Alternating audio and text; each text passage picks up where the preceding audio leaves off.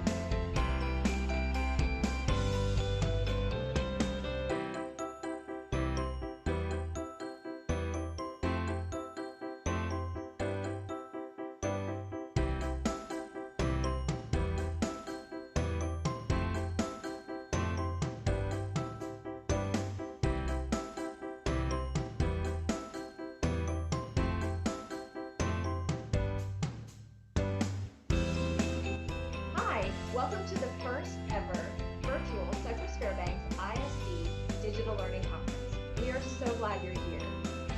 As you are going through your day today, remember that we have 7 different rooms running simultaneous sessions, so there should always be something great that you can watch. In order to earn professional development credit for attending these live sessions, you must complete an attendance verification form during each session. The presenter will show a slide with a unique link to that particular session. When that link is shown, make sure you take a picture or write down that link. And shortly after the session completes, make sure that you fill out that attendance verification form. These forms will be time-stamped, and the form will only be open for a certain amount of time. So make sure that you don't delay in completing that form. We will only be able to issue professional development credit for those that fill out the form during the allotted time. We are so glad that you have decided to spend your day with us today, and on behalf of the entire Cypress Fairbanks ISD EdTech team, thank you, and we hope you enjoy your day.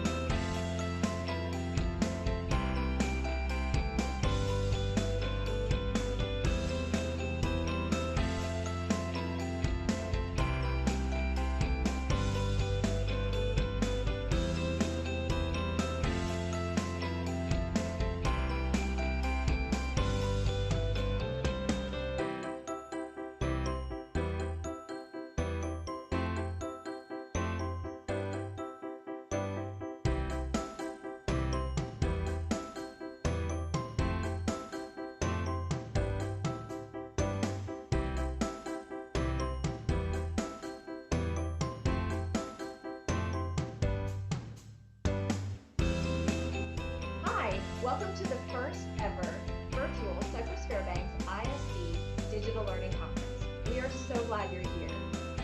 As you are going through your day today, remember that we have 7 different rooms running simultaneous sessions, so there should always be something great that you can watch. In order to earn professional development credit for attending these live sessions, you must complete an attendance verification form during each session.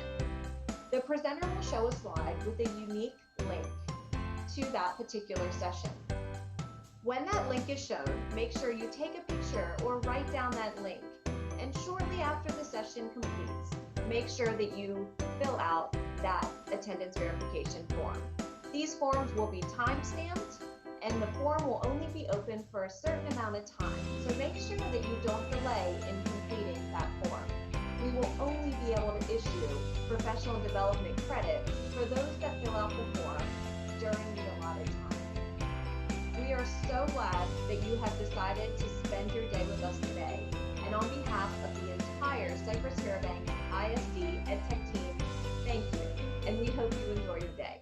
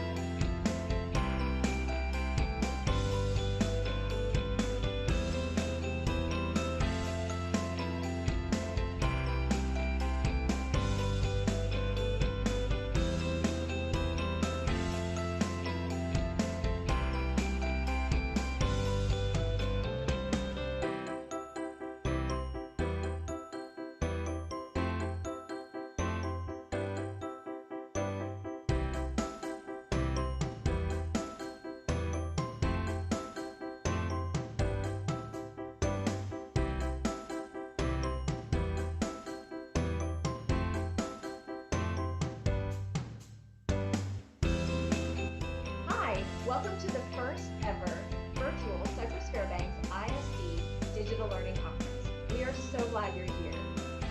As you are going through your day today, remember that we have 7 different rooms running simultaneous sessions, so there should always be something great that you can watch.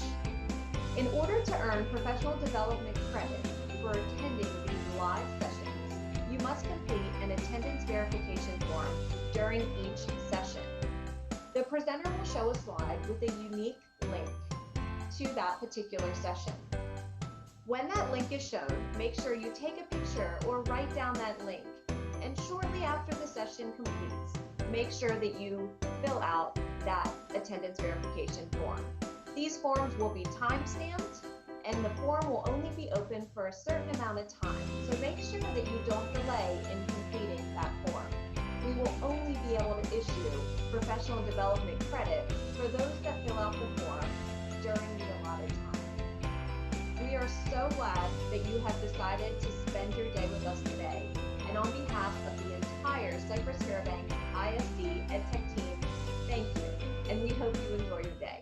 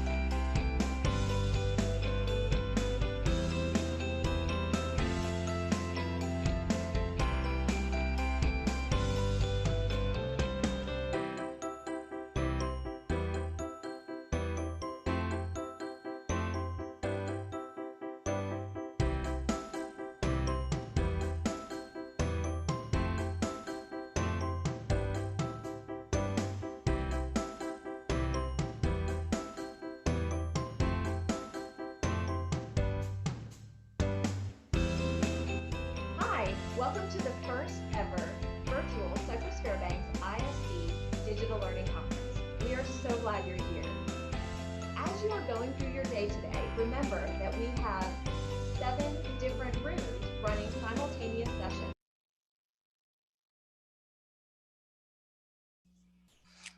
Good morning and welcome to all of you that have joined us. We're so thankful that you're here and we appreciate your patience as we were getting everything working this morning. So we are so excited to have Randy Rogers here with us, and he has been super patient on his end as well. And he is going to be presenting all about coding today. So yeah, actually we have you with us in room 3 until about 10 o'clock. So I'm going to give you the floor. You can start with the original 8 o'clock session if you would like, or we can re-record that and broadcast that later. So I'm going to let you decide how you want to do that. Randy, we appreciate you so much. Thank you for being here today. And I think you need to unmute yourself real quick. I do. Yeah, you would think, I haven't been in a Zoom meeting all summer. Forget that. Thank you, Shannon. And you know what, honestly, we can cover as much ground because I know people have been patiently waiting as possible. We'll cover as much ground as possible in the next, about 17 minutes? Yes. And then if you want to re-record it, the whole thing, we can certainly arrange that. I don't mind doing that at all. Thank you, Randy. We appreciate that. Okay, I'm going to go ahead and go away. Take it away. Well, thank y'all for waiting. That, wouldn't be a tech conference if you didn't have some kind of craziness with it. With the technology. Well, let me pull up my screen here. And all right.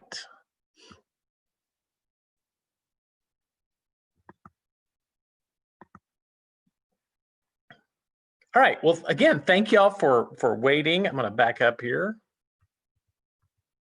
All right. The title of this session, like you already know, is Tools for the Transition. And it's about moving from block coding, which is what a lot of us are doing these days with our younger kids, to coding, actual text, in this using different types of programming languages and different syntax and teaching kids that can be a pretty challenging transition. This presentation is actually, you can get that link there. It's tinyurl.com/CFISD tools. And we're going to do the lightning quick ultra Reader's Digest version of this, and maybe we can get through a lot of them. At least you can see some of the tools, and you with less explanation and more just let you explore them yourselves. So without further ado, and I'll show them a little bit, but let me kind of tell you the background. Again, like I said, one of the things that that I've experienced working with kids with coding is younger kids really take to it. They really enjoy coding. They like to use things like code.org and other apps, Scratch Junior, Scratch, things like that to code. They love making games. They love making videos and movies. They get so excited about it. But as we move forward with it and the kids get older, this is more like the technology that our kids become more interested in as they get into high school. We really encountered in my previous district, I did change districts 3.5 weeks ago. What a perfect time for that during all of this craziness of a pandemic and the implications for technology departments.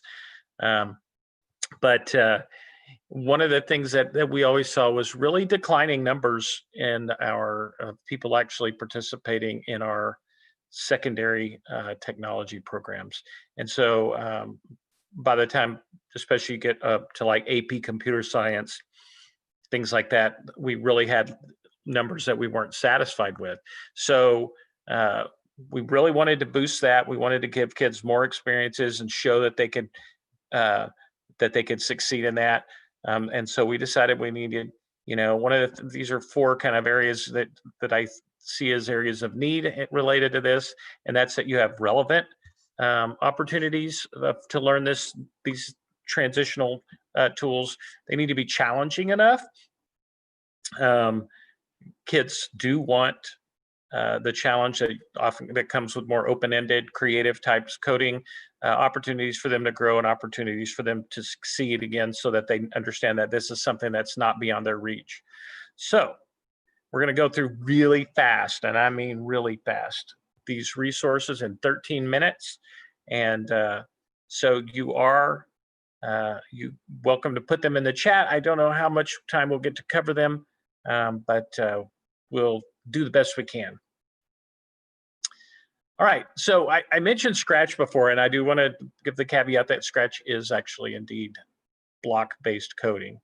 The reason I included it in here is because if you've never really done a deep dive into Scratch, which most people don't. Most people, when they use Scratch, they're doing really little simple basic, animate your name or make a simple, maze game or something like that. And those are great activities for younger students to get, again, some of the just basics, syntax and language of coding. However, there are complex functions that you can actually do using variables and functions and things like that within Scratch. And let's see if we can get this example to pull up here. This is just an example of a project that is a real simple race. It's a math race, and you'll be able to see, it gives you and you're trying to race the bat to the finish line, and you do it by getting math problems right, and it jumps you forward. I mean, it's not anything fancy, but if you see the inside, this is where I want you to understand that it does use operators. It uses variables like these little orange blocks here, num1, num2, correct. Those are variables. And those are pretty high levels. And this is a simple game, but those are pretty high level functions as far as going into coding. So don't discount Scratch as a tool to do high level things. Another one, CodeMonkey. Some of you may be familiar with CodeMonkey if your school has, for example, a subscription to Learning.com. I know Learning.com nowadays includes a coding piece that has a certain amount of these CodeMonkey games and challenges. It is a game-based thing. It has little simple challenges that students complete, and it gives them rewards like X number of bananas for doing it. It's a freemium model. If you want access to all of the features like the game builder and the challenge builder that are a little more open-ended, you do have to have a subscription. I want to share this example just so that you can see sort of what it looks like. Yeah, this is an example of a game that actually was designed inside CodeMonkey. And let me see if I can get back here. You can see this is what the interface looks like. So this is different. And it is, the eagle is screaming at me, which is good. That's fine. But the way this works is they actually do have to type commands, or they can either type them or they can actually put them just directly on there. So I might want to say turn, and I might want to say turn left. And then I might want to say step. And I can use this little ruler here and I can measure how far I want to step. 3 steps. All right, whoops. And turn right. And then I'm going to step from here to here, 15 steps. Oops, I think I clicked on the wrong line. Let's try that again. This is easier for kids. All right, so you see how it works. So they do have to type lines of code. If I run it, the goal is to get to that banana. And there we go. So I need to step and turn some more, and you get to keep trying. But again, you're having an actual type out command. So that's definitely a step towards having to use that type of coding language. Another tool that I do like and that my kids have liked for a long time is the students that I've worked with have liked is called Code Combat. And Code Combat is a game-based format where characters have to navigate dungeons and so on like that. The cool thing about it is it has multiple languages that can be used. So you can learn to code in Python, which is one of the easiest languages for a beginner coder to try to master. It does offer a freemium. Again, it's got 44 free levels, and I promise you, by the time you've gotten to the end of level 44, it gets really, really challenging. Its one disadvantage is it's not open-ended, and I'll show you that one really quickly. If I can get it to pull up here. Let's close a couple windows just to make life easier. And a couple of tabs. All right, so this is Code Combat, and you can see, for example, in the Kithgard dungeon here where I am, and if I can get it to play. All right, there we go. Well, it's going to act squirrely for me.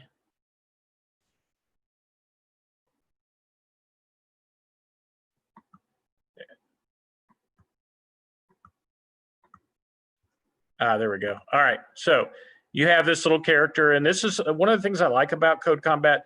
Is like a lot of video games that kids actually play, it rewards them for progress by giving them equipment and armor and things and skins and things like that.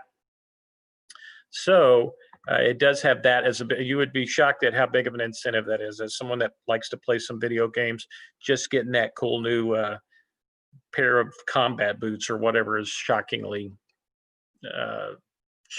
effective motivation.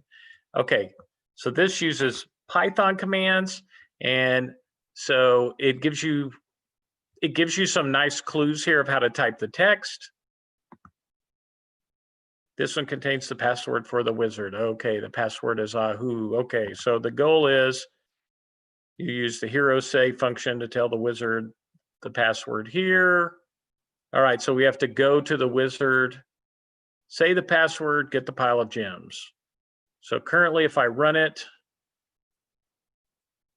hero say, what's the password? And then the hero say,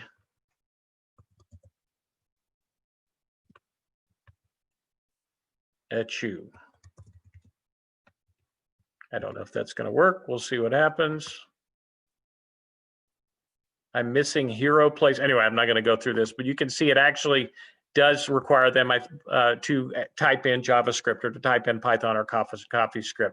And yeah, so that is Code Combat. Really fun. I don't have the sound turned on, but it does have some nice sound effects and so on.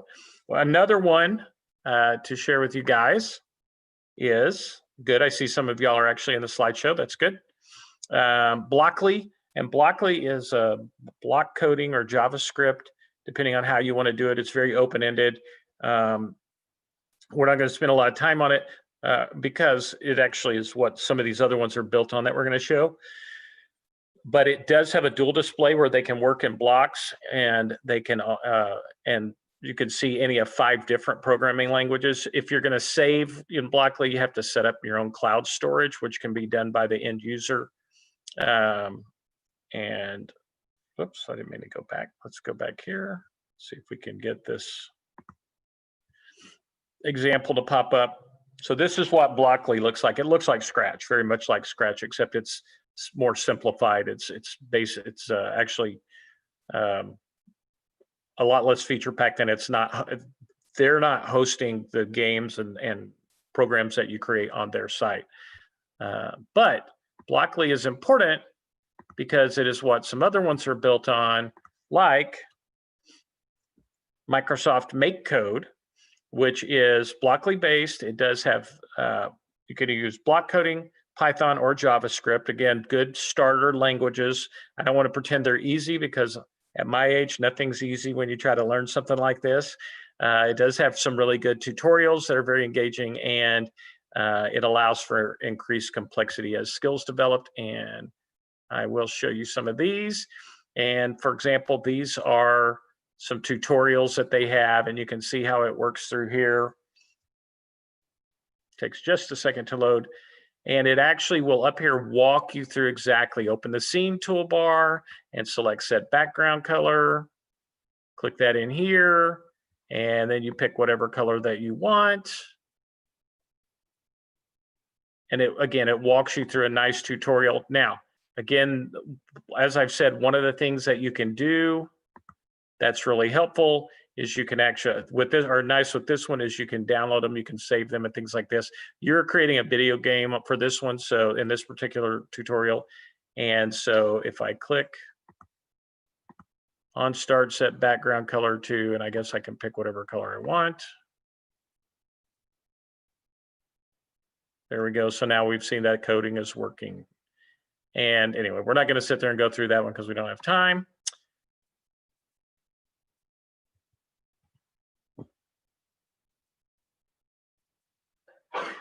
All right.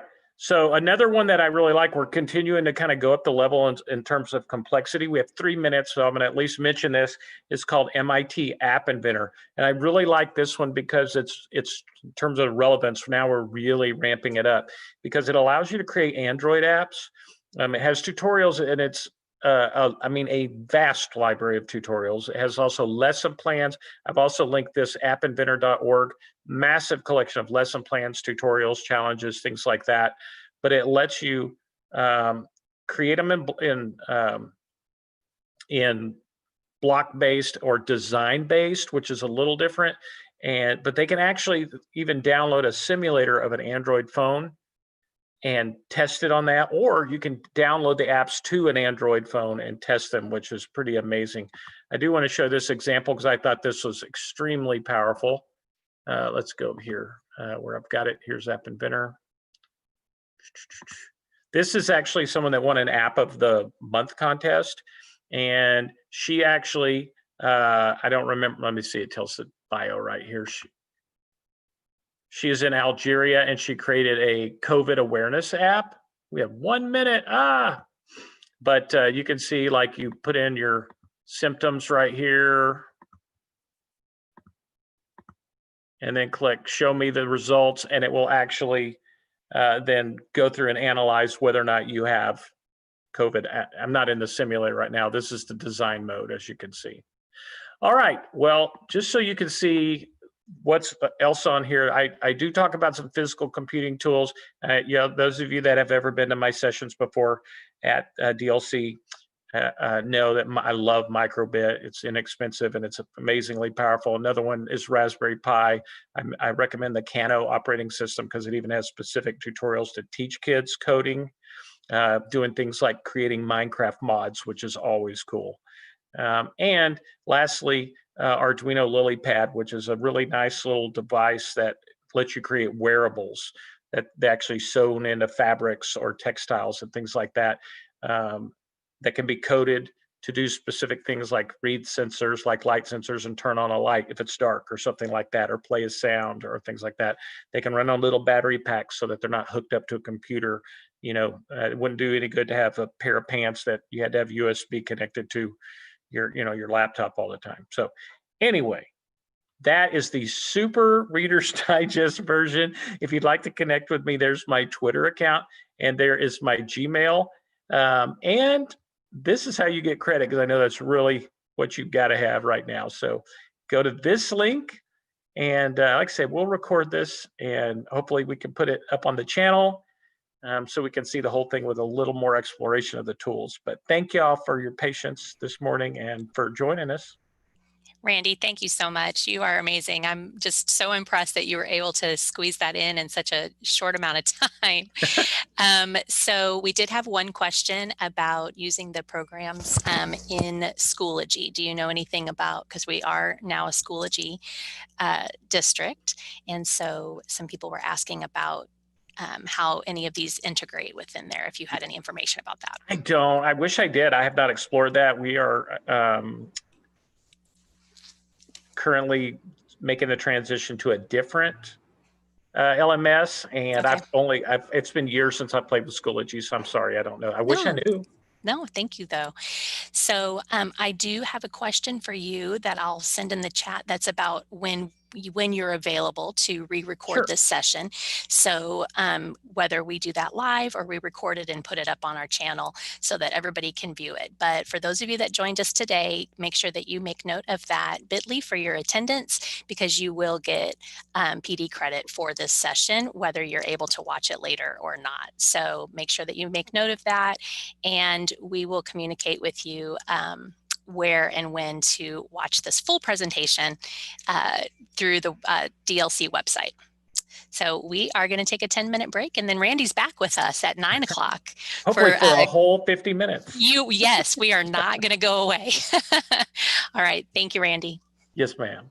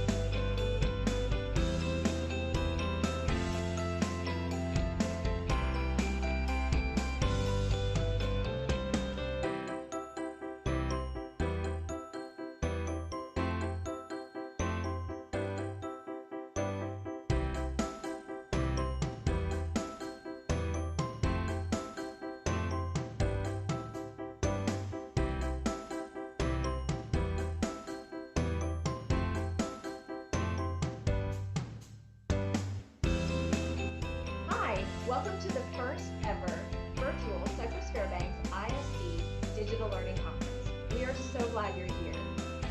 As you are going through your day today, remember that we have 7 different rooms running simultaneous sessions, so there should always be something great that you can watch.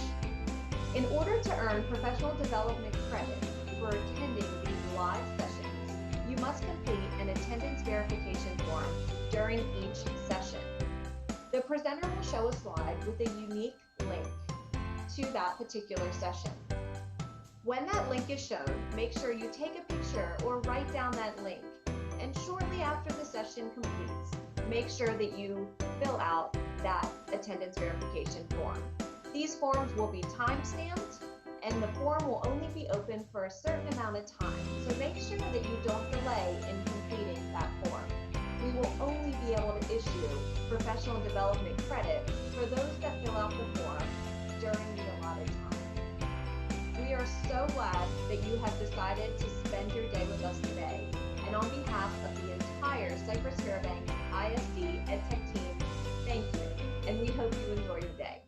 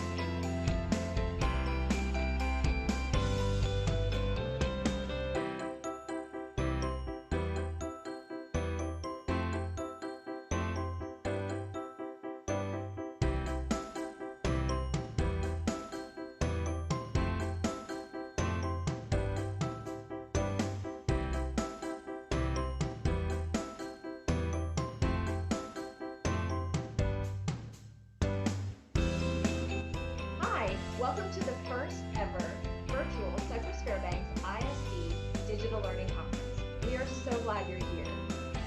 As you are going through your day today, remember that we have 7 different rooms running simultaneous sessions, so there should always be something great that you can watch. In order to earn professional development credit for attending these live sessions, you must complete an attendance verification during each session. The presenter will show a slide with a unique link to that particular session. When that link is shown, make sure you take a picture or write down that link. And shortly after the session completes, make sure that you fill out that attendance verification form. These forms will be time-stamped, and the form will only be open for a certain amount of time. So make sure that you don't delay in completing that form.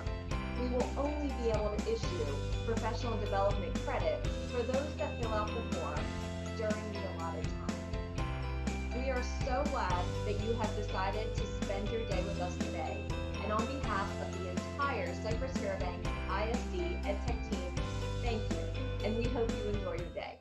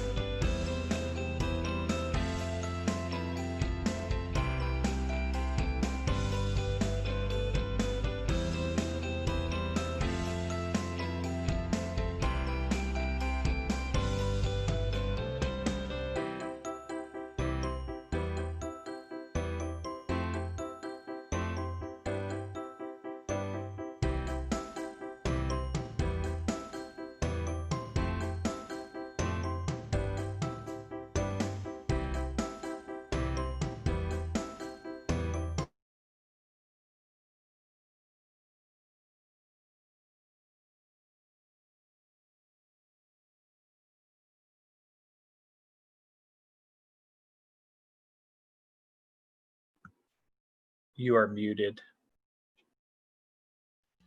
Welcome to Room 3, 2020 DLC, sponsored by Promethean. And we're going strong here in Room 3, and we're excited to have Randy Rogers with us. He is going to be presenting coding for the curriculum. Thank you, Randy. Thanks for having me. And everything's working. We're good. We're starting. We're rolling. We are good. We're on time. We're hopefully this continues throughout the day. Fantastic. Well, thank you so much. I do want to let y'all know that Shannon is going to be monitoring the chat in this live stream on YouTube. So if you do have questions, she'll try to feed those to me. Anyway, this has been an exciting morning. We're getting started. I'm so glad to be here. I love being able to come back and reconnect with my Cyfair ISD friends. I wish I could do it in person. Hopefully next year we get to see each other face to face again. But this is the best we could do, and we're gonna hopefully you'll have a good session and learn some things. As Shannon said, my name is Randy Rogers, and I'm going to share my screen so you don't see my face much longer here. And here it is. I am the Director of Instructional Technology for Judson ISD, which I just started that 3.5 weeks ago. I figured the best time to change jobs in the technology world was right in the middle of the pandemic, when we're starting a new LMS and one-to-one program and things like that, you know, just to ease my way into it. But so it's been quite the adventure, but I'm excited, like I said, to be here. You can see the link at the bottom of your screen. If you want to go to this presentation, you're welcome to go in there and have access to that for anything you would like. For your future reference or not, it's up to you. So thank y'all for being here. All right, so I like to start with the why, whenever possible, why this matters. And just so you understand, the goal of this is, or the thought behind this is, most of the coding that I've experienced particularly at the elementary level, middle school level, and so on, is done in standalone, like the kids all go to the lab. There's a lab aide or a teacher that goes through and does some little coding lessons during week of code or a unit on coding, but it's not something that we think about as sort of a day-to-day type thing in our math class, in our social studies class, in our English class. When honestly, given the incredible way coding affects our day-to-day lives, learning the language and the how of coding is significant to our kids. And I've got some other, just so you, we'll go, just, I'm not going to read them all to you, but just note very significant potential. And not only significant job potential, but stable jobs, jobs that are continuing to expand. And you can see there, for example, the average salary, that's not insignificant. Educator, we know that's not insignificant because we're a lot closer to that second number, but it's about twice the average. And we're a number of graduates, districts that have socioeconomic population in computer science, ways to really show people, I think, we expose people to ideas and or even anything like that, but significantly underrepresented soft skills. And I hate that term, soft skills. Strong, they're not important. That actually you learn through creativity, collaboration, communication, perseverance, problem solving, even if you don't work. And so to develop, not to mention just in life, everyday living. So, hey, Randy, I'm sorry, yeah. So that we can make sure that you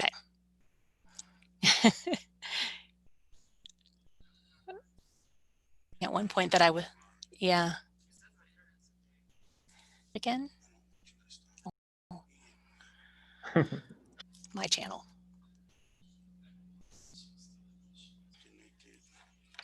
Yeah, it's right here. It's playing.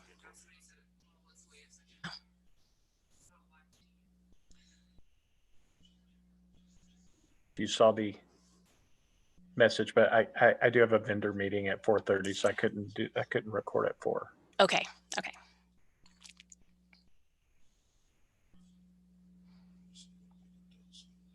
Or stream, I should say. All right, so go ahead. Are we live? I think we are. Okay, I think we're back. So I'm not going to rehash all of these. I don't know how much we caught and when we locked up, but just understand that it's a lot of, there's a lot of really valuable soft skills or future ready skills that students get from the opportunity to code. And so one of the pushback, the few things that when I get some pushback from teachers is, I don't know anything about coding. I'm not some kind of Bill Gates or whatever. I'm not some kind of geek. And honestly, well, I'm probably a geek just because the way I dress and act, but I'm not a coder either. But I have, that doesn't matter. The good thing is there's so many cool tools that are powerful and simple enough that if we just give kids like the opportunity to use them, they will take them and run. You don't even have to be an expert. I like to share the story. The first time I tried to teach kids how to use Scratch, and teach being the loose word, because I went online and watched some videos and studied and tried to get ahead of them for our first session. We had a technology innovation club after school program. Did enough to get them accounts created, got them started. Here's today, we're going to do this little simple animation or something. By the second meeting of that club, I had 3 or 4 of the kids that were, someone would ask a question and they were like, no, we got this, and they had gone ahead and run with it and left me in the dust, and they will. So don't feel like you have to be an expert coder. You absolutely do not. The days of sitting there typing strings of text, to create anything are over. So some coding tools for non-coders. I just list some here. We're not going to go through those. We're going to focus more on how you can use these in the curriculum. Code.org, a lot of you are familiar with. A lot of you use it maybe if you do hour of code or things like that, but it also has some open-ended stuff. It has those fun games and activities that teach the basics, but it also has an app lab and a game lab that if you sign up as a teacher, set up your students, they can get in there and do a lot of open-ended creative type stuff that's pretty high end. Scratch is another one I mentioned before. It's block-based, very open-ended. They can create whatever they want. The greatest thing about Scratch to me, the most powerful thing is it has a community where students can share what they've created, or they can go view what other people have created, and then they can actually see their code, and then they can remix it and make their own custom games. So they don't have to reinvent the wheel. They can learn from other users, and I think that's super powerful. Scratch Junior, which is an iPad app, and it's designed more for primary students, but it still has a lot of that creative, open-ended type flexibility. Blockly and Blockly Games, Stencil, MIT App Inventor. MIT App Inventor, I would say, is of all of those is the highest level. It's more like middle school or high school even, but it does allow, it actually lets kids, it's a free tool too, like Scratch, it's created by MIT. It lets kids create Android apps, and they can actually send those to an Android phone and use them on an Android phone. And I think they even have a processor, they used to, where you could even put them, you can submit them for publication on like the Google Play Store, the Android store. So really a lot of tools, and this is just scratching the tip of the iceberg. There's many, many more tools that allow kids that aren't necessarily traditional coders to actually create code. So some things to remember, I would say at the beginning, when you first start doing these types of activities with kids, you want your instructions to be more explicit. You know, I want you to do this, this, and this, but move to less explicit, you know, like from step 1, step 2, step 3, step 4, you would want to move more to, you know, create a game, a competitive 2-player game where you practice your multiplication facts, something like that, with very little specific in terms of what the game looks like, what the gameplay is like, things like that. You just want a broad outcome. I would say that the next one, rubrics are great in terms of how you assess these, and I did link to a couple here, and I'm going to pull these up just so you can see what they look like. This is one that actually BrainPop created, and you can see I like this one because it focuses on, up here, content area concepts first. All right, whatever subject you're integrating this into, do they show the knowledge of the content that you want? Have they mastered the knowledge and skills for the social studies lesson on the civil rights movement, for example? Then you get into design and programming, the process they went through, whatever. Here's another one that's kind of similar. That this one I think really kind of focuses a little more on, it's still trying to load on me there. There we go. A lot of the coding part, the video content, code practice, reflection, habits of mind. I mean, that's an interesting way of assessing something, but do they understand the goal of the program? Does it actually, does the program actually achieve that goal? But again, those are by BrainPop. If you search for elementary coding project rubric online, you will find dozens and dozens. Understand you don't have to have the answers to all the questions. Like I mentioned with that club earlier, the kids will find the answers. The great thing about YouTube and things like that and all these social communities is they can find someone that knows, and collaboration is super valuable in terms of this as well. If you don't have the answers, one of the classmates can probably figure it out. Most coding in this world is not done by some solitary girl sitting in her basement hacking away at a computer. It's done by groups of people, creative teams. And you could use that same modus operandi in your classroom. All right, so let's look at a few sample projects. As I wiggle here and move all over the screen, sorry. And we're going to start with mathematics. And really what we're going to just do is I'm just giving you some these are just a few per subject area, so you can sort of get a feel for what we're talking about and how these can be incorporated into some distinct subject areas. And I'll try to show you some examples as we go through this. I'm checking our time because we had that little pause there, but I think we're doing great. All right, so some examples in math. I listed skills practice. Create a game that rewards players for getting multiplications correct as fast as possible. And in this example, I believe I used, Scratch was used. And you can see it's a race game where they have to do multiplication facts.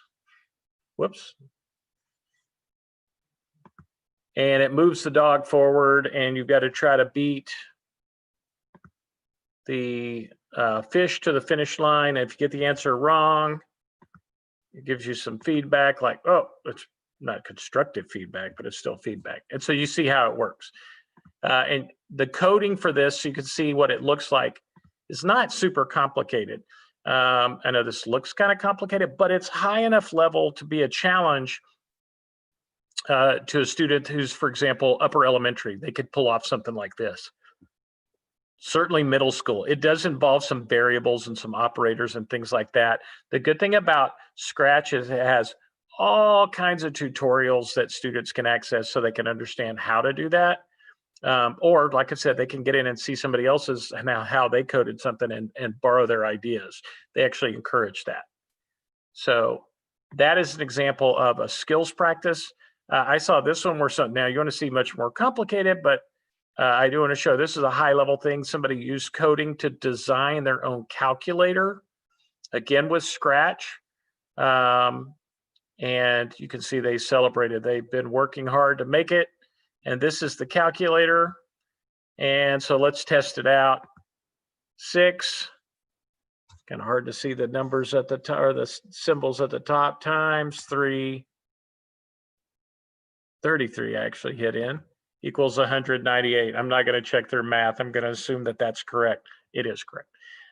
But you can see the coding in this becomes a lot more complicated in terms of they have to code multiple what are called sprites, and that every one of these buttons has to be coded so that when somebody clicks on it, it acts in a certain way. So what you're seeing right here, this code is just the code for button number 1. You can extrapolate that button number 2 looks very much the same, button number 3, but then when you get more advanced, you're going to get into the operators. This is what happens when you click on times or plus or minus and things like that. So it not horribly complicated, but there's a lot of just organizing their logic and their thinking in this, to get from A with an operator to B and then get a proper result. That it's a high level activity, and certainly a great challenge for an older kid. This would be something that you wouldn't assign this like, oh, hey, by tomorrow I want you to have a calculator. But one of the things I used to do as a teacher sometimes when I taught science is I would give kids options. Like we would have a unit, and I would say at the end of the unit, there's going to be a test. Or you could record a video explaining a scientific concept. We'll put it on our class YouTube channel. Or you could do an experiment and come do a demo of that experiment in front of the class. So giving them options, especially in terms of, as long as they're meeting, you have that, the focus objectives that you want them to achieve, as long as they can demonstrate that they've achieved those objectives, the process goals are, can be tweaked a little bit how they get there. But this is this would be a great sort of full unit kind of thing. All right, an obstacle course. Design a program where you navigate, whoops, we're jumping around there, where you navigate a character through an obstacle course using movements at specific angles or coordinates on an XY graph. Excuse me. This is one that's actually created in something called Blockly Games. And it, again, is, if you'll notice, it is also done with block coding.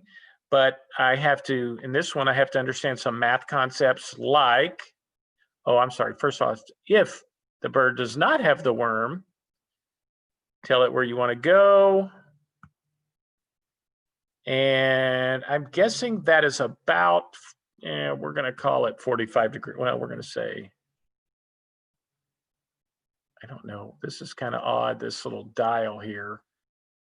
90 degrees is due there. So I'm guessing we're looking at about 300 degrees. Let's run the program and see. Oh, that was opposite. Oh, terrible. All right, so we're going to reset the program and we're going to go up here. That way. Let's see what happens if I do that. Still not right. The kids will be better at it than I am. I hope they are anyway. I thought I had it right the first time, but I didn't.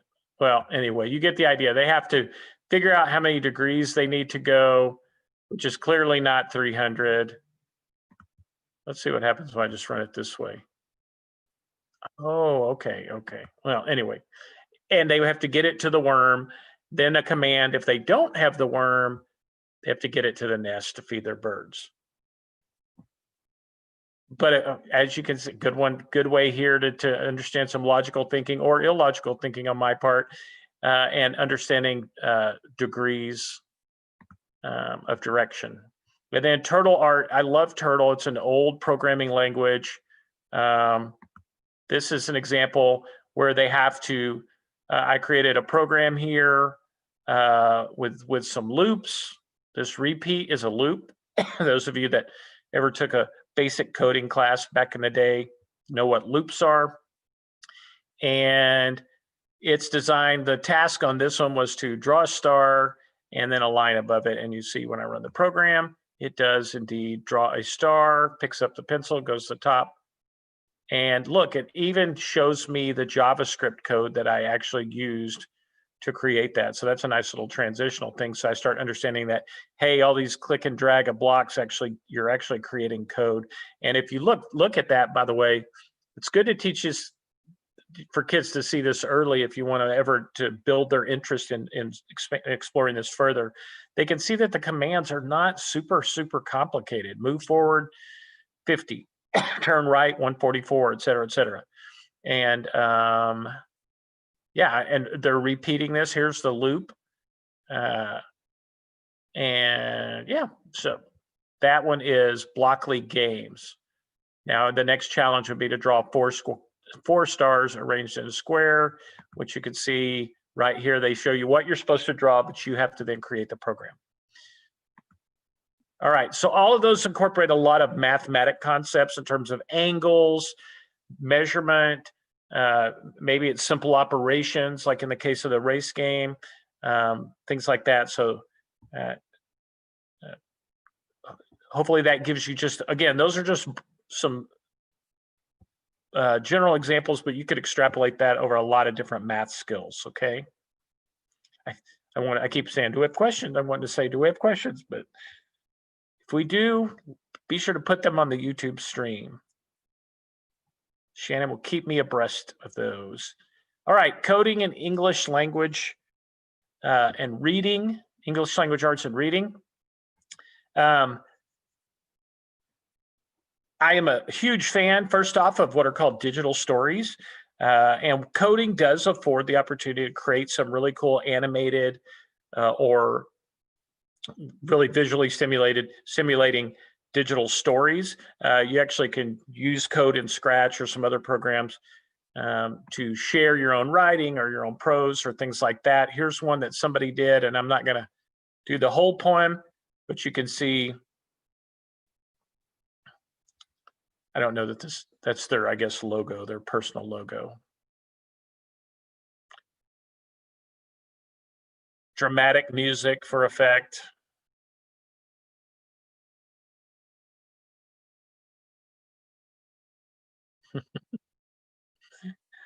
Just love kids' poetry. All right, so we'll stop that. And you can see they've got some descriptions here.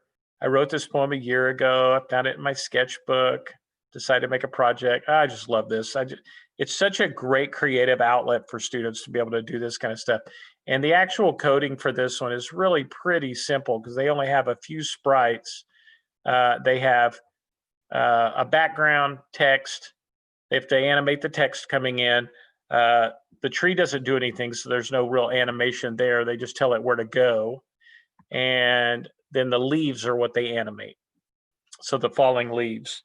But again, not horribly complicated there. All right, vocabulary drill. Create a game where you have to match your vocabulary words with the correct picture, or a vocabulary quiz game. I think I did put something on here that a student has already created that's a little different. It's this cat who's doing some vocabulary from, I don't remember what, but I do remember some of the vocabulary was kind of challenging. Again, some dramatic music for effect. Kids love that. Sure, I love vocabulary. Who doesn't love vocabulary? Abeka Books, Vocabulary, Spelling, Poetry, 5th edition. Okay. Sure.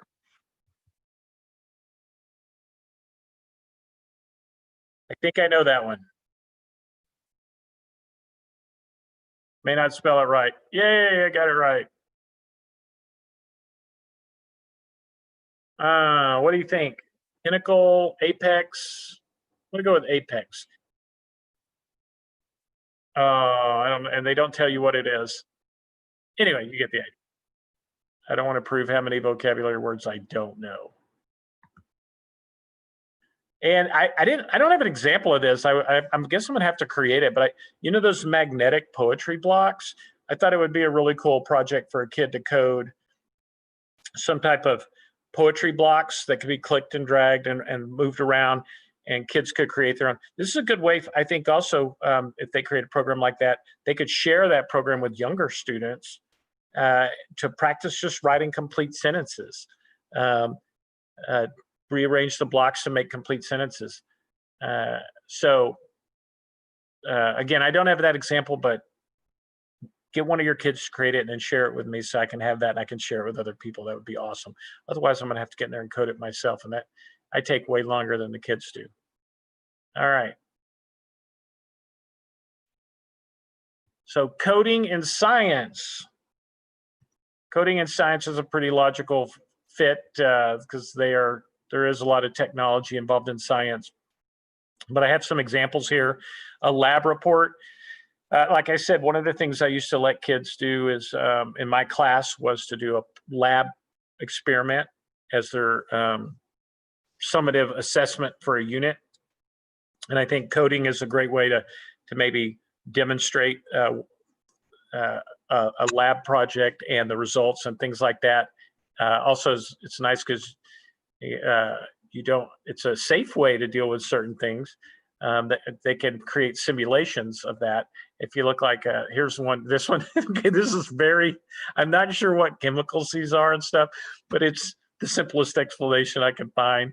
They were doing a science lab where you could go in here, and we're gonna do experiment mode because that's more fun. And I think this is a match, some kind of powder and some chemicals. And I just telling you, you don't want these chemicals to get together because look, explosion. Okay, or I don't know what happens when you put this powder with this, but it looks like it makes the powder shake and spill and the chemical mix up. And if you put this one here, again, bad things happen. What if I put the match with it? Nothing specific. I think that's a match. I could be wrong. Let's see what happens when we put that match with this. Oh, not too bad. It looks like we get a chemical change though. That's interesting. All right. So again, I'm not sure what exactly chemicals those are or anything. I just really like that. And it's probably a younger student, and kudos for them for coming up with such a creative lab project. A geology simulator. Now this one's much more advanced, but I've thought about this for a long time. You can only see so many. As a former science teacher, you can only see so many baking soda and vinegar volcanoes. Oh, help me, please. I tell you, if you've seen 1,000 of them, you've seen them all. But I like this. This student created actually simulator of a bunch of different, it's called Earth, a bunch of different geographic or geographic. How about geologic processes? And he has this nice menu where you can see he'll explain the axis and how that works. He also gets a lot more detail when he gets into tectonic. And you can see, oh, well, you know what? I'd like to see what divergent plates look like. Oh, okay. The plates pull apart and even tells us that magma will seep up there. Isn't that cool? Got convergent. Okay, the one plate goes under the other. That's good. And that's called subduction, you can see, and it gets melted. Okay, good. All right, so anyway, I love this simulation. A little more complicated, but a great example of how you can tell a digital story about science using coding. Here is an, okay, interactive periodic table or parts of the periodic table. Maybe it's even just a few, like noble gases or something like that. For those of you that remember your 6th or 7th grade science, they could create a code that actually people click on you know, helium, for instance, and it actually gives them some of the properties of helium, or pictures of you know, helium-filled balloon or something like that. Examples, you know, where they find helium and so on. Y'all know we have a shortage of helium, global shortage. Crazy. Anyway, but here's an example of another student project related to science and the periodic table. My apologies in advance, but it's awesome.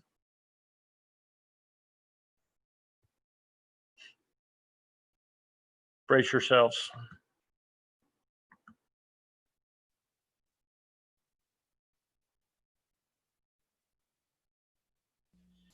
If there's sound here, we can't hear it.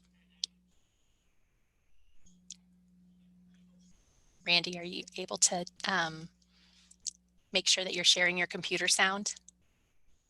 Okay, I'm not going to make you do the whole thing. If you want to find that, the periodic table song, ASAP Science is the name of it, and it's also in the presentation here, but I love that. They've made a music video about a science concept, which is a great, by the way, that's a broad one that can be applied across the subject areas. Create a music video about this topic. I really like that project. Hopefully you did too. Hopefully it wasn't too painful. I think that song's great. I can't believe as a 6th grade science teacher for years, I never memorized that song or overplayed it in my classroom to my kids' chagrin. But anyway, social studies. Some simple project ideas in social studies that can involve coding. Again, the digital story. This is an animated digital story of an important event in history. Explain why it's important. And here's an example of one. Pull this up here. It's about Mount Vesuvius, real simple student project, but still cool. I think that I like the way that I like the job the students did here. More dramatic music. I like that, boy, our kids have no production quality, production value, I mean.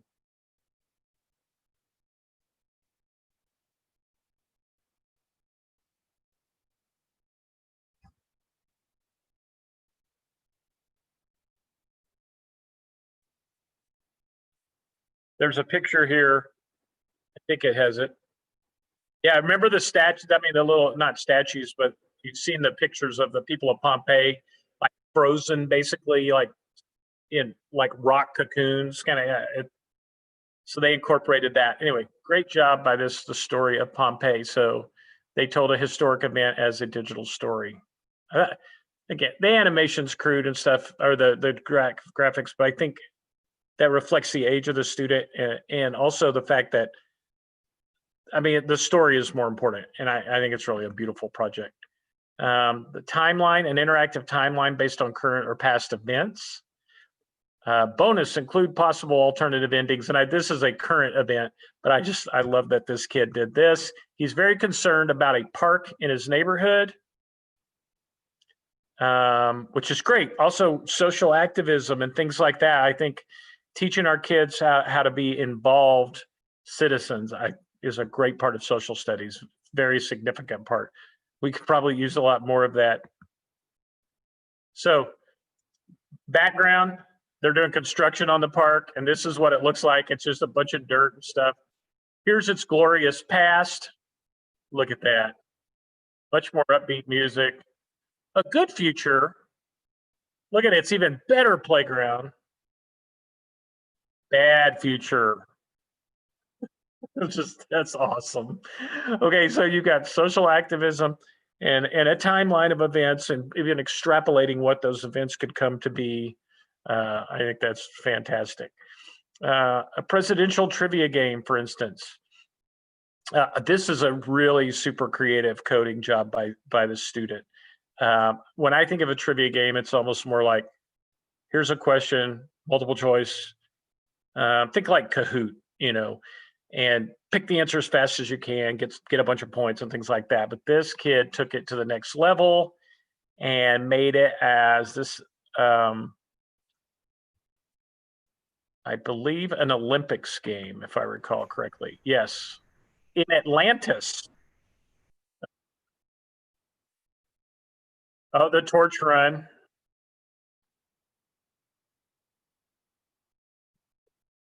Awesome. Okay, run to the other side, learn stuff, hand the baton over, and go again.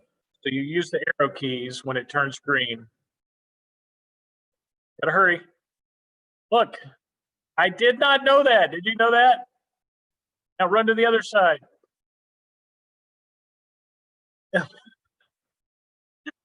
Doesn't think much of Patrick Henry. I also did not know that. Maybe y'all did. Look, I won.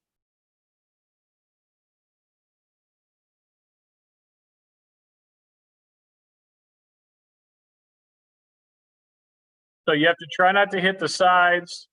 And the farther you go, the more trivia you can learn about presidents.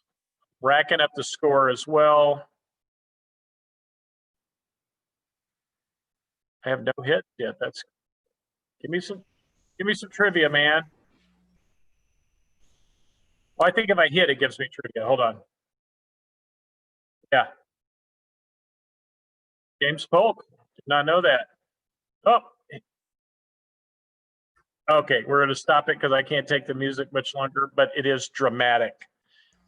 Anyway, very creative way to get some presidential trivia by making it into an action game, sports Randy, game. That's yes. Can you hear me? We just had a question before you went on from social studies. I wanted you to be able to address it. Okay, so, I'll try. They asked about, did they create the images and insert them somehow into the code? I think they're curious about how they had those images. In which one? I believe it was in the timeline one. I think they created the images themselves. And if you, within, in fact, I know they created the images themselves. Within Scratch, there's drawing tools that are real simple to use. They're very, let's see if I can show you what that looks like. You can, for example, in your sprites, gotta move this one little window out of my way here. You can actually edit sprites that are here. If you go to costumes, this is actually a nice drawing tool. I can create a new one. Let's see if I can. You've changed my interface just a little bit here. Well, we'll just edit him. So I could actually get in here and maybe I want him to have a blue mustache. A lovely blue mustache. How about a Fu Manchu too? There we go. Looking sharp. So yes, I'm sure 100% positive that they drew this inside Scratch. That answer the question? So yes, I think so. Thank you. Okay, under costumes, they would just go in and create a new sprite. They could create backgrounds as well. You can go into your background slides and add a new background, and it's the same tool, the same drawing tool. And that's exactly what they did. And I think that's the case probably for multiple, this one as well. They created their characters and their scenery and stuff like that in Scratch. All right, so that's just a few of those examples. Good. So some general projects that can be incorporated with coding in your core curricula areas. And I didn't get into art and music and but these are projects that you certainly could use in all of those. Simulations, anytime they have to simulate an event, science project, a historical event, something from a book, they can do that. That's a very good coding topic. Digital stories, I told you what a fan I am of those. And again, stories are part of everything we do. So if you're teaching an art class, certainly there's stories that to be told there about artists or styles of art, schools of art. You're going to talk about postmodernists or whatever, or Picasso or something. You could certainly tell a digital story about that. Quizzes, games, trivia. I showed you a timeline. You could even more simple timeline would not be as interactive, would just be a slow scroller where it scrolls through events, and or frankly where it doesn't even scroll, it just like a slideshow of events. That's a form of timeline that would be simpler for students. Back to the question about the graphics, you can create your graphics and other things and upload them. So for example, if they went into KidPix, do we still have KidPix? I don't know if they still make that, but TuxPaint, or even in PowerPoint, let's say you create a really nice slide that you want to be part of your program, you can save those as JPEGs, and then they can upload those JPEGs as backgrounds or whatever onto their projects. Yeah, there's lots of ways to create that. Music videos, we saw a great example of a couple of them there. How-to demonstrations, and reports. Definitely a way to jazz up reports that students are presenting. This traditional paper book report and so on. This would be a much more exciting way. Create a commercial for the book you just read. Maybe a movie trailer for the book you just read, but do it with coding. Vocabulary quizzes, puzzles, things like that. So again, a lot of different things that we do. You see, I think if you look at all these, we create these all the time. Simulations make me think of those panoramas. I remember I used to actually really, I hate to say this out loud in front of a bunch of teachers, I hated doing panoramas. Having to build those little models in a shoebox and stuff. I know some people really got into it, or their parents did, but I did not like it because my dad would be like, "You're on your own. You got to learn." So simulations, I probably would have liked a lot better. I think by creating them in a coding environment. So anyway, hope those are some helpful things. So I really don't have anything else. If you do have questions, you can reach me at these two different places. You can certainly email me, or you can find me on Twitter at rrogers with a D in it. That's all I have for today. I guess were there any other questions in the stream chat? Or are we good? It's not so much a question, but more, I guess, of a statement. Yeah. What would you say to someone who feels like Scratch is difficult to use for someone who doesn't have that coding background? Is there a suggestion or a way that they could get started with it? Yeah, like I said, let me go back into Scratch here. I want you to be able to see this, although it may be kind of hard for me to see. And again, sometimes what these people do to me is they redesign their site, but from one time I look at it to the next. But if you look up here, Scratch does have a pretty extensive tutorial library, and it teaches you some really basic stuff. Here's a ping pong game. And it will actually walk you through, much like code.org does. You can see these different lessons right here. There we go. We're not going to watch the whole video. We're going to go to the next one. And it talks about how to add a backdrop that you're going to use. And it'll actually show you where to choose your backdrop. Okay. And I think you can move this around the screen. You can. so you can get to the different things. If I go to code, here's your stage, your backdrops right here. So I need to go down here and click on that to choose a backdrop. Anyway, so it's going to walk me through it. Let's go with baseball, which makes no sense at all with a Pong game. Well, I guess it does. Ball bounces around out there, but yeah, I would definitely check out those tutorials because it is challenging. But I promise you, now I don't know what age group we're focused on here. It is much more challenging to you or to me than it is to your students. If I would say if they're 3rd, 4th grade and up, Scratch is pretty intuitive and they will get it pretty quickly and take off and run with it. You might have to go through some tutorials and things if you want to understand how to do operators and variables. I know Harvard, I think it is, also has some kind of in partnership with MIT, also has a site that has tons of lesson plans and tutorials to help teach Scratch. And I really apologize for not being able to tell you the URL off the top of my head, but they've done a lot better job in putting these tutorials in here. So if you've never clicked on that, that would be my big solution.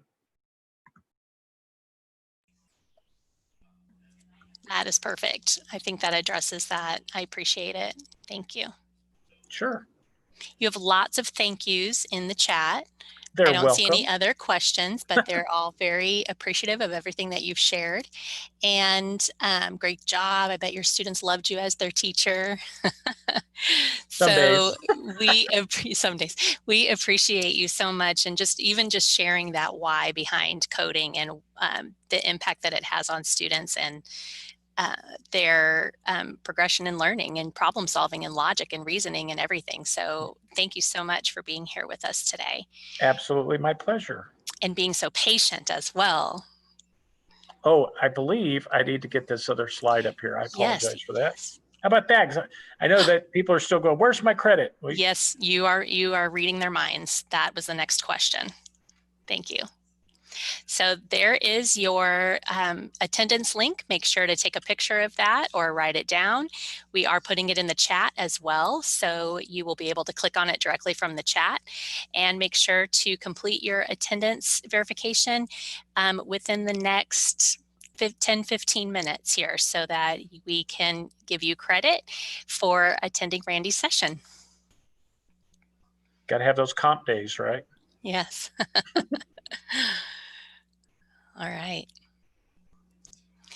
So for those of you that may have joined us for some of Randy's 8 o'clock session, we are going to record that at a later time and post that on our site. So you will be able to watch the full session here, hopefully prior to the end of this week. We'll get that up there. So we'll coordinate a time with Randy to get that recorded. So, all right. I think that is all the questions we have. Thank you again, Randy. We appreciate it. Thank you for having me. Really, it's been an honor. Okay. You have a wonderful day. You too. I'm going to stop the share here.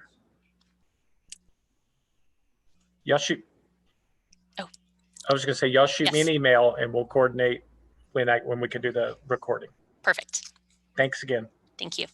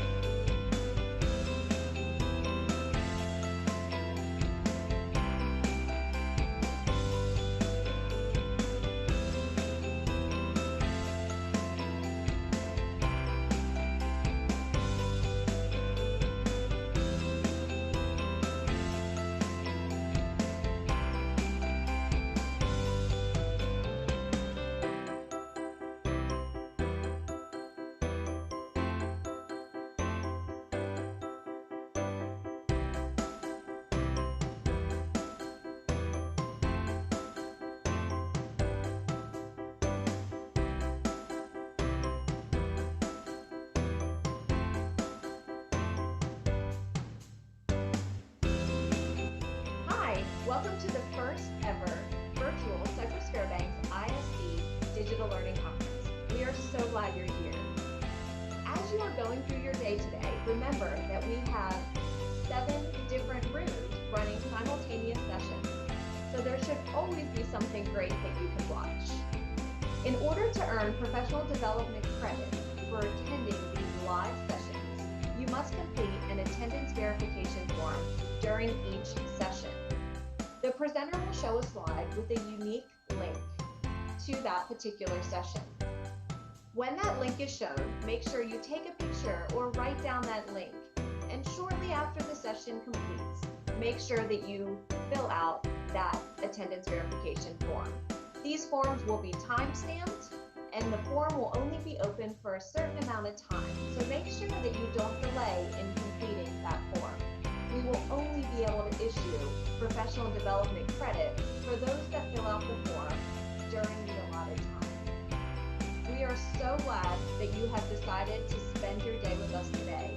And on behalf of the entire Cypress Fairbanks ISD EdTech team, thank you, and we hope you enjoy your day.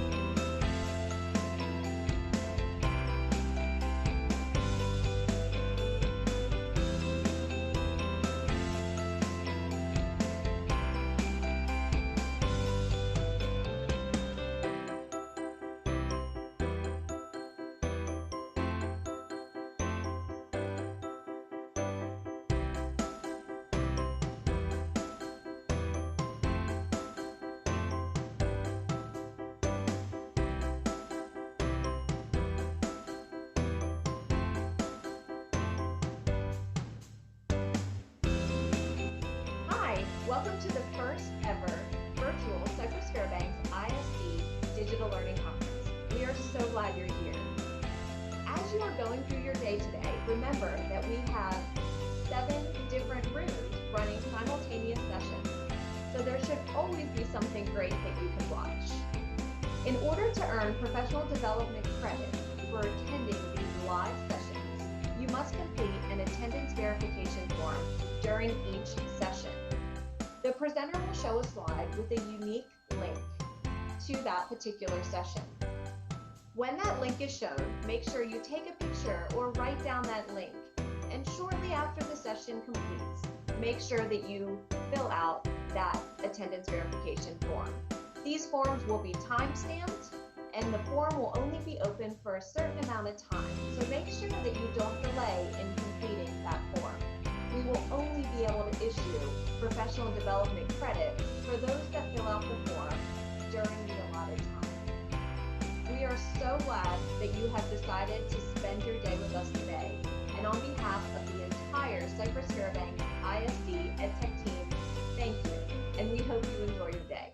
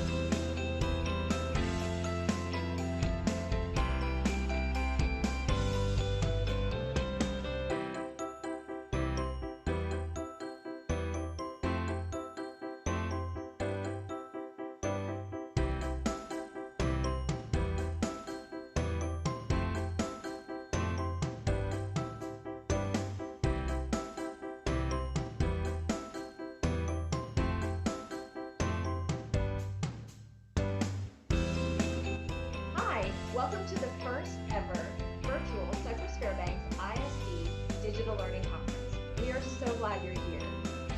As you are going through your day today, remember that we have 7 different rooms running simultaneous sessions, so there should always be something great that you can watch. In order to earn professional development credit for attending these live sessions, you must complete an attendance verification form during each session. The presenter will show a slide with a unique link to that particular session. When that link is shown, make sure you take a picture or write down that link. And shortly after the session completes, make sure that you fill out that attendance verification form. These forms will be time-stamped, and the form will only be open for a certain amount of time. So make sure that you don't delay in completing that form.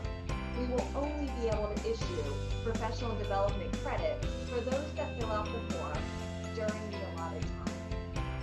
We are so glad that you have decided to spend your day with us today.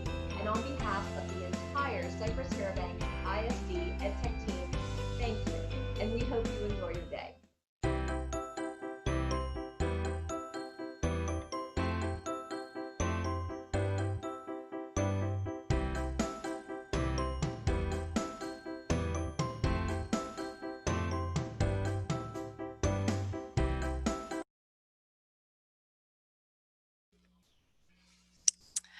Good morning. Welcome to DLC 2020. This is room 3, sponsored by Promethean, and this is our 10 o'clock session. We're so excited to have Brooke Lowery here with us from Fry Technology. Thank you so much for being with us.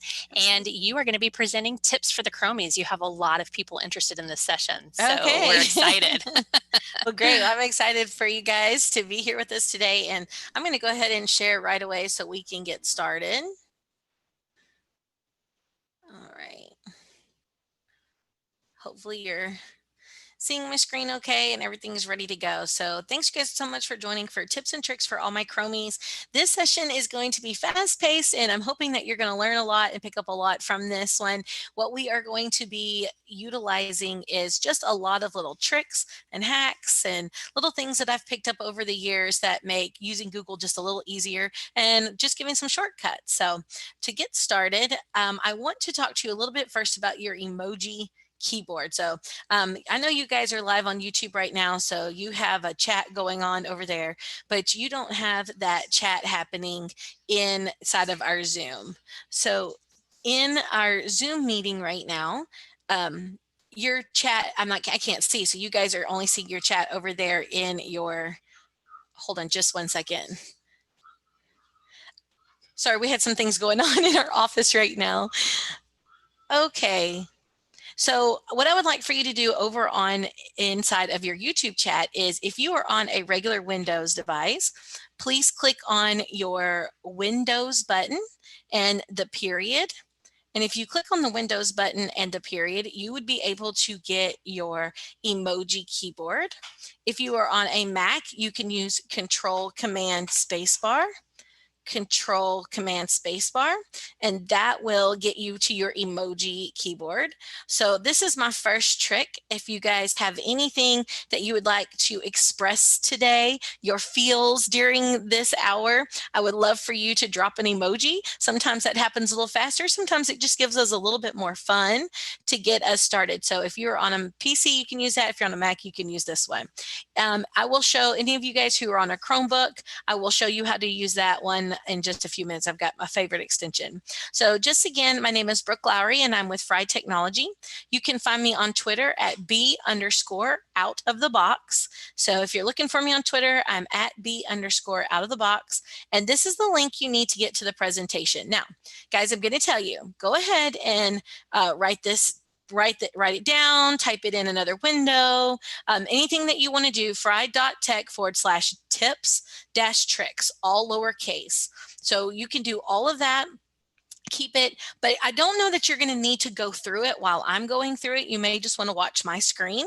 If you're a double screener and you've got it set up, fantastic. But if you don't want to miss anything, I'm going to be demoing all the tricks live. So that's totally up to you. You decide what you want to do. Okay. All right. So again, We are Fry Technology. We are a Google PD partner. I know most of you know us there in the district. We've been around Sci-Fair for a few years now doing some professional development, but you can also follow us at Fry Technology. All right, so number one, let's get started. How do we sign out of our Gmail? Maybe it's our personal Gmail. Maybe it's our students' Gmail. Maybe it's somebody else's Gmail. Maybe it's our school Gmail. I'm not sure what you guys are working with, but what happens if I'm on a device or on my phone and I leave my phone somewhere and I realize, oh my goodness, if somebody has my device, or what if I forgot to log out on that computer? Our emails have all of our information, all of it. So we get really nervous that everybody can get into our email. So first thing you need to know is that you can open up your Google account, gmail.com. And in the bottom right-hand corner, I know that this GIF is hard to see, but in the bottom right-hand corner, there's a word that says details. It's small, it's underlined, it's in the bottom right-hand corner. You click on the word details, another box will open up, and there's a gray button that says sign out of all other devices. And when you click on that, it's going to log you out of your Gmail anywhere you're logged in, real quick, real fast. And that's just a great little helper if you're ever using a kiosk station, or maybe, like I said, you lose your phone and you want to make sure that your email is secure. So speaking of signing out and thinking about passwords, what is that thing that always happens when I type in a new password or I create a new account and I create all of those things on my computer inside of Chrome, and a little key pops up and it says, hey, do you want to save this password? I'm like, I don't know. Is that safe? Can I do that? Should I save my password? Sure, you can save your passwords in Google, but I want to show you where do you go when you need to update that or you need to change it. So I can go to passwords.google.com, and what you guys are going to see right now, you're going to say, oh my goodness, that's all? If somebody's on my computer, this is all they have to do is go there and everything you've ever saved? Well, that's not really the case. What's going to happen is when I click on one of these things, so if I were to click on our Fry Technology website here, notice that it opens up to a double sign-in screen.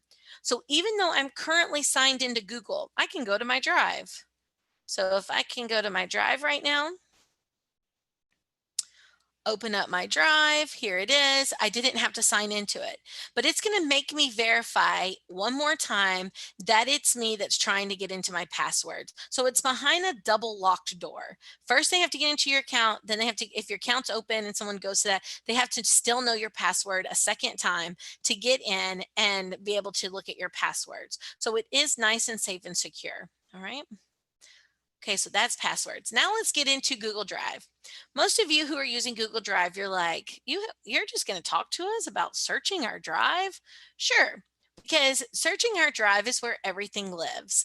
And a lot of times we get into our drive and we think, oh, I know exactly what I named this file. I know this year I am going to name everything with a certain, like, I'm going to start everything off with the same letter, or I'm going to do this numbering system. And then 3 or 4 weeks into the school year or a couple months later, we forget that naming convention and then everything is crazy and we can't find anything. So if I'm looking for something in my drive, I am going to click on Search and Drive up here at the top, just as you've probably done a million times. I'm going to type in Chromies. And when I type in Chromies, it's going to locate every single file I have in my Google Drive that has the word Chromies in it. It doesn't matter if it's in the title. It doesn't matter if it is if it's just somewhere in the document itself and it's not inside of the title. It's going to pull up everything. It doesn't even matter if I'm the one that owns it. It finds every single file. That can be overwhelming. So over here to the right, I love these. I call these little arrows right here. I always say that these are like Google pirate flags. They're always hiding some special treasure. So anytime I see one of those little arrows, no matter which direction it's pointing, I click it. So when I click on this down arrow, it says what type of type I'm looking for. Maybe I'm just looking for a Google drawing. And I know that I'm the one that created it, so it's owned by me, and it has the word Chromies. I click search. Voila. Now, all of those files just went down to just a few. It doesn't matter what folder it's in. Maybe I put some in Google Drawing folder, maybe some I put in a sticker folder. So everything that has the word Chromies in it that was a drawing and owned by me is here. One of my favorite parts of this advanced search is that sometimes I can't find anything because maybe I've accidentally thrown it in the trash. So you can always click on the trash section here as well, and then you'll be able to make sure that it's just not thrown away, because sometimes it's in there for a while and I don't even realize it's been thrown away. I've accidentally removed it. This is a great tool for finding all those documents, especially if it's been shared with you. So that shared with me, I cannot tell you guys how many teachers we work with, and people all the time say with the shared with me drive, they're like, so what happens when I want to clean up my shared with me drive? Like, how do I organize it? How do I put it into folders? And I'm like, don't.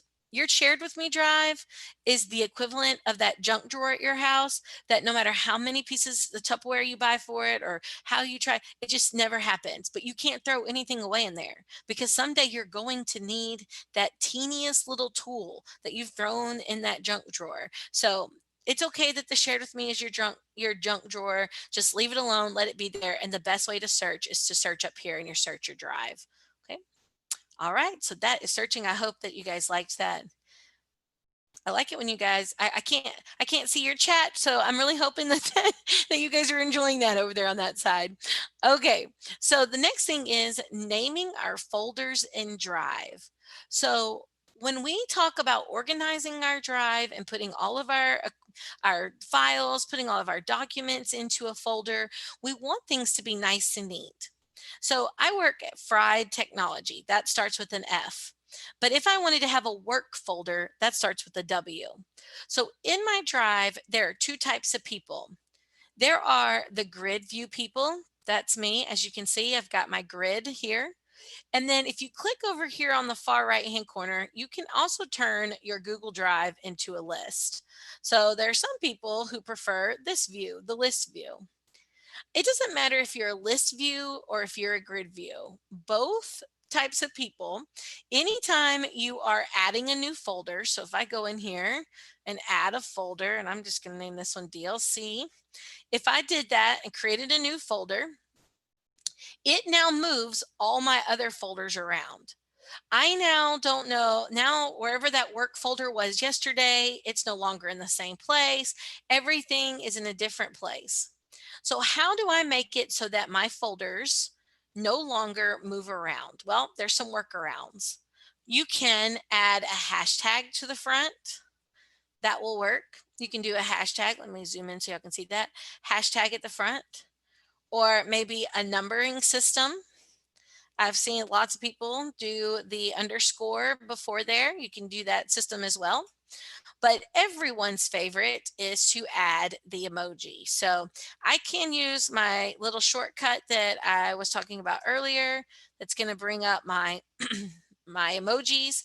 And now when I click OK, you're going to see that that folder, now with that emoji, has been pinned to the top. So now here I have like hashtag work stuff. Here's an emoji. I've got an emoji on my Fried Technology. I've got one over here. Now I've got this one that's pinned here. It's pinning my folders to the top. They're no longer stuck inside of the, they're no longer stuck inside of that alphabetical list. I can do that differently. Good. So the other thing to know about this is see how that's it. But if I had to change my mind, let me rename this again. If I had decided to put that emoji instead here at the end. So if I had decided to do that at the end of my list here. All right. Now that emoji is not going to have any factor whatsoever on the name of that folder. It's only if I had put it at the beginning does it have anything to do with the name. So that really helps letting them know right there, hey, I can put an emoji in here to help me find it quicker, but that doesn't mean that it's going to actually do anything to the alphabetical order. I can change that. For those of you who are maybe not getting your emoji keyboard shortcut to work, I do have another friend. It is an extension. It's a Google Chrome extension, and it's called Joy Pixels. Joy Pixels. So when you go to the Chrome Web Store, when you go over to the Chrome Web Store and you type in Joy Pixels, it's going to bring up this extension. It's my favorite for emojis for sure. I use it for everything all the time. I use it more than I use my keyboard shortcut. And that's because it does this fancy thing. Let me show you. So I'm going to rename here. If I was looking for my emojis, if I wanted to use Joy Pixels, I hope you can see that drop down. All I have to do is I can click on my emojis, and what it's doing is it's putting them down here in the bottom, but it's automatically already copied them. It's automatically already copied them. And then now I can see here that it copied and it pasted automatically. I didn't have to do any Control C, any Control V, nothing. It just automatically pastes them into my DLC box here. So when I say done, now I have all those little emojis. You can use Joy Pixels for comments anywhere, in Google Docs, in comments, in Google Classroom, in your headers in Google Classroom. I use emojis for bullet points in Google Classroom. I use them for everything. It's a language. Emojis are a language. I truly believe that. Okay. What else do I have on there? Okay, that's good. So now let's talk about organizing our drive. This is about the time of year where everybody starts doing the drive cleanup. Okay, I've got to get ready for this next year. So I've got to make sure I get everything put exactly where I want it and get all these floating documents down here into folders. You can see mine are always copies of things I'm doing in presentations. So how do I do that? Well, I could do this. I could click on a document and drag and try to find the folder I want it to go into. And then whoops, oh man, it went in the wrong one. Okay, I gotta quickly click undo. All right, let's start over. Click and drag. And then finally, all right, drop it. So that can take a while. You could do multiple files. Yeah, you can do multiple files in there as well, but sometimes it takes a long time, it feels like. So what if I just click on a doc file and I do right click, move to. If there were a search bar inside of this move to, it would be the easiest way, but there is no search. So here I would have to find the file, find the folder. A lot of times there's a subfolder in there that I have to get to, and then I click move here. So that takes a while. I don't know, a few minutes ago I talked about pirate flags. I'm a big believer in them. So over here on the left-hand side is one of those little Google pirate flags. Here it is. It's this little arrow that points over. If you click on this, it's going to drop down every folder you have in your drive, nice and neat over here. If there is a subfolder, it will also drop down inside that subfolder will also drop down. See how there's nice folders underneath here? So what I like to do is I kind of like to line up my documents near the folder over here on the left-hand side that I want them to go into. And then I can just click and drag, and then I can click and drag. And it's a little bit easier for me to drag from the right to the left than for me to try to drag all the way to the top. I just get them as close as I can, line them up, even drop down those subfolders if I need to and drop them into those subfolders. No problem. It makes organizing your drive so much faster, so much easier, and I think you're going to enjoy it. Okay. I don't have any questions in my chat. I'm looking. Okay, I hear that you're enjoying the emoji keyboard. That's great. So I will keep moving along. All right. Next, let's talk about creating our bookmark bar.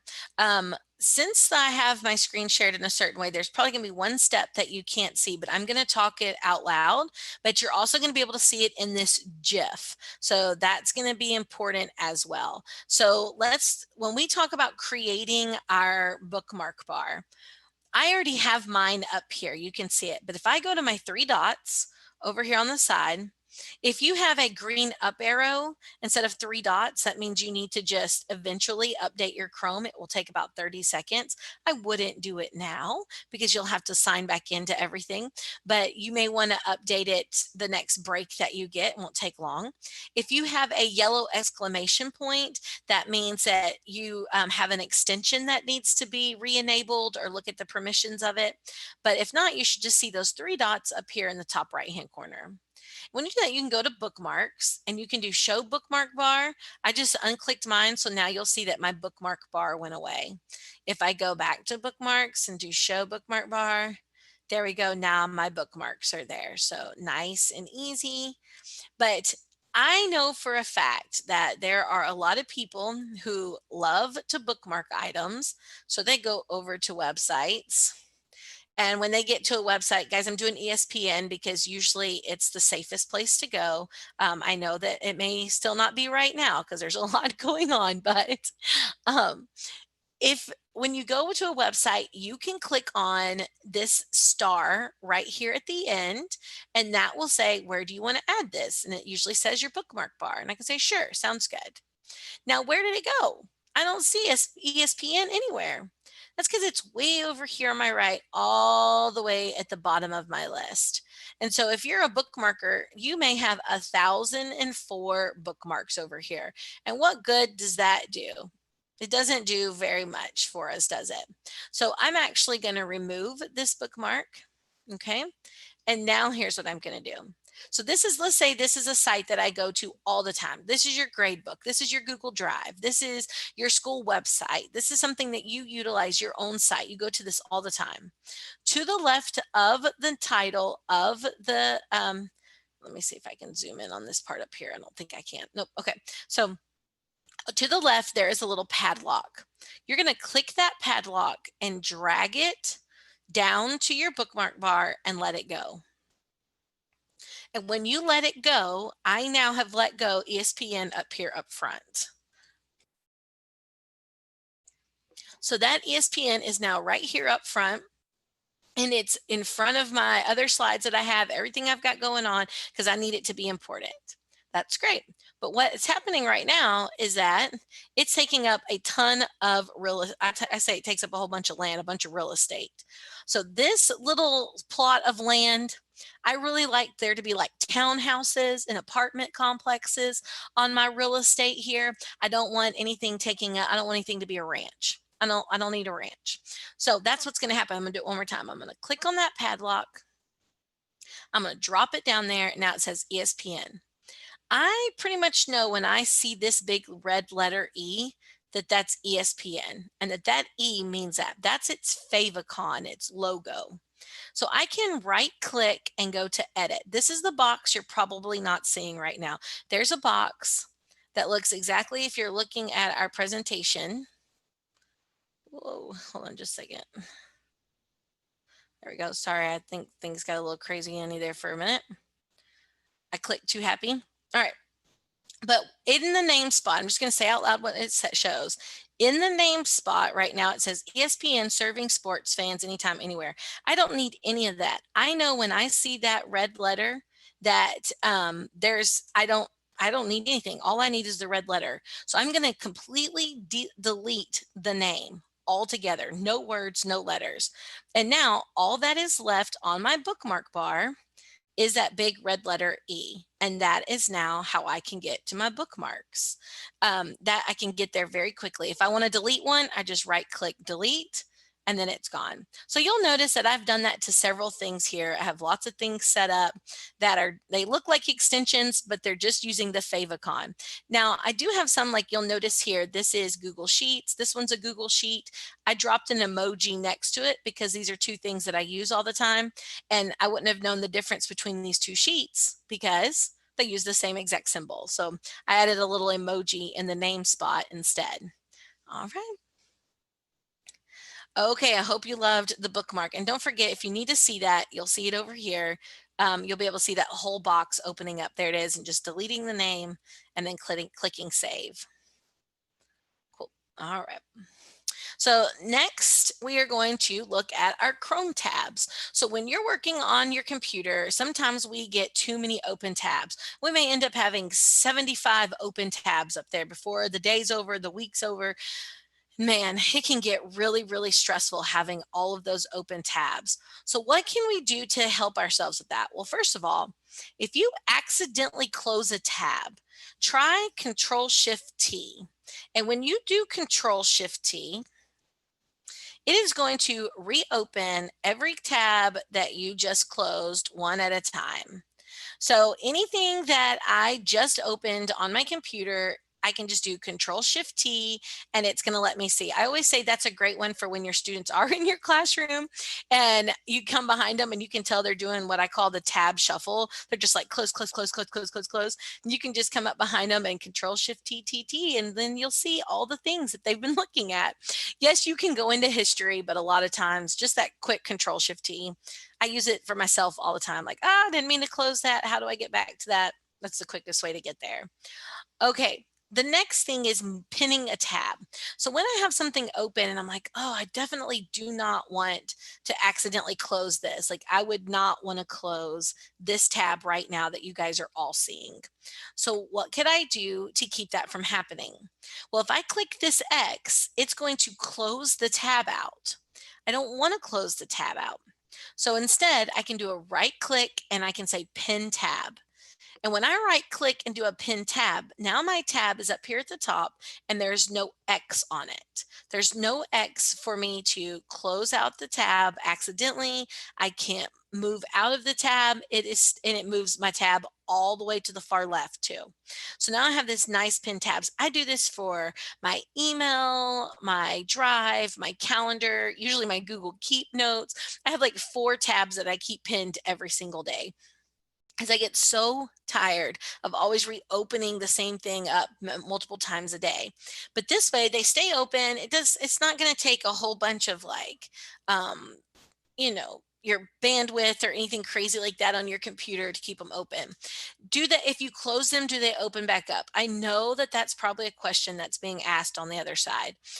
If you close them 99.9% of the time, if you close your Chrome window, when you reopen it, the pin tabs are still there. Every once in a while, I will accidentally close Chrome or maybe update Chrome. And when I open it back up, my pin tabs are no longer there, but it is so rare that I don't think twice about it. Like it's no big deal. Just jump back in there. Okay. You guys must be either being really quiet on the other side because I haven't got any questions on mine. So, okay, advanced Google search for images. This is for images.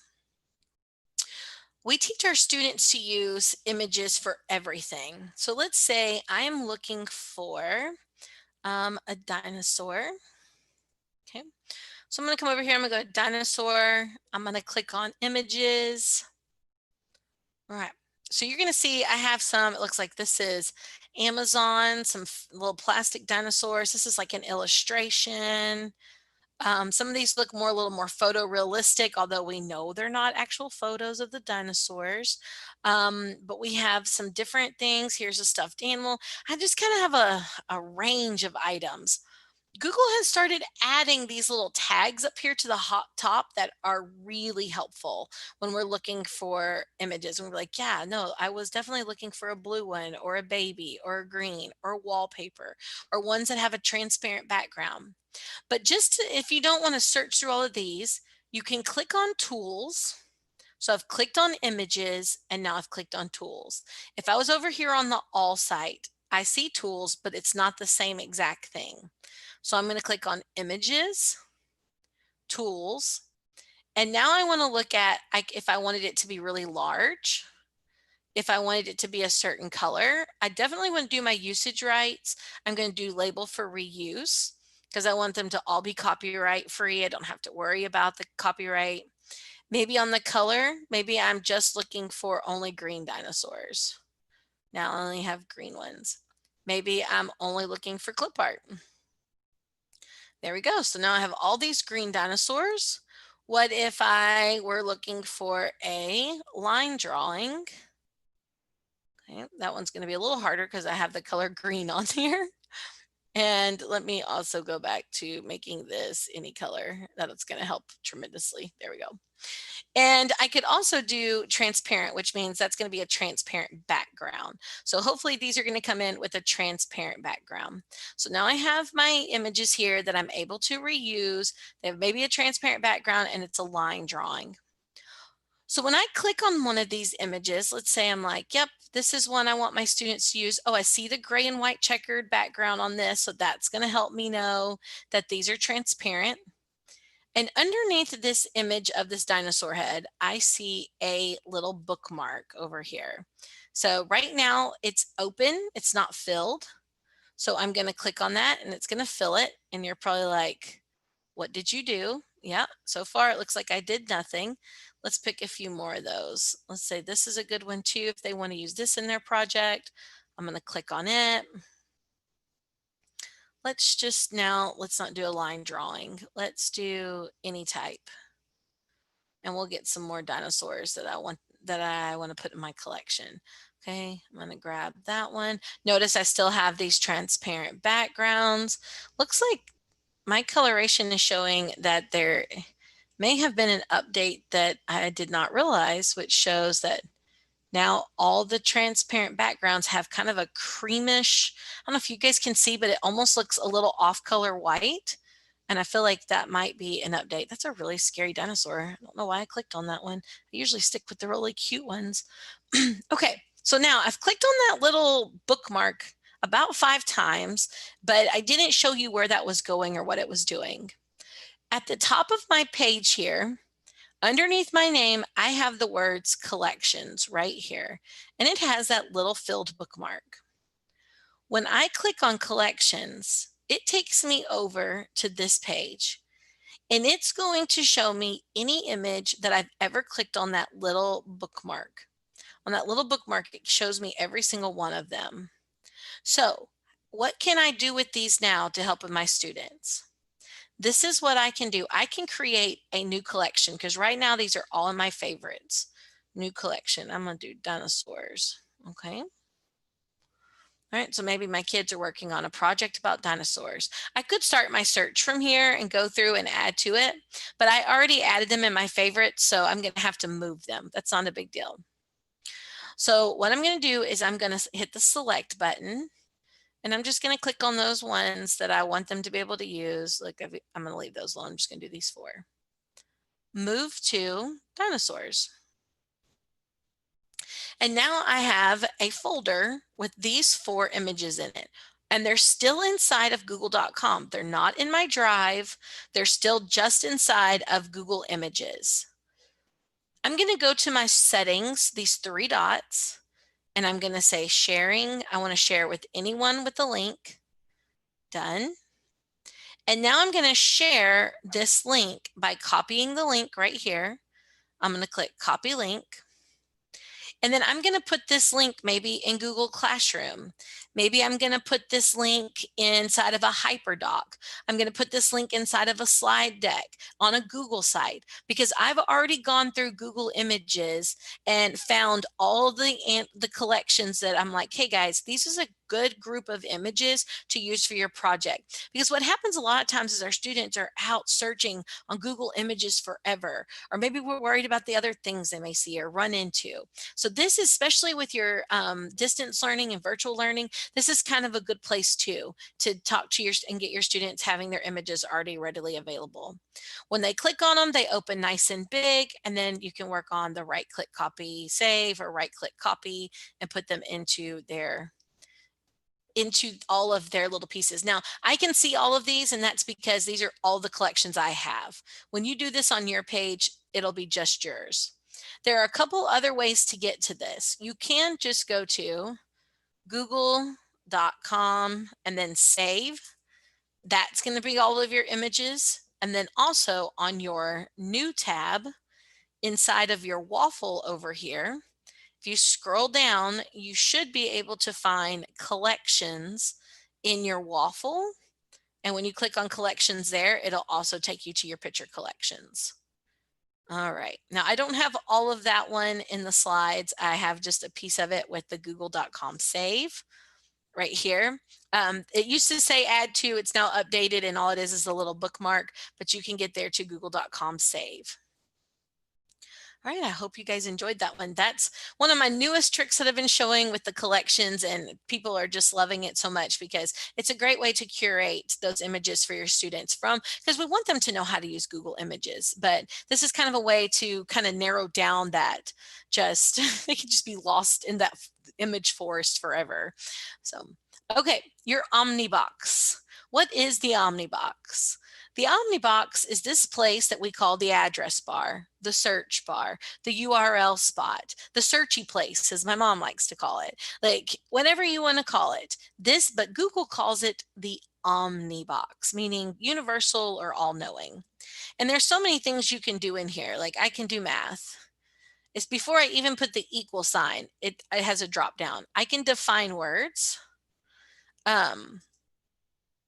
If I put in dinosaur and then do definition, a lot of times it'll even pop it up. It didn't bring it for me that time, but it'll bring up definitions for me really quick and easy. Another thing I can put in up here is little games like roll die. And that will actually bring up some virtual dice for me. And I can add some more. I can add a 10-sided, add a 20. Maybe I want to take one away. And I don't have to hear the dice. I don't have to make sure my students have the dice. And we can play all sorts of games by them using the roll the dice here. I can also go and flip a coin. So I just clicked on that down arrow that's underneath that. Those little down arrows, those little arrows always have things in there. So what are we having for lunch? Let's ask and flip our coin and see where we're going to go. Or maybe you want to meditate or have the calculator or maybe a spinner that you can actually put in. Like here's a fidget spinner. I saw a meme the other day that said, teachers, do you remember when the fidget spinner was our biggest concern? So here's a number spin that they can use. You can change your wheel size over here and have different numbers. Nice and easy. And then last but not least, I'm using the tools, but there's also games and toys. So you can do any of these things. You guys are going to be really excited when you see that Minesweeper's on here. It's what we've all been needing back on our computers was Minesweeper. I love the animal sounds. You can go in and pick any of the animal sounds. Maybe you're looking for them real quick and want to tell your students what an animal sounds like. Hopefully they'll be in the animal sounds. Okay. That's the Omnibox. There's lots of fun things that you can do in there. Oh, timer. I can't believe I forgot the number one. If I'm looking for a timer, I can just type in like 2min timer and it will automatically start a timer for me. This is something I can put on my screen, something I can put nice and big on there. I don't have to worry about my students, like those little egg timers or the kitchen timers. In my virtual learning space, I can use this as well so that they can see it. It's visual. If they're joining back with me in a few minutes, I can look up and quickly see exactly what time it is, okay? There's a stopwatch embedded as well. So timer and a stopwatch. Great. Okay, this next one, if you have learned nothing else and you don't, this is the only thing you take away, it was worth your whole 50 minutes in the session. Google Forms is something that everyone loves to use, including myself. I use Google Forms for everything. And I can honestly say that about a year and a half or so ago, I was griping about, really, Google, why is it that every single time I'm making a form, I wish that the required toggle was just already on. I just wish that this was already on and I didn't have to remember to click that because that's just one more thing for me to remember.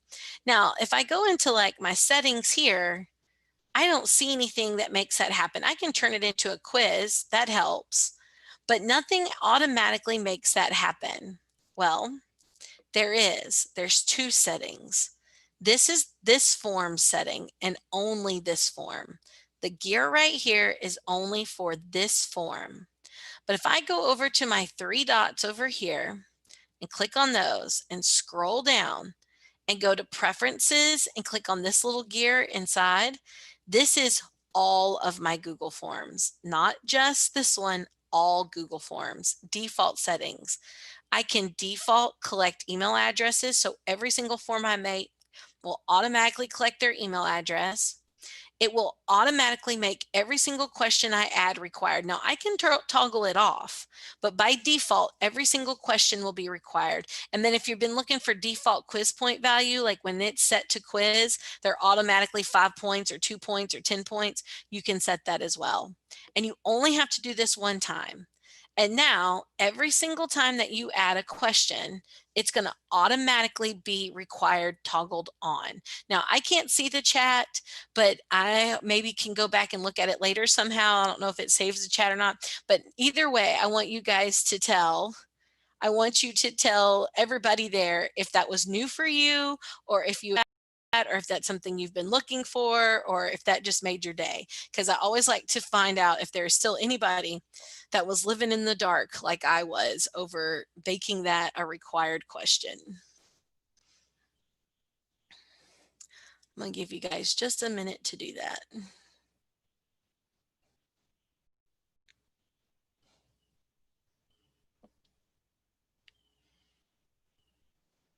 Okay. Hopefully that gave you enough time to chat with each other about that.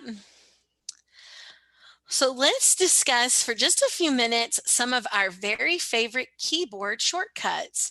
So I love a good keyboard shortcut. It really increases my enjoyment when I'm working on a document or when I'm working on a Google Slides presentation and I don't have to do as many clicks. I can just keyboard shortcut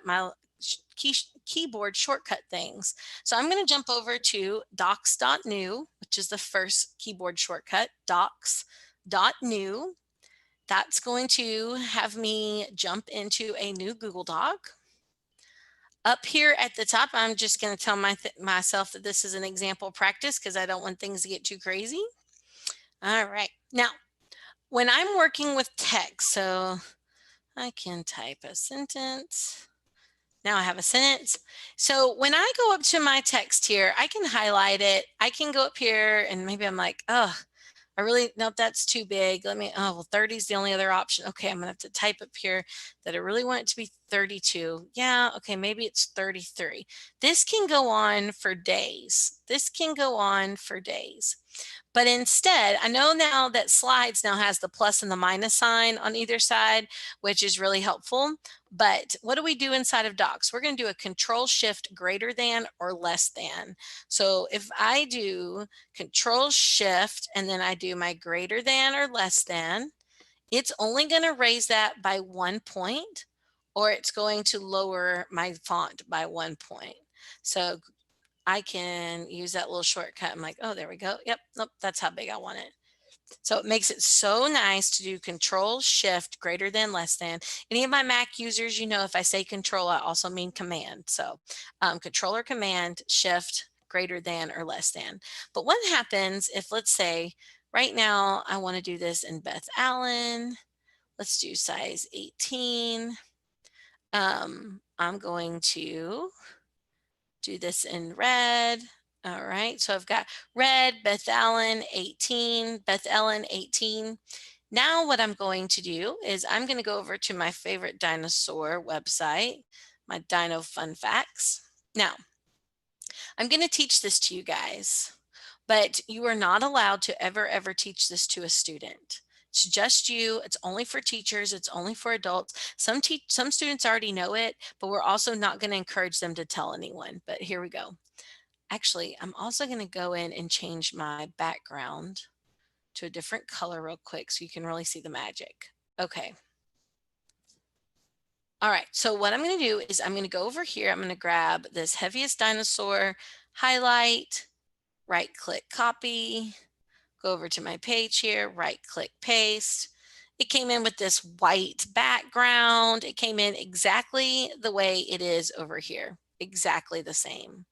But a few minutes ago, I had made this, actually going to change that to blue. Okay. Beth Ellen, blue, and size 18. That's what I really want this document to be.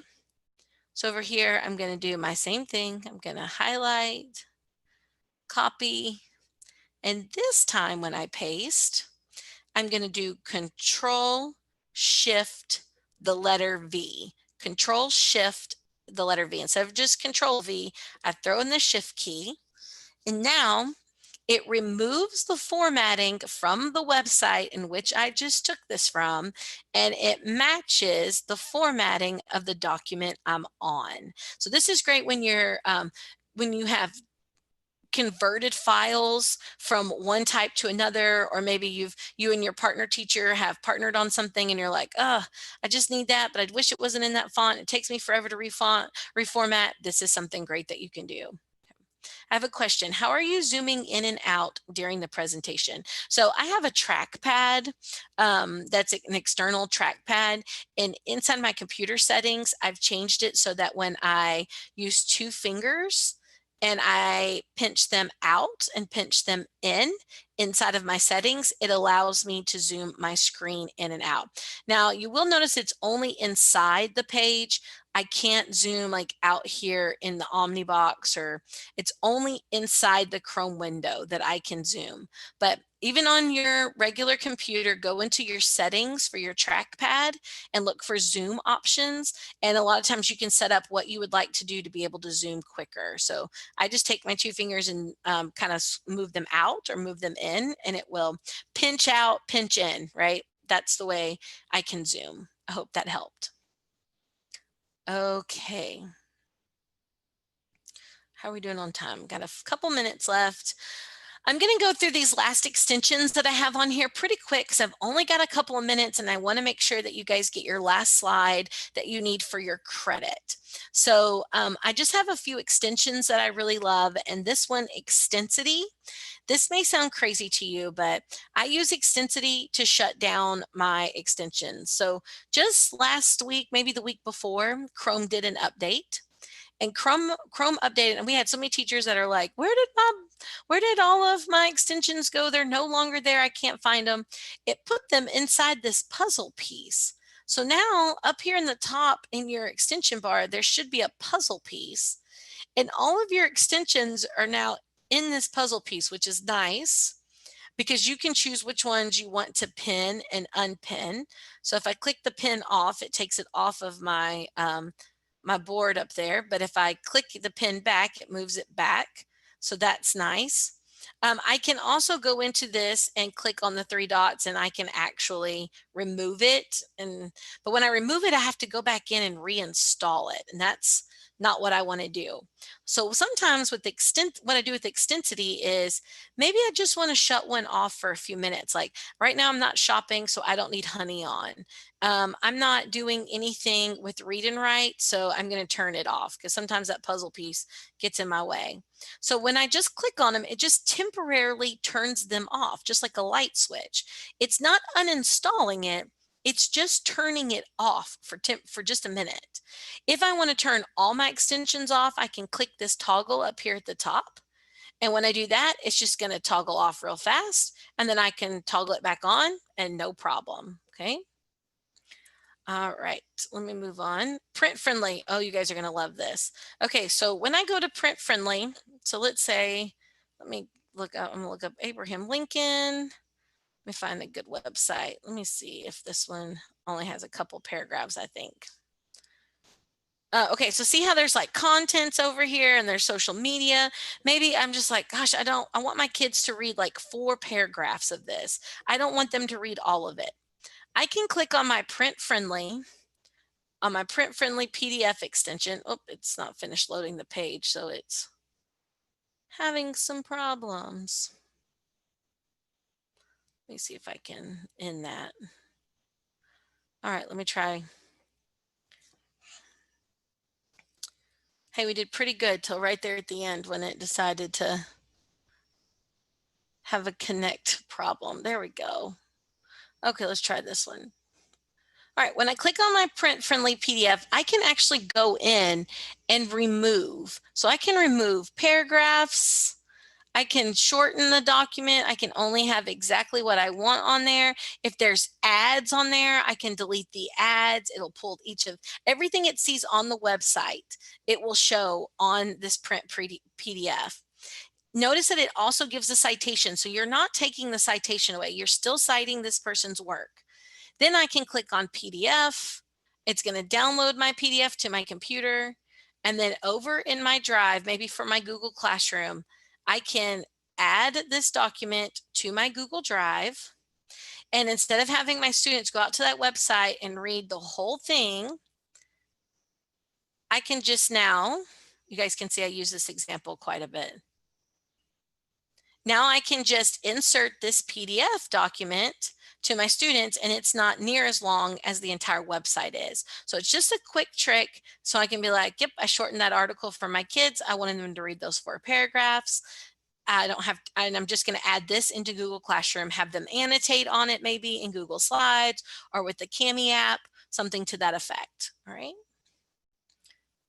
Okay. All right. I got 2 minutes left. So, oh, look at that. Right on time.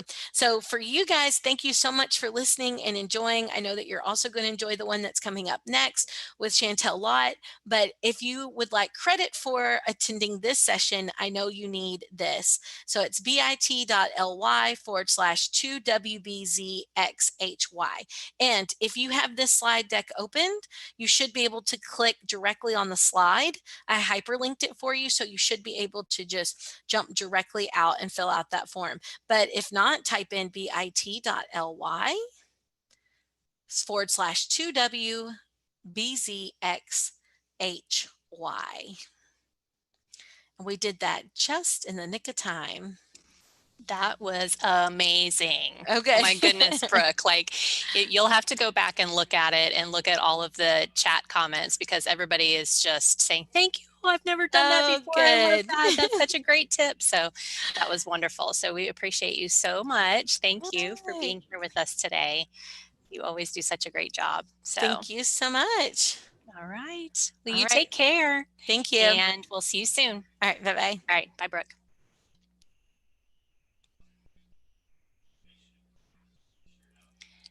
Okay, the attendance link has been posted in the chat, as well as Brooke just shared it. So make sure that if you were part of this session, you click that attendance link to get credit. They will only remain open for a brief period of time. So you want to make sure to do that as soon as possible during this commercial break. Thanks for joining.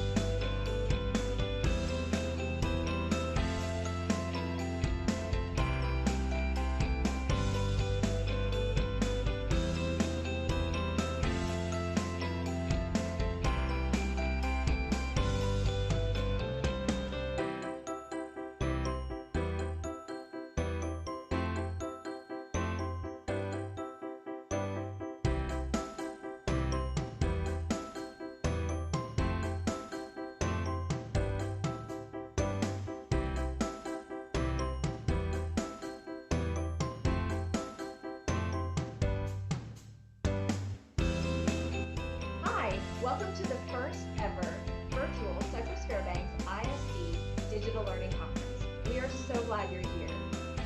As you are going through your day today, remember that we have 7 different rooms running simultaneous sessions, so there should always be something great that you can watch.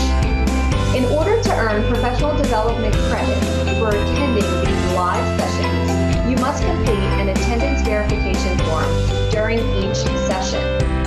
presenter will show a slide with a unique link to that particular session. When that link is shown, make sure you take a picture or write down that link.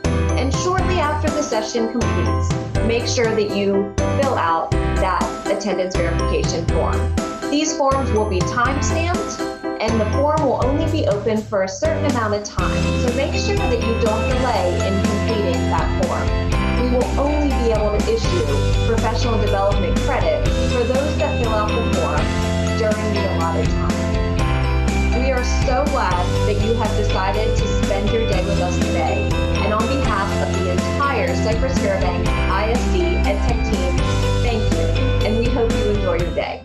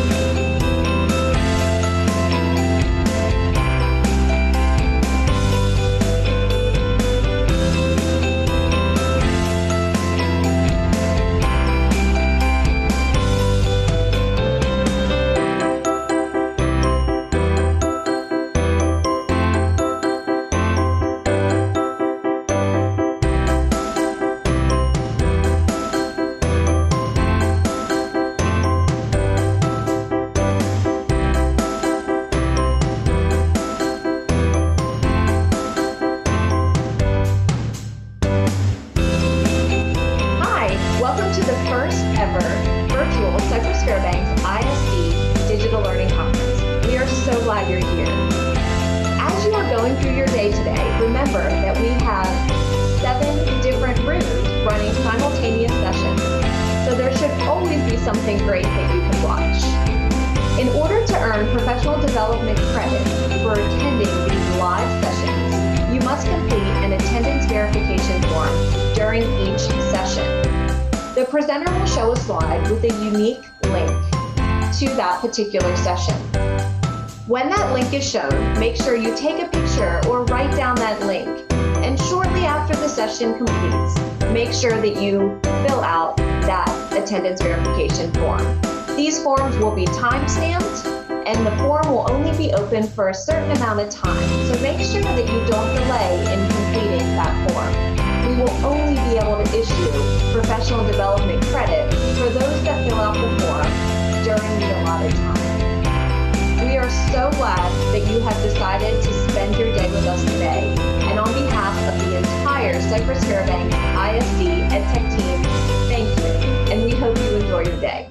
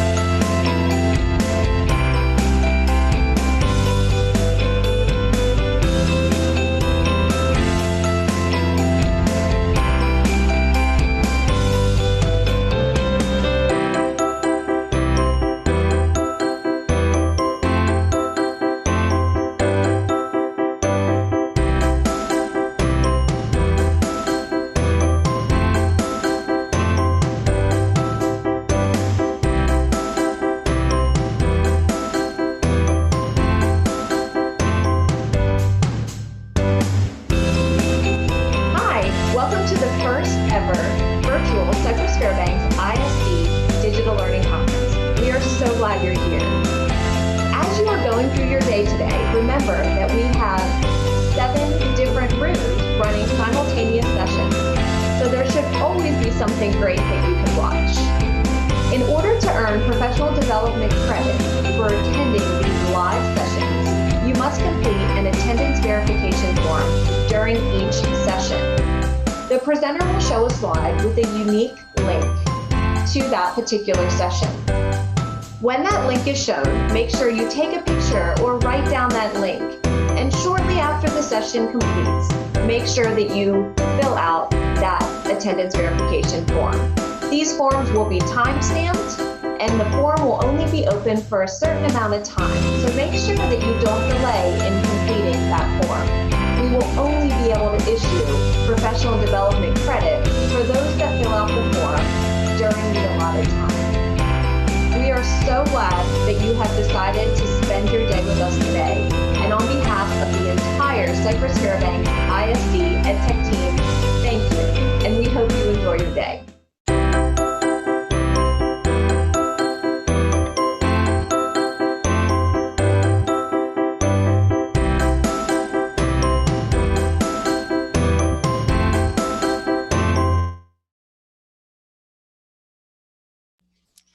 Hello and welcome to Room 3, sponsored by Promethean for our DLC. We're so excited that you are with us today.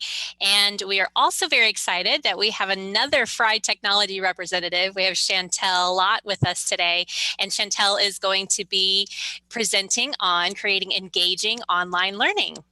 Chantel, thank you for being here. Hi, no problem. I'm so excited to be here. This is my second DLC, so I'm really excited to be back, and I'm excited to be with you guys and talk about Google Slides and making them engaging. We can also make a digital interactive notebook if we want to, but I'm excited to talk about Google Slides this morning. Awesome. Thank you. And just for everyone, at some point throughout the presentation, towards the end, Chantel will share the attendance verification link. So make sure that you stay for the entire presentation so that you're sure to get that link to get your professional development credit. All right, Chantel, you're on. All right. I'm going to take it away. I'm going to share my screen.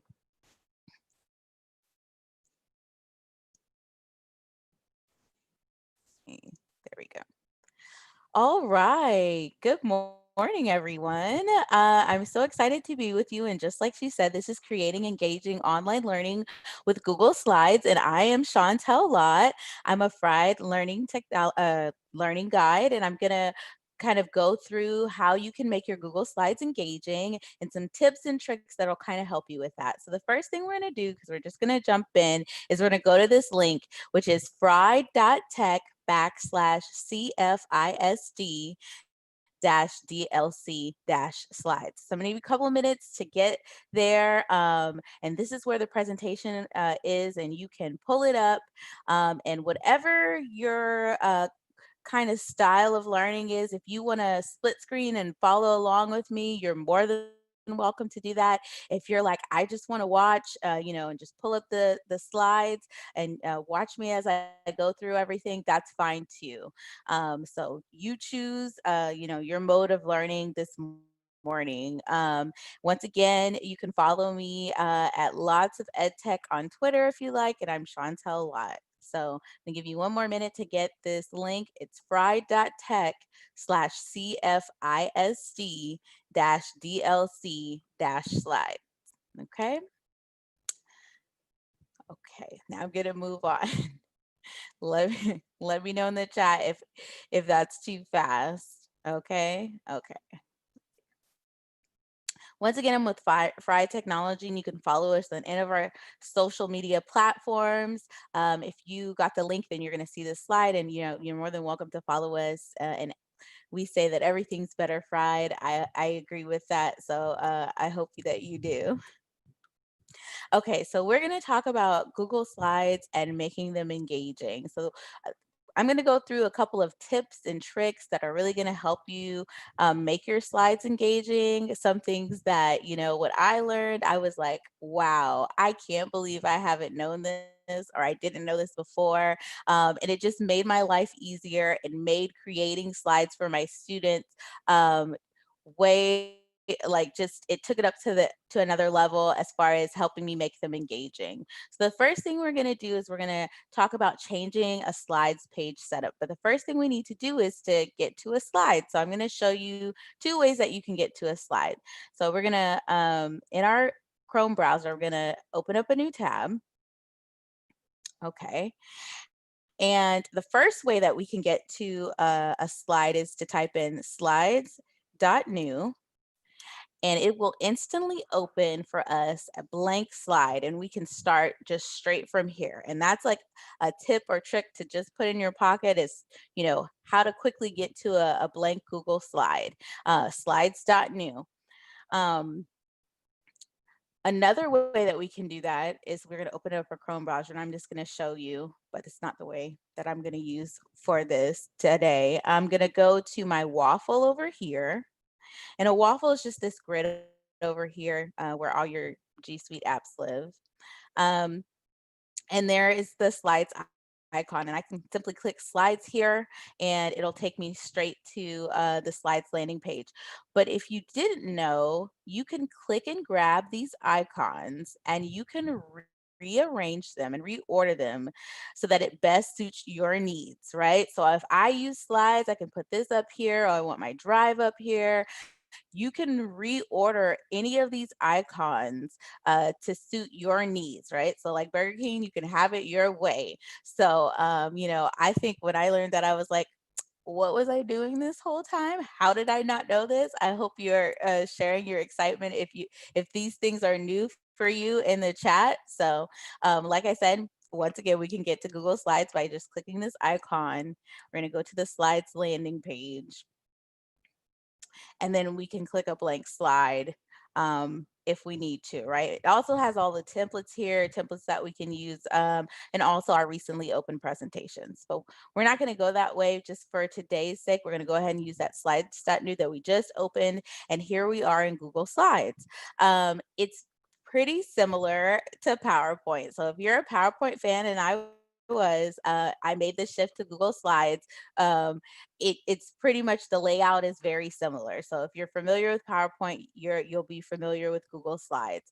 For the sake of what we're doing today, we're not going to use any of these themes. This themes bar pops up automatically when you're creating a Google slide, but we don't need it for what we're creating today. So if we were creating just a presentation, this would be great to use, but we're not going to just create a presentation. We're going to create an engaging slide. And the same goes for this layout. So I'm going to click and drag over our text boxes, and I'm going to delete them because I don't really need them right now, because I'm not creating a presentation. I'm creating an engaging slide that I'm going to give to my students. All right. So the first thing we said is we're going to change the page setup. So this initial size of a slide is that 16 by 9 presentation slide, right? It's exactly what we see here. It fits the screen nice, you know, when you're projecting and you're presenting, it's exactly what you need. But since we're going to do something a little bit different for our students, we want to change that page setup. So we're going to go to File. We're going to go down to Page Setup.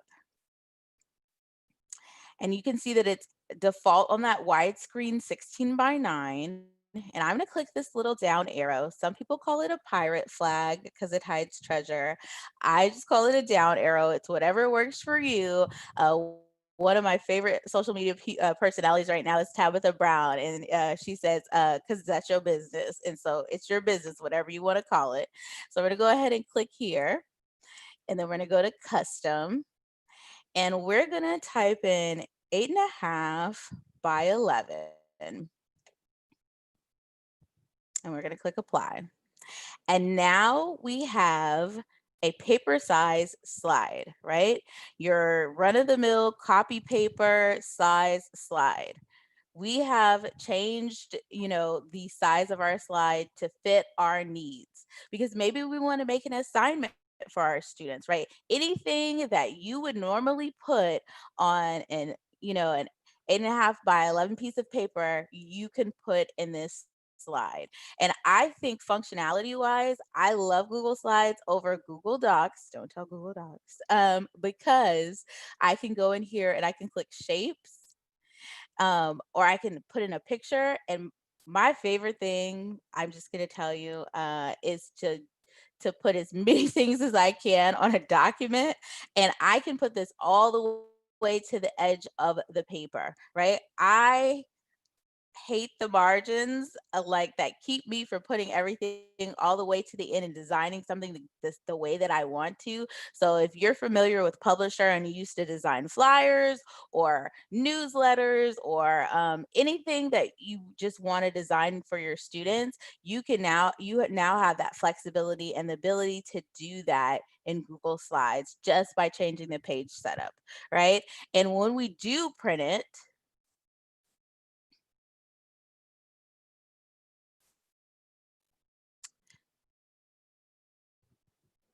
it's going to show our image and it's going to show it nice and pretty and neat when we get ready to print. And we can even do 2 slides and it'll print back to back for us. So that was just something that when I learned, I was like, wow, mind blown. I can change this to any size slide that I need. I'll show you again. You're going to go to File, Page Setup, right? Maybe we want it to be landscape. Maybe we want it the other way. I just switch my numbers, 11 by 8.5. And now we have landscape and it's going to print the same way. Okay, so that's just a benefit, right? Whatever you see, maybe you want your kids to do social media posts, you can go out to Google and find the size and have them change the page setup. It's totally up to you as far as how and what you want to create. But for the sake of creation, we're going to go to page setup one more time and we're going to go 8 by 8, which is sort of like a perfect square, and it's a good little canvas for us to get started. It also will print if we need to print. I mean, eventually, we will go back to face.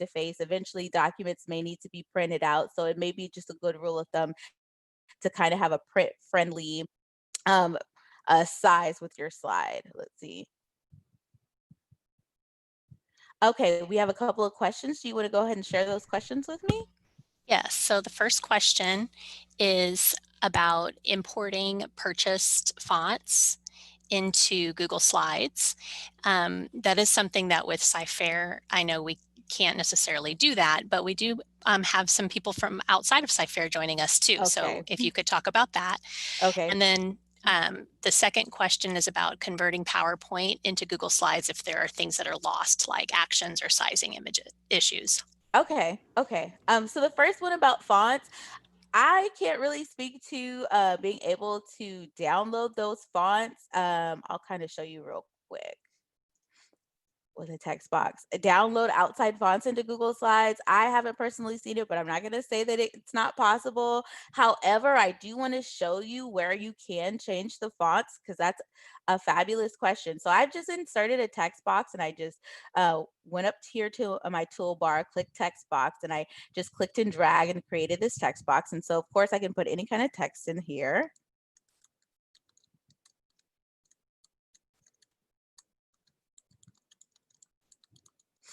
And what we're able to do, and of course, that's the stock Arial 14 font. So I can change the size of my font if I'd like to inside of a text box.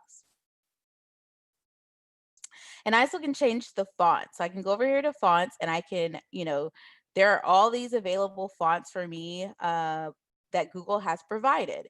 But maybe I want more than just this, because just like you said, they want some fonts, they want to customize it a little bit further. So I'm going to click the font and I'm going to click the little down arrow and I'm going to go to more fonts. So I don't know if you've ever explored this area, but if you do, right, and you are font crazy, you might go down a rabbit hole. I can't be held responsible, but these are additional Google fonts that can be provided for you. And you can go through any of these fonts and select, oh, I like this one, ones that you want to add to your list of fonts. And you can see over here that as I add those fonts, my font list grows. Fonts can be searched by multiple ways. There's all the fonts are presently being displayed, but I also can look for just handwriting fonts. Maybe that's what I'm looking for. Also it'll sort by popularity and what's trending. So this is a great way to add additional fonts. So you may not be able to bring in those fonts, downloaded fonts, but definitely Google provides a plethora of fonts for you if you're trying to tailor and craft your Google slides. So, and like I said, I'm not responsible for any rabbit holes that people might go down because of Google fonts. All right, so the second question was about uploading your PowerPoint presentations into Google Slides. Most of your PowerPoint presentations will upload to Google Slides very seamlessly, but there may be some, and it just depends on what it is, functionality issues, but most of them will upload. You can do that. I don't have any examples at the moment, so I can't necessarily show you because I don't have any PowerPoint on my MacBook, but you can upload them into your Google Drive. I can kind of show you where you can do that. Let me go to my Google Drive.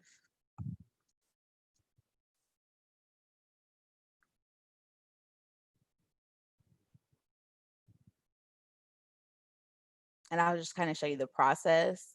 If I had, and I was on a laptop or something else where I had Microsoft tools, I could just right click in this area. And so this is my Google Drive. I just right click in any blank space that I'd like. And I can, I gotta scroll up a little bit. Here you go.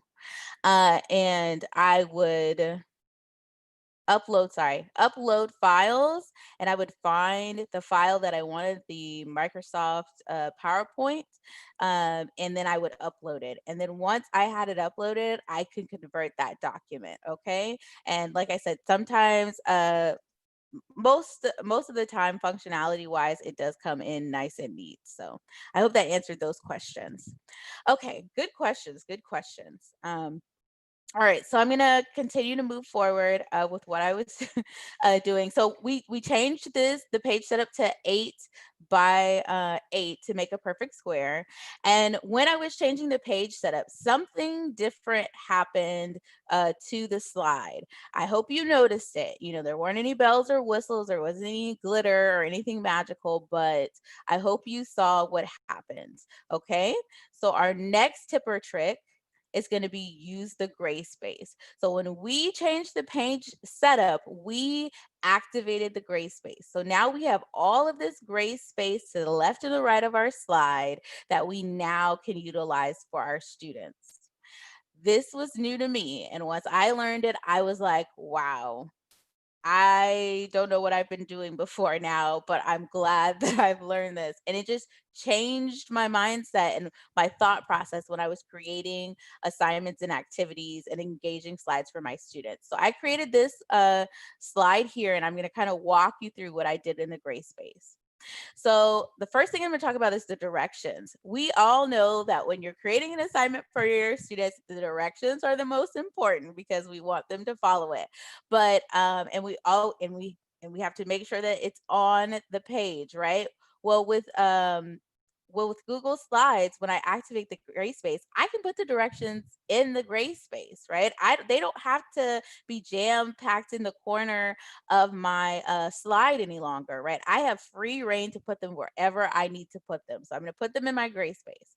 Another thing I did is I added sorting tiles that go with this chart over here, right? Students would take the individual tiles and they would sort them on the chart. So this is a manipulable, and I don't know about you. I loved manipulables, but the process of getting them done, printing it out, getting it laminated, cutting it out, telling the students not to, peel off the lamination. I mean, all of that is it can go by the wayside by just creating these sorting tiles that can live in the gray space and this chart. Okay. And then I can also embed a video, right? I can insert a video that may help my students that need support. I mean, it could be a video. This one they are going to watch, and then they're going to answer this question, and they're going to answer it in this answer box, and I will also be able to see it when they turn it in. But this video could also be for my students who are EL, for my students who are SPED. Like, I could insert a video here to support those students' needs. So it's totally up to you. And then, of course, I have the actual slide where I have the map where students are going to color code the different countries based on what language they speak, right? And I have taken this slide and made it an engaging experience. It probably would have been, if it was on paper, a packet of 5 worksheets, 4 worksheets, and I've now just made it into one engaging slide and experience for my students, right? So I hope you see the usefulness and the purpose of activating the gray space after that, okay? All right. So just the next thing that I'm going to talk about is using strategies that work. And I'm just going to talk about this really briefly, but if you saw the slide before in the gray space, right, we don't have to throw out the things that work for our content. So if you're social studies and you still want to do maps, you can still do maps, right? You can do graphic organizers, manipulatables, or manipulatives. You can do, vocabulary, the Frere model. Whatever works, we want you to stick with those things. Don't throw them out, just make them digital and just make them engaging for your students. And especially now when we're working remotely, that's super important, right? Because we know that we can't be there with our students, but we know that some of these things and strategies that we use are good and they help our students, okay? So we're gonna get started with looking at Google Slides and making them engaging. And I'm gonna give you a slide deck full of templates, okay? So you're gonna go to fried.tech, and if you have this, if you have the presentation pulled up, you can just click on this slide, but you can also go to fried.tech/D, and that's a 1 NB copy, and that is case sensitive. So if you're typing it in, please make sure that you write it that way if you're just writing it down or taking a screenshot, or like I said, you can just click on this slide right here and it's going to take us to our slide deck full of templates, okay? So we're going to click on here and we're going to go to our templates and we're going to make a copy. And I'm going to kind of walk you through some of the templates that we used and created that we felt that worked really well and could be turned into digital engaging slides in Google Slides. Okay. Oh, we have 2 questions.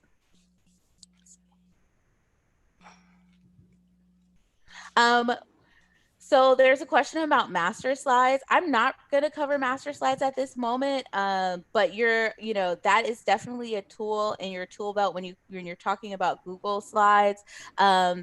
It is a way in which when you're creating a slide deck that you can kind of have a consistency, but for what we're doing today, it doesn't really necessarily fit. So we're not going to talk about that exclusively, but I am going to show you some tips and tricks as far as if you're concerned about setting the background. I'm thinking that's where we're going with that. And so I will show you how to do that, okay?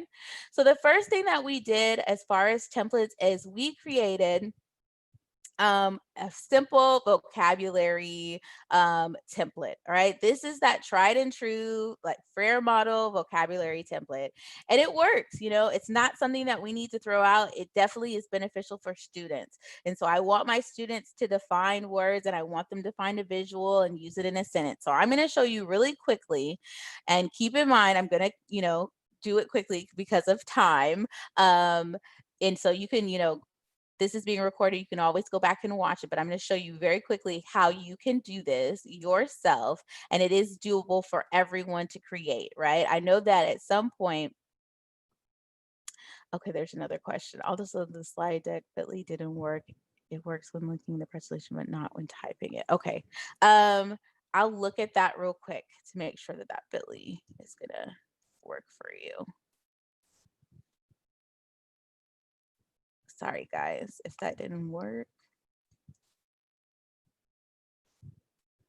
Just make sure that they're the same, because I want everyone to get that slide deck.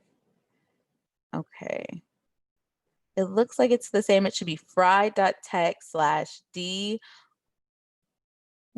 Let me see. We might need to change that. That might not be a 1 anymore. Yeah. I think that's an I. Let's go back. Thank you guys for letting me know that. I'm so sorry. I want to make sure that you get everything that you need from today. So I'm going to go ahead and fix it.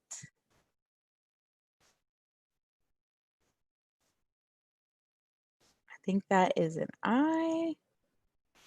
Let's hope. Yes, that's correct. It's an uppercase I. Oh, thank you. All right, We just got it. Okay, perfect. We're going to put it in the chat as well. Thank you for checking on that. Sorry about that. I was like, I want to make sure no one's left behind. Okay. Yes, you're great. Okay. All right, so we're good. All right, I'm going to just keep going, moving forward. So that's an I. It's uppercase I instead of a one. Okay. All right, so I'm going to show you really quickly how to recreate this slide. So I'm going to go to add a new slide. And I have this toolbar. And just like I said, if you're familiar with PowerPoint, Google Slides, it's very similar to that. I'm going to go to shapes. I'm going to insert a shape. I'm going to choose a rounded rectangle because that's what we used. And I think it just adds a little bit of flair. So I'm going to click and drag till I get to the size. Now you're going to see, you should see a red line right now. Google is going to start to try to help me put things together. And I love it when Google helps me because I can't do it alone and I don't want to do it alone. Otherwise I'll be here forever, right? So I got my shape the size that I want. I'm gonna click off of it. And the easiest way, and this is another tip or trick that you can use to recreate this shape, and really anything that you click on in Google Slides and you wanna have multiples of them, is Control D. And it's just not working right now. Okay, let's do it again. There we go. Control D. If you're on a Mac, it's Command D. So I can make multiple, instead of having to do Control C, Control V, I can do Control D, and I can make a copy, right, of the same exact size shape that I have, right? I was like, what was I doing this whole time? Right? Because I would be, Control Ving it, or I would be trying to click and, create the shape and make it the same size. And that was just a complete waste of time, right? So I loved that when I learned the Control D, right, I could make copies very quickly of anything or duplicates of anything that I needed to in slides, okay? So we're gonna Control D and make all of these shapes so that we can recreate. I need this a little bit higher. There we go. We can recreate the vocabulary template, okay? So now I have my 4 shapes, right? And they all have come in gray and they kind of have this blah look. And so I kind of want to add a little bit of pop of color, right? So I'm going to click on my first slide and I'm going to insert, I'm going to go to the toolbar up here and click the paint bucket or the fill color. And I'm going to make it white. And then I'm going to click the border weight. And I don't really like the way it is right now. It's a little thin. I'm going to go to 3 point or 3 pixels. And then I'm also going to go to border color, which is this little pencil with a bar. And I'm going to make it black because that's what I want, because I feel like it stands out a little bit better, right? So now I've given my color, I've created my shape, I've given it a little bit of color, and I have it how I want to. But what about the rest of these shapes here? So I'm going to click this first shape that I have the way that I want, and I'm going to go over here to the paint roller. And I'm going to click it. And now my cursor and my mouse has a little paint roller on it. And so I'm going to click on the shape that I want to give the same color and the same line to. And voila, right? There's no bells, there's no whistles, but I've now made this shape the same format as the one I had before, right? And now I have 2 left. How am I gonna get those 2 done? So I'm gonna go back to that paint roller and I'm gonna double click. And now, oops, wrong button, cancel. All right, paint roller, double click. And now my paint roller is back on my cursor and I can click the rest of these slides. Right? time saver. I hope you let me know in the chat, even though I can't see it, how much this would help you save time. For me, I was like, what was I doing before? What was I doing before? Right? If I want to get rid of the paint roller, I'm just going to go back to the paint roller and unclick, or I can go to the select cursor and get rid of it. But what was I doing before is exactly what I was thinking when I learned that, right? So I hope that's a helpful tip or trick that you can leave today with. Okay, so moving right along, and I'm going to add additional shapes, because if you look at the slide over here, right, each one of them has a little bit of color inside. So I'm going to layer another shape. I'm going to click the rounded rectangle and I'm going to drag it to size. You see how Google is trying to line things up for me. It's trying to show me where it needs to go and show me that it's about the same size, right? So I'm going to drop it right here.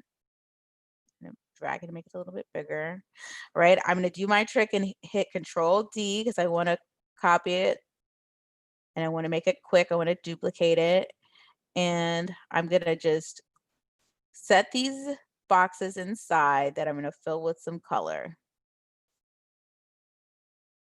All right, and this is exactly what we did before. Oh, you know what I should have done, but I'll do it in just for the last one. I'll do it. Okay. All right, same as before. I'm going to click on the shape. I want to add a color. I'm going to go to the paint bucket. I've got some custom colors down here. If you're wondering, how does she have those colors and I don't have those colors? Those custom colors, you can click on this little plus sign and you can drag them if you want, but you also, you know, to get to that certain color that you want. And once you have those colors, they'll be here at the bottom for you. So if you're wondering why, like, you just have this and you don't have any of these custom colors, those are colors that we selected and then we, you know, they stayed at the bottom. But I will say this about custom colors. There are places where, you know, if you want to install, I installed a color picker. This is an extension. This is just a side note. You don't have to do it. This will let you pick if you're what like me and you're like, oh, I really like that color on that particular slide. I'll just show you. Like, particularly on this slide, if you were like, oh, I really liked that green. I want it to be exactly like this. Now, Colorzilla is one that you can use. And it's a Google Chrome extension. You can go to the Google Chrome store and install it. But if you click on it, it'll give me a little crosshair, and wherever I go over, it'll give me that color. So if you're color obsessed like I am and you want it to match, right? You see some colors wherever you might be, you can use this tool to particularly get a specific color, okay? I click on it, it's copied to the clipboard, and now when I go into my Google slide, I click on the shape that I want, I go to that paint bucket, I go to the plus sign at the bottom, the custom, and I can right click and paste, and it's going to give me, oh, it was going to give me, I'm going to go back up here and get it again. There we go.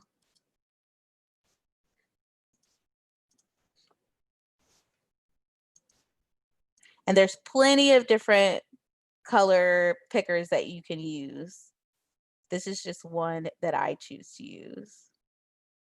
It is not loving that. Okay, we're gonna try it one more time. Maybe I'm doing it wrong. There we go. I put it in correct. All right. And there's that color, that exact color that I saw. So if you're a color obsessed and you just have to have that color that you saw, right? Any color picker you can do. This one is Color Pick Eyedropper, and this one is Colorzilla. Whatever one you want to use, you can use, right? They're great tools to utilize if like I said, you just have to have that color. All right, so going back to our slide, I want to put in a different border for this because my students are going to work in here. So I'm going to go back to the border weight and I'm going to change it to 3 so that we can see it. I'm going to go to border color, make it black, and then I'm going to go in here and instead of a solid line, I'm going to make a dashed line so that each time that my students see that dashed line, they know that they have something to do, right? That it's up to them to fill in that space, right? I know back in the day that dashed line represented cutting out things, but you can make it, since we're going to be working virtual, you can make it mean whatever you want it to mean, right? And maybe you let students know, like, every time you see that dash, you know that you have to do something, right? So I went with my last one, since I have it exactly how I want to, I'm going to hit that Control D and make a copy of it. I'm going to set it right here where it's supposed to be. You see that Google is trying to help me. It took that dash line with it. So remember, you can make these as quickly as you want to with using Control D. And then I'm going to set this last one up. All right. So we generally have our template getting started, right? It's looking just like this previous one. Okay, and I'm pressed for time, so I'm not going to necessarily be able to finish everything, but I'm going to show you really quickly how to insert word art and get the title. So we're going to insert word art. I'm going to write vocabulary. And word art comes in, just if you're familiar with word art, it's a little bit different than it is in PowerPoint. We have more we can customize it more. We're going to go to our fonts. We're going to give it some a different font so that it's not so boring. Arial is boring, right? And we're able to resize it and fill it. So we're going to go to the paint bucket and we're going to make it black, right? And then we can drag it to the size that we need, because that's too big for our page. Right. And so our template is taking shape, right? If this is the original one, we can see that, hopefully you can see that anybody can create this on their own. It doesn't have to be, you don't have to have like an immense amount of skill to do it. You just keep it simple, keep it to what you know, and you can recreate those templates that you know and love, right? I'm also gonna just show you how, by inserting a text box. I went up to text box, and I'm gonna show you how we can fill in the side. I'm not gonna change the font. Let's see. Did I spell it? There we go. I'm just going to change the size of it. Let's give it 24 so it's big enough. And I'm going to put it in the middle. I'm going to align it to the middle so it's easier. And then I'm going to grab the handle at the top and I'm going to rotate it on its side, because that's how this previous slide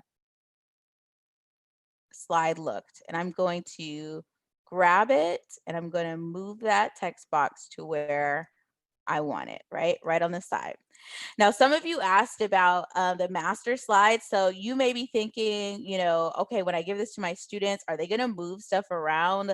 Like, is this how I'm going to, get the assignment? Like, Miss, I don't know what happened. So if you're concerned about your students moving things around, I'm going to show you how you can lock it in place, right? And know that a text box, a shape can also work as a text box.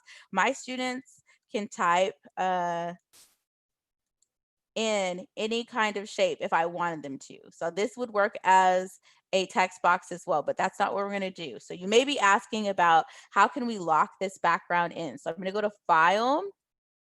I'm going to go to Download as a PNG, right? PNG to me has a better clarity when it comes to images. So I'm going to download it.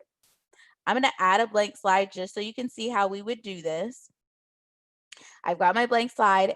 There's two ways I can get to background. It's up here in the toolbar. So I'm going to click background, choose image, and I would go to wherever my downloads are. So I can click browse and it's going to go into my downloads. But for me, this is too confusing for me to find it for right now. It's going to be in this little downloads bar, and I can click and drag it into my slide. And then I'm going to click done. And now my background cannot be moved, right? And this is for your students that you feel like are going to move the background and, or they're just going to get frustrated with all of those boxes in the background, right? And you can put a text box. I'm going to draw a text box right over the space. And now students can fill in, oops. anything that they need to, right? And it's not going to go anywhere. So that's how you lock a background, because I feel like that question is going to come up. All right. So moving on, I'm just going to talk to you a little bit about some of the templates that we're giving you today, right? This is your standard web graphic organizer template, right?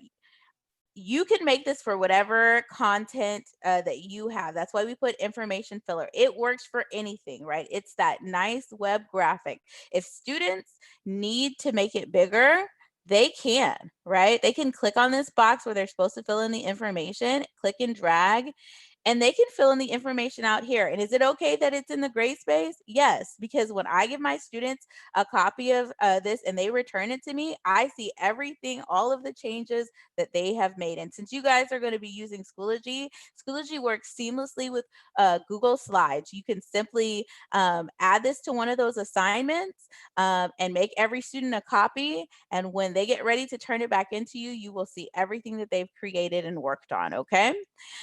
We have 2 note-taking slides. This one is where students can click and drag stickies over the box here, right? Interactive note-taking is really important, right? This one asks them to find and describe, find what chemical reaction happens. It's however you want your students to take notes, but they do need to practice taking good notes. And so this template is here to help you with that. And also this next one is as far as tasks or questions. And I know I'm kind of going through, and that's okay. You're going to get these, right? You have the opportunity to go through them as quickly or as slowly as you want to modify them. It's all here for you, okay? This one is a task or question, and the same thing, students can move these over here, and as you ask them tasks or questions, or as they complete a task, they can fill in their information into these boxes, all right? This next one is really good. I think that I would start the year with this one only because it's going to teach your students, and this one is a good one for you if you want to refresh your skills as well. But I would introduce this at the beginning of the year, and this is going to teach your students how to utilize slides, right? This first one we have insert a title, but we ask them to use word art, okay? But we've also embedded a video to show them how to use word art, right? And this can, also go for any activity that you want to create. This is a great way to give students additional information by hyperlinking these words. And the next one is showing you how to do that. Make a hyperlink, right? We want students to write maybe a sentence and hyperlink a particular word or picture or image. And this video is linked. It's going to show them how to create a hyperlink. The next one is to insert a video, right? We want students to insert a video, and this is going to show them how to do that. This one is going to show them how to insert an image, and this one is going to show them how to use Screencastify and create a video, right? So this is a great place to start the beginning of the year with your students. This next one is an interactive slide where students will get the number, and then they will have to look at the icons and figure out and count, the amount of icons to see what goes in what box, right? So I've got 3 mice, and I'm going to drag them over here and put them into the box, right? So students have the option to, drag the icon. So this is your standard manipulable, and the same thing with your numbers here, right? And it's a way to check because there's only 3 mice. So, if you put them down here with a 5, then it must be wrong. So this is the self-checking manipulable. Or the next one is me showing you how to set the background. So I'm going to show you this one more time very quickly. I'm going to move this out of the way, right? Remember, we're going to go to File. We're going to Download. We're going to go to PNG. I'm going to add a slide just so you can see. And I'm going to right click on it and change the background. And see, that's the other way you can get there. You can go to choose image, and I'm going to click and drag from here. But remember, you can go to your downloads, click browse downloads, and it's going to set the background for me, right? I'm going to go back to this slide where I had my icons. I'm going to click and drag over those icons to select them all. I'm going to right click, copy, and I'm going to go here and I'm going to paste, right? Very simple. Maybe I want to add a video to help support my students. I'm going to go insert video. This is linked up with YouTube. So I'm going to put Spanish animals.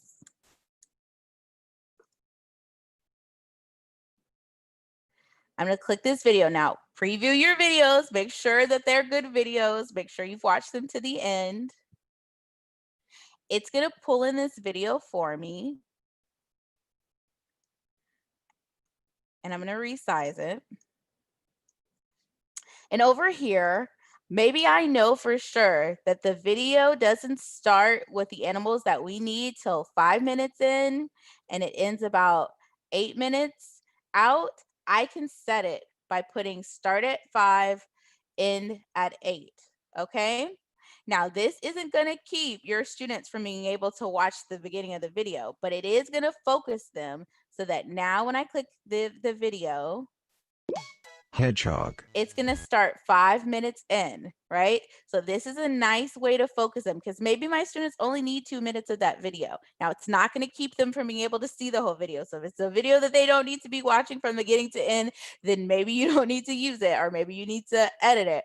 But this is a way to kind of focus the learning. And I hope this is new and this is something that will help you when you're creating engaging slides. We did have a question. If you have, can you show how to make, oh, the scribble line under the text? Yes, I knew that was going to come up. I'll show you that as my last thing. I will go back up and show you that. I knew someone was going to ask. All right, so here's an example of that. That's exactly what we did. I didn't show you, I didn't move it, but you know, the students can move the icons where, like before, appropriately where they go. You know, if you have littles and they resize it and it's like, oh, the dog is this big, right? You can always have them go to the undo button, or any age level. They can go to the undo button. You can call it the whoopsie button if you're working with littles.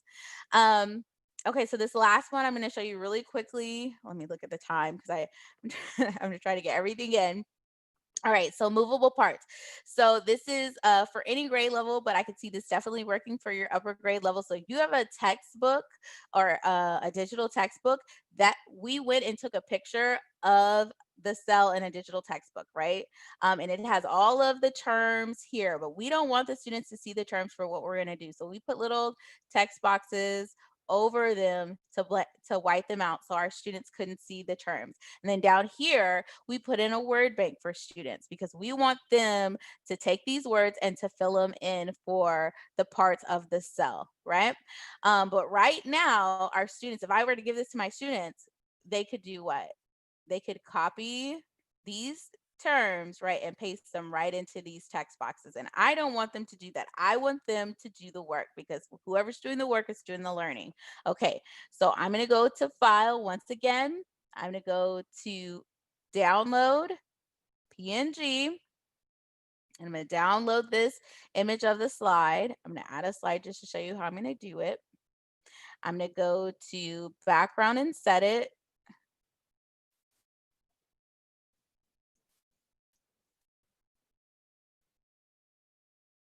I feel like the infomercial, set it and forget it. And now it is stuck, right? And now my students cannot copy or take any of these words from the word bank and just paste them, right? But now I need to give them, I know that needs a little bit more celebration, but I got to move through it. But now I'm going to show you how to create those text boxes for them to fill in. So I'm going to click a text box really quickly here because I know I've got like a couple more minutes. And I'm going to click right here and drop it. I can resize it because maybe I need 10 size font inside. Oh, where did it go? It just disappeared. There we go. 10 size font inside. I'm going to put a little bit of color into it. So I'll make it white, give it a little bit of an outline, make that black, right? Enough to see. Right, and I have several blanks here that my students need to fill in. So I'm going to show you how to quickly create those blanks for them. Right, so we've clicked on our text box. We're now going to hit we're now going to hit Control D. And I'm going to make as many as I need. I might make over than what I need, right? Just to make sure they have enough, okay? So I have all my text boxes. Now I'm going to click over here and drag over these text boxes so that all of them are selected. I'm going to go to Arrange, Align, Center. Now it's aligning them up, and I'm going to go to Arrange, Align, Top. Now I have a stack of blanks for my students to use to fill over here, right? They're all selected so I can move them exactly where I want. And now when my students get ready to fill in this information, we can pull these text boxes right over and my students can fill in the information, right? I hope this is so useful for you and these ideas have really helped you and kind of opened your minds to ways to make the Google slide engaging. And the last thing I'm going to show you is that scribble tool. All right, so I'm going to go back to this slide. I'm going to go to the line, select the line tool here, hit that arrow, and I'm going to go to scribble. And I'm going to, now bear with me, I'm doing this really quickly. I'm going to draw that line through my word, right? It's not the best line, but the scribble tool is going to let me do that. I'm going to change the thickness of that line so that we can see it. And then I'm going to add some color. And then I might squish it a little bit so it can kind of look more like a better squiggle. And now I'm going to right click it and click order and send it to the back. Right? And that's how we get that squiggle. Now yours, you probably take a little bit more time, make it look prettier, but that's how you get that squiggle. And definitely if you have a stylus, you can make it a little bit neater than that. All right, that is my presentation. I hope that you enjoyed it. Here is your attendance link for today's session. I hope that when you're starting your year out, you use some of these engaging tips and tricks to make your slides engaging. I hope that, you know, as you start the year and you're working remotely and digitally, that you're able to connect with your students and that hopefully some of this has helped you and taken a little load off your shoulder or inspired you when thinking about the upcoming school year. So that's it. That's all I have. Thank you for being with me today. Oh my goodness, you've blown so many minds this morning. So we appreciate you so much. Thank you for all that you shared with us. And I know that you're probably going to get a lot of new followers on Twitter as well, because everybody was just raving like, oh my gosh, this is amazing. Great presentation. Thank you. So we appreciate you so much. So thank you, Shantel. Problem. I'm glad they loved it. Yes.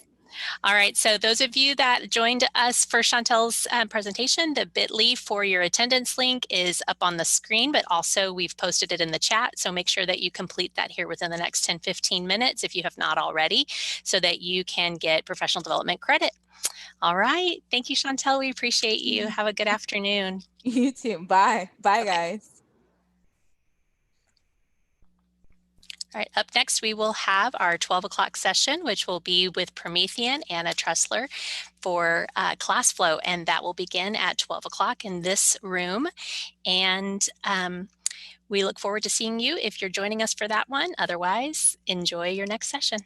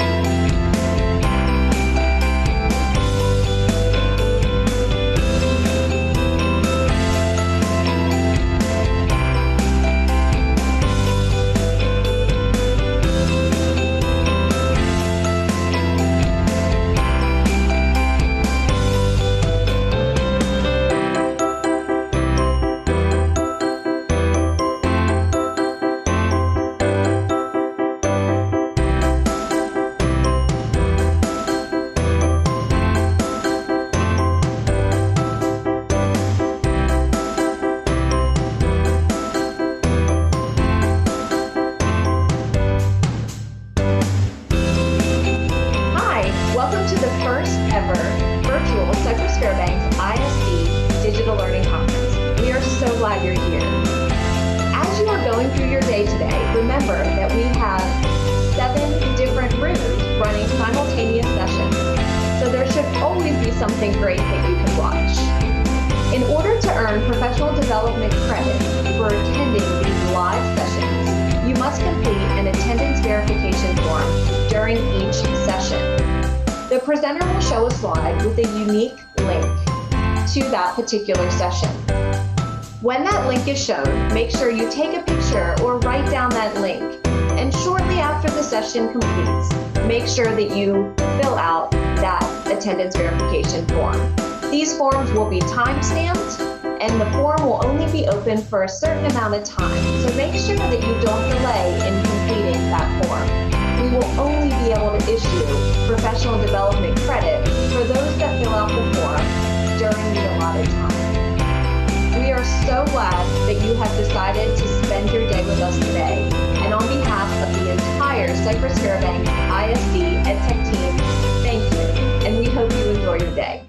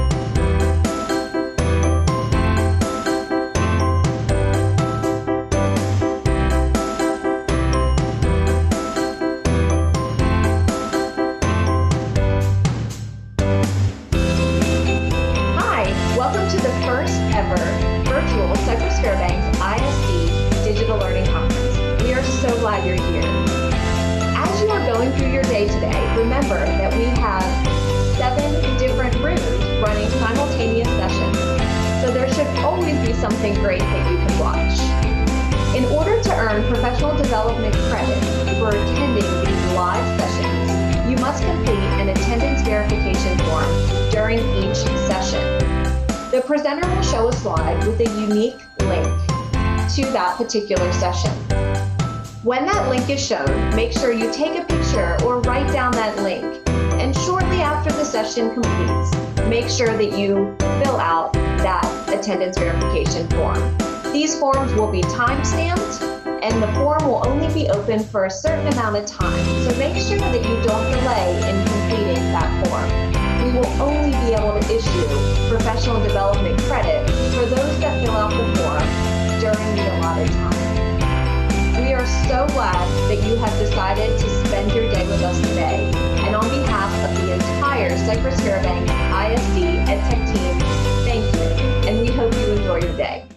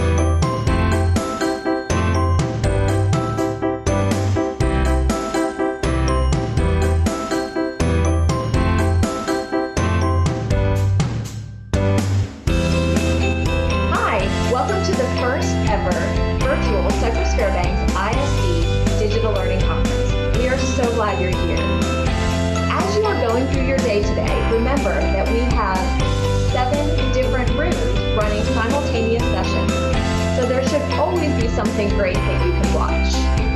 In order to earn professional development credit for attending these live sessions, you must complete an attendance verification form during each session. The presenter will show a slide with a unique link to that particular session. When that link is shown, make sure you take a picture or write down that link. And shortly after the session completes, make sure that you fill out that attendance verification form. These forms will be time-stamped, and the form will only be open for a certain amount of time. So make sure that you don't delay in completing that form. We will only be able to issue professional development credit for those that fill out the form during the allotted time. We are so glad that you have decided to spend your day with us today.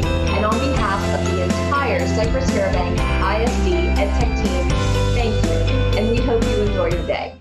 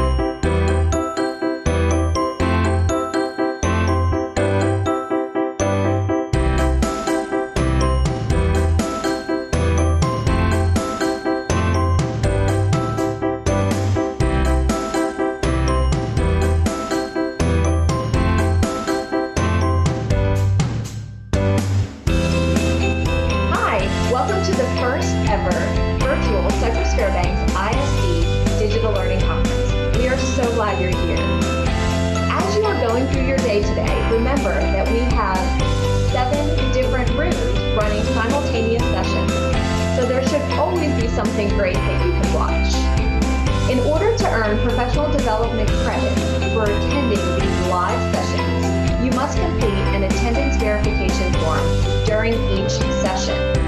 The presenter will show a slide with a unique link to that particular session. When that link is shown, make sure you take a picture or write down that link. And shortly after the session completes, make sure that you fill out that attendance verification form. These forms will be time-stamped, and the form will only be open for a certain amount of time. So make sure that you don't delay in.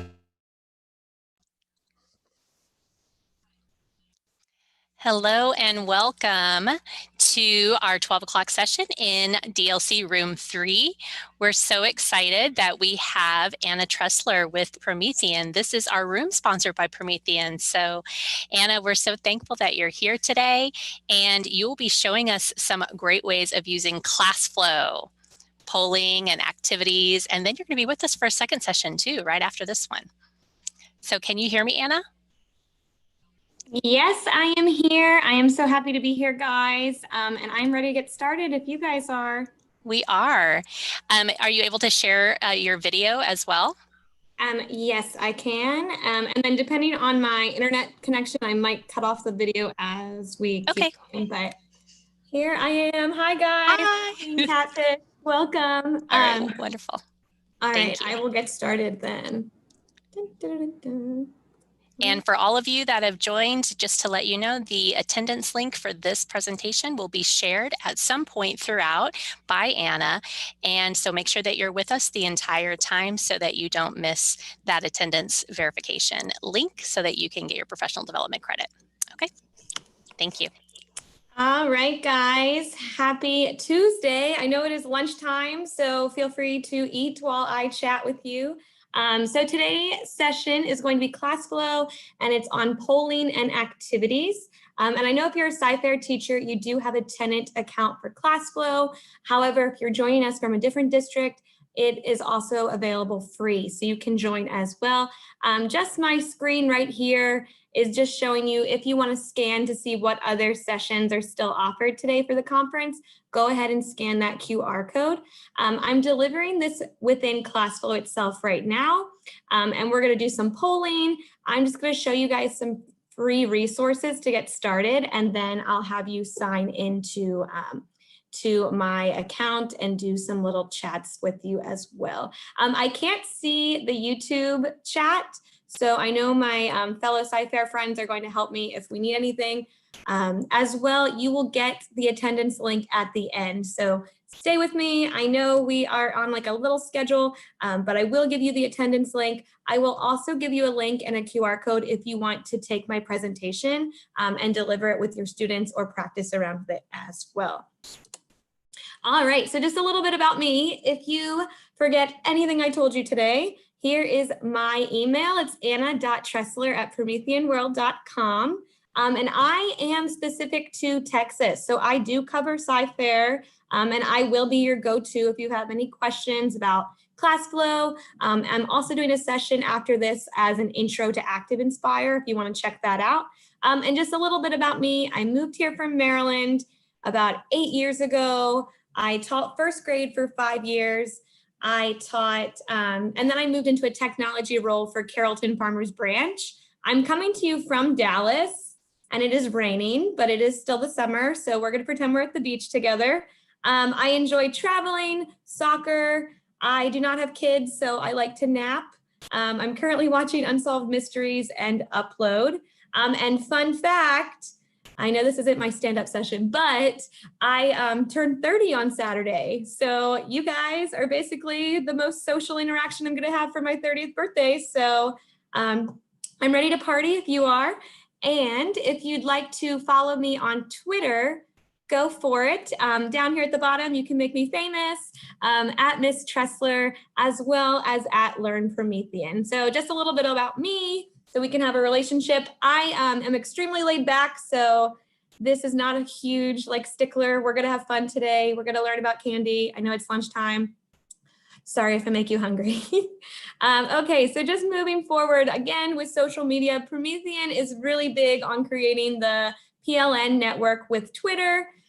There's our @LearnPromethean. Every Tuesday, we do Pro Tip Tuesdays. So whether that be with something with our panel or with our software, we have you covered. Also, if you see something that's really cool today, because I'm not in front of you, so I can't hear your oohs and ahs, but feel free to take a picture or tweet out something neat that you think you'll be using in the classroom. And fingers crossed my internet connectivity and all of this will work. It is 2020, so flexibility is the theme. And then just some free, I already have people adding me on Twitter, thank you. Some free resources for you. So again, if you learned nothing today, which I know you will, because I'm a really good teacher, is that we have 2 different resources for you. We have Learn Promethean, and I'm gonna just jump in and show you that one. So over here, Learn Promethean, you can jot it down, you can go out and Google it. This is our online blog. So while you are searching Learn Promethean, today, we're gonna learn about ClassFlow. So anything you see today, feel free to jump in on ClassFlow resources. It will have 1 to 2 minute how-to videos. So if something might be too basic for you today or too advanced, you can go to this resource for that. Maybe videos aren't really your style, so you can go down, and this is what I prefer. You can click here to free resources, and we have getting started PDFs and getting started guides. So then again is Learn Promethean for you. Popping back into the presentation, coming soon, we have Promethean Academy. And this I really love because just like we're doing right now, some self-paced learning at your own time. So Promethean Academy, I'll just pop over again so you can see it. It is our online learning system that's completely free. It has courses available for you. Jumping in, we have an introduction to ClassFlow for you. So you can go through the course, it pauses, you can take it whenever you'd like to. And then there's like a little quiz quiz. So it will make you become more confident. Also, we've added some teaching remotely. So to get you using that as we know where things are moving in the direction, or we don't know where they're moving, but we have you covered. We're constantly adding more things for you. All right, so popping back in here, going to exit out of my resources, and we are going to get started.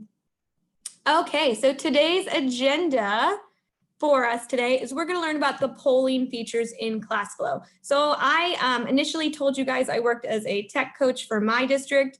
I know I work for Promethean, and I know you have a multitude of options of what to use in your classroom. So I am not going to force anything on anyone, but I want to show you two key things that I really like about ClassFlow and how I would use them in my classroom. So we're going to concentrate on polling today, and then we're going to get into activities.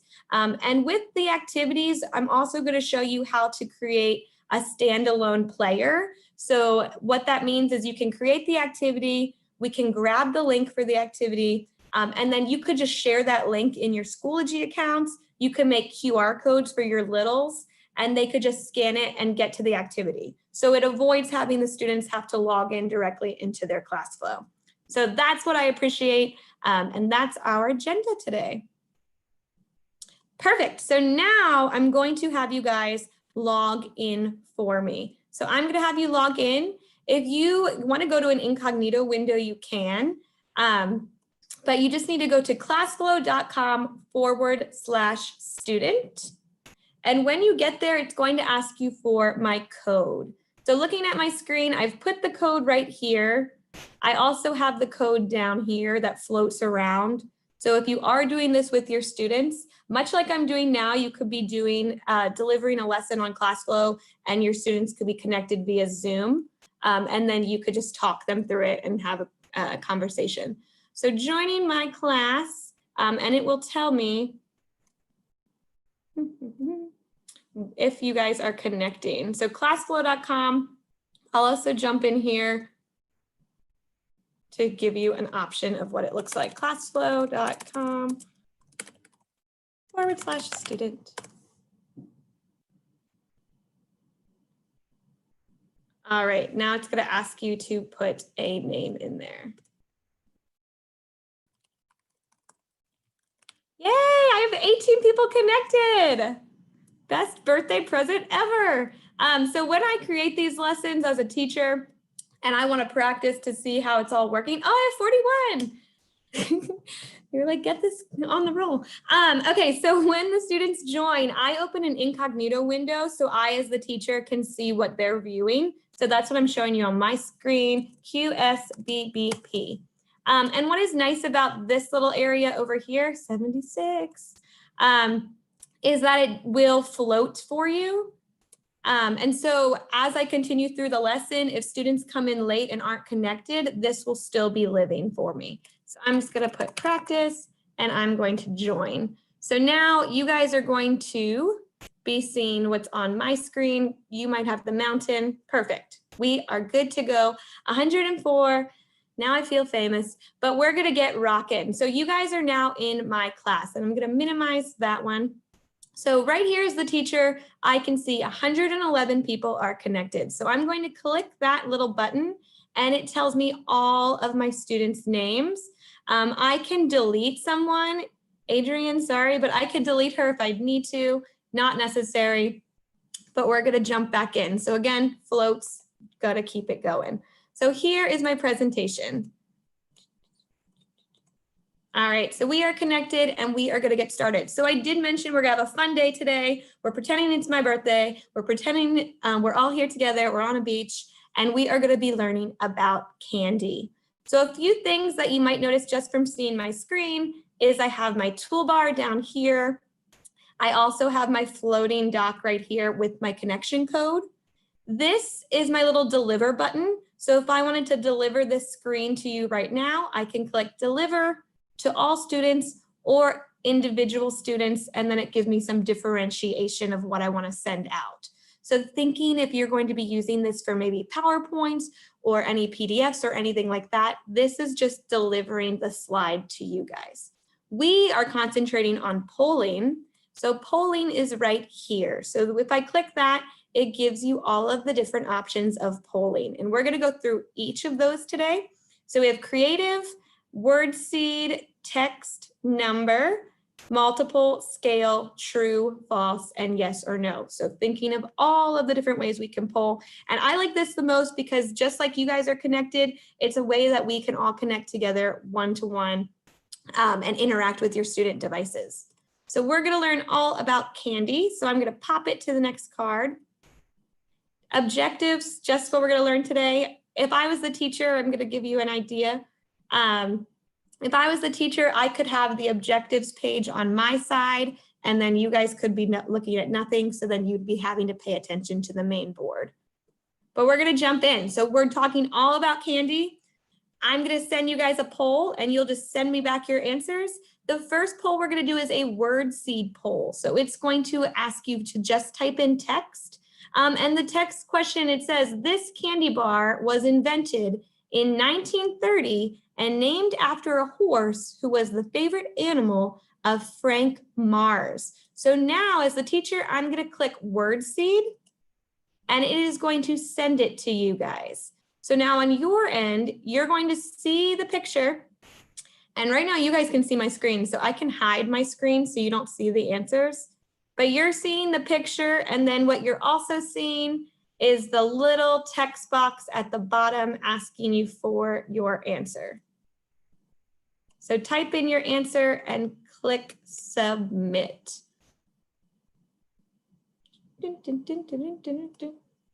Perfect. So then it also tells me up here as the teacher, and I'm just going to hide my answers, how many people still have to submit their ideas. So I have 133 responses remaining.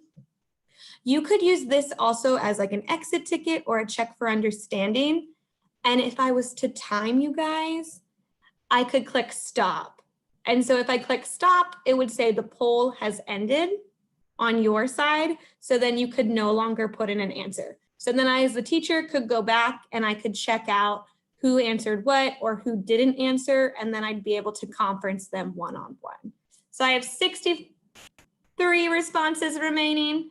You can just type in anything you'd like. This is not for a grade, but man, you guys are coming in quick. So you guys can see I have 46 remaining. I'm gonna give you 5 more seconds. 5, 4, 3, 2, 1. All right, so then I'm gonna click stop. So now the friends who did not respond, on your side, it says the poll has ended. But everyone that has responded, great job. All right, so look at all of these different responses. So you're seeing again on the teacher side. So I can move these. Oh, Justin Bieber. And what is nice is it compiles the ones that had the same answer. So I'm gonna keep on moving them. And then I can put the ones that seem the same together. I have a lot of different answers. Mars bars is a good idea. Milky Way, Twix, Snickers. So I have a bunch of different Snickers. Because they were typed differently, it does come out different. I can also click this and I can delete different options.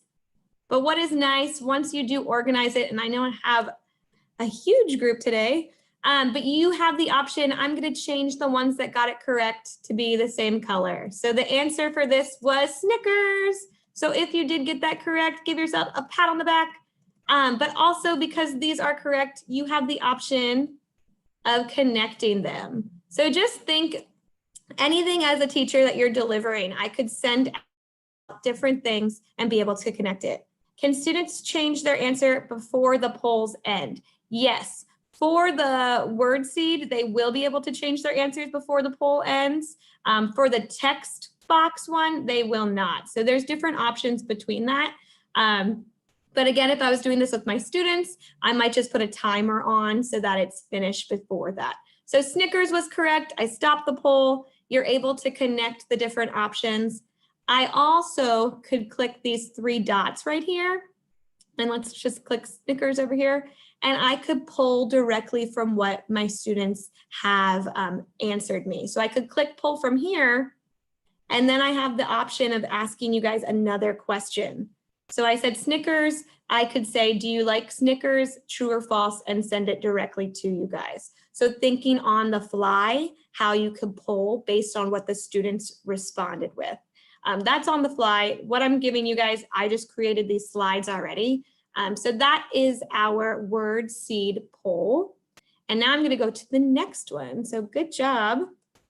The next one we're going to use is a multiple choice poll. So this one I'm going to send out to you guys as a multiple choice. I click my poll here. Which jelly bean color is the most favorite among children? And multiple choice, once I select it, it's going to ask, how many options do I have? A, B, C, or D. And I'm going to select start poll. So now on your end, you guys are going to see that picture again, but on your side, you're going to see 4 different options down here. So which one will I choose? Pink, yellow, red, or purple? And don't copy me because I'm choosing the wrong one, but you will select submit and it is now submitted. So on my side as the teacher, where are your answers? I have your answers coming up.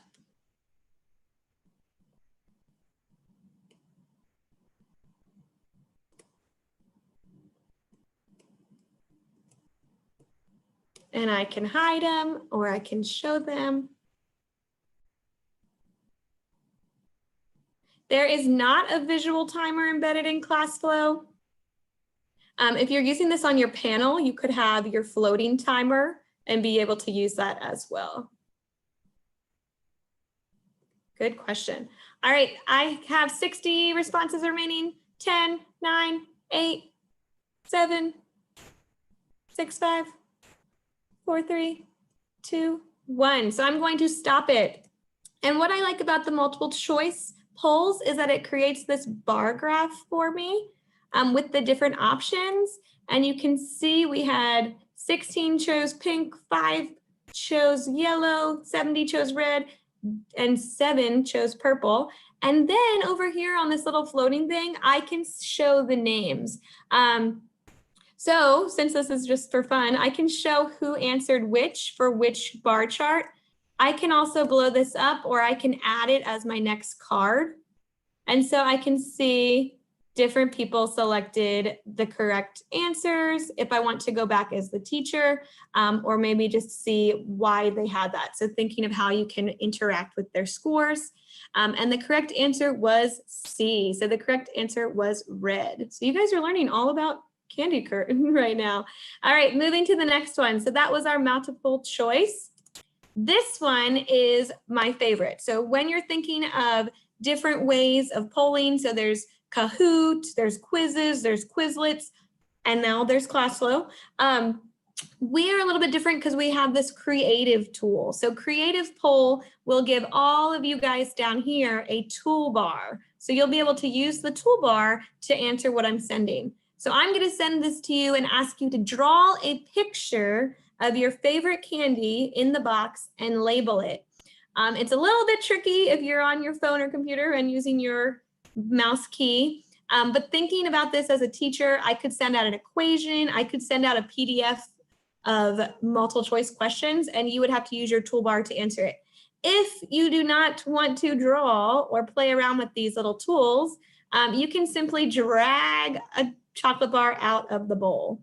So if you're feeling a little lazy this Tuesday, go for it. So I'm going to send you guys this one as a creative poll.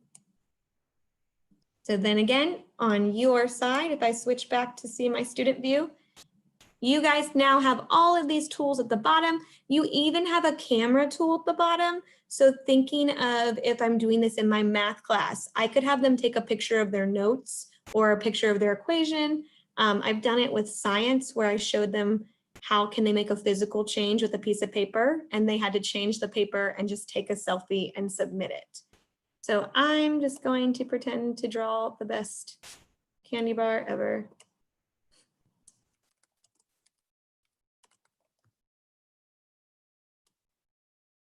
Perfect. And then you can use all the different colors, erasers, pen, highlighter, if you want to be creative. I am not an artist. This is not my art class, but I can select this. When you're finished with your drawing, click submit, and now it is sent to your teacher side. So when I switch back to my teacher side, I can start seeing all of my different answers coming in for me. So what is your favorite candy?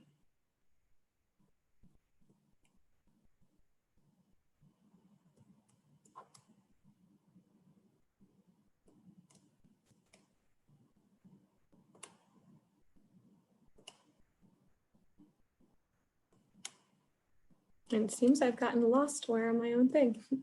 But I have 120 people still responding.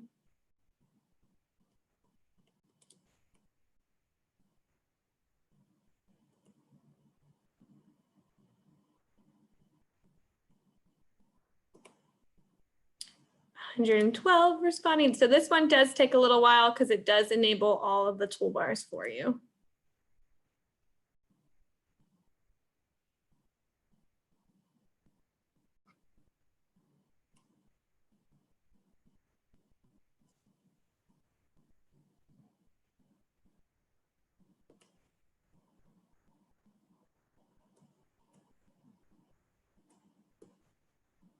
Okay, so if you haven't set yours in, go for it. It will allow you to change it and resubmit. So if you do make a change, you can go back in and the blue submit button will pop back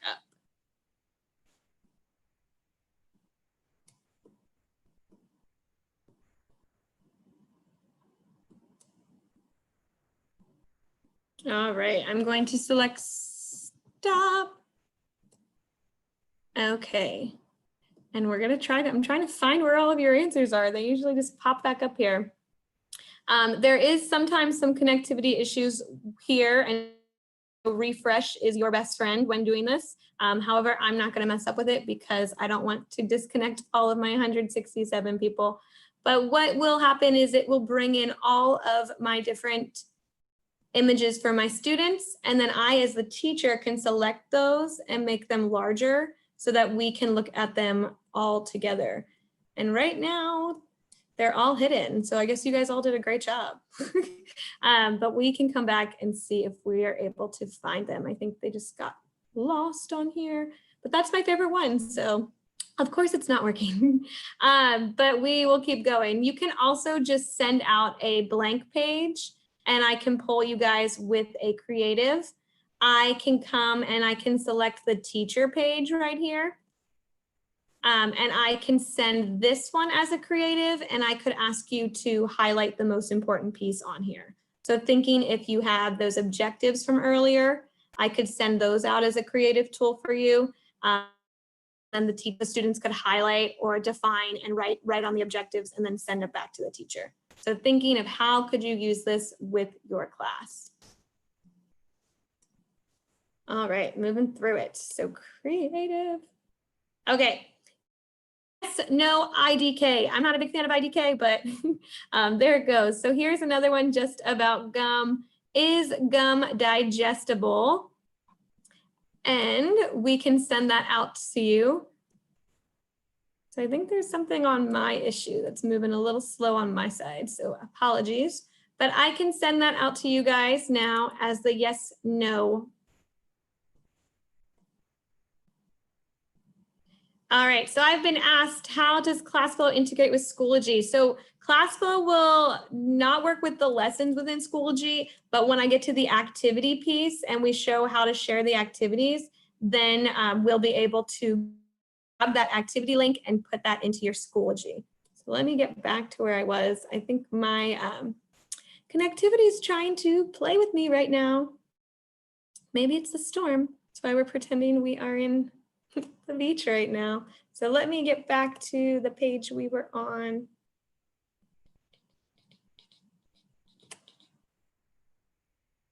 Okay, well, it's good to know you guys are all still connected. So we are still rocking. All right, so is the gum digestible? I am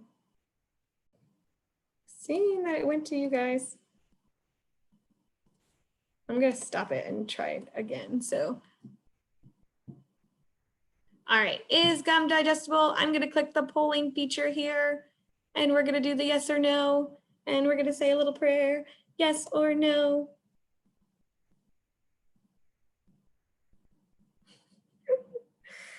Now it's sending. Okay, we're back in this.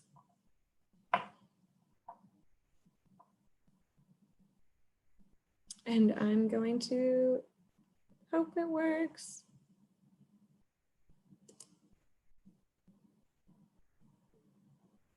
And we are going to refresh.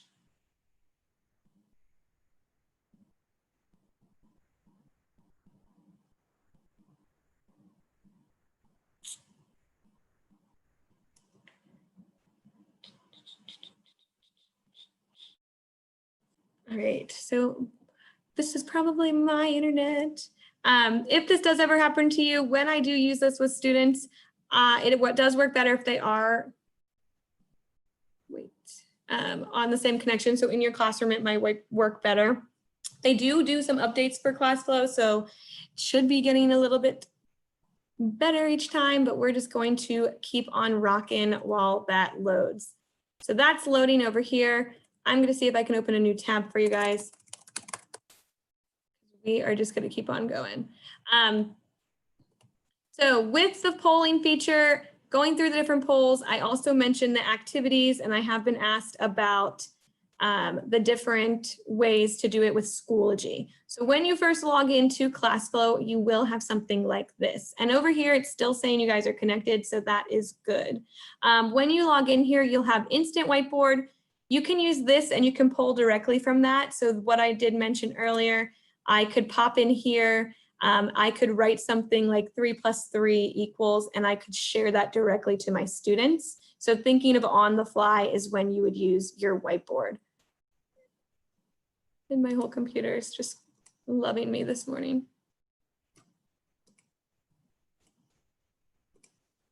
All right, again, going rogue. Got to exit out of that. It might disconnect all of you guys, but I know we are trying to work with our time associated with this training. So we're going to keep on going because flexibility is the name of the game. So, all right, so I'm going to pop back into here and see if it will work for me.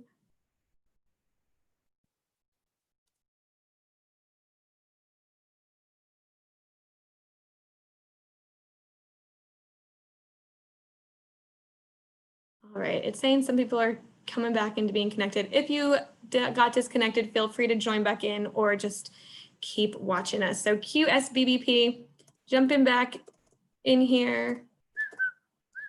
All right, gonna pop back in here. Is gum digestible? Going back to our poll. If you'd like to join back in, feel free. Keep watching. It says QSBBP. Thanks for the friends who are trying to jump back in.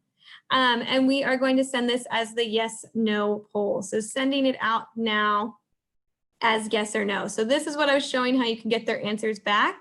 And here it will show you. This is kind of neat. As the teacher, you might want to hide it by making this larger, but it's kind of neat because they can change their answer. So it's a live poll. So they can keep changing their answer however they'd like to until I, as the teacher, come in here and choose stop. You do have the option of hiding it so they can't see their answers, of course, because some kids will start changing it whenever they see other people's. But you do have the option to keep it up as well. So it could be a live poll, kind of like Who Wants to Be a Millionaire? So I'm going to give you 5 more seconds. 3, 2, thank you. Oh, I have 114 people connected. Great job. Okay, I'm gonna go in and stop it. So on your end, it's going to say the poll has ended. Here, I have 64 people said no, 33 said yes. Again, I can show the names. And gum is digestible, so it is a myth. So don't chew it or swallow it, but it is digestible. I don't know if 7 years is really the answer. So I did close it and turned off the poll. So now we can keep on going to the next card.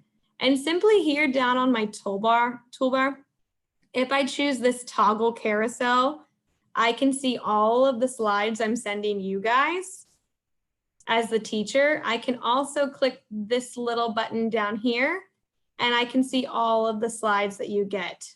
So if I want you to have a slide, I can create it and it will automatically send it to you. or I as the teacher can send it directly through the poll button or through the deliver button. All right, thank you guys. Okay, so now what you'll notice on your end, because you guys are using the student card, I, on the teacher side, have something different. So I have a question that says, as of 2014, how many official flavors of jelly beans are there? On your end, you guys have an article. So on the student card, I incorporated this link to this article. So if I was teaching this with my students, they would be reading the article to find the correct answer. And then from my side as the teacher, I want to ask you a number poll. So what's nice about this, I'm gonna hide my little toggles again, is now you can only enter numbers for your answer. So I'm gonna send you guys a number poll. It won't allow you to do text. So on your end, how many flavors are there of jelly beans? And you can just type in a number and it will only let you type in numbers. So even your keyboard won't work. So send me what you think of how many. I'm going to take a drink of water.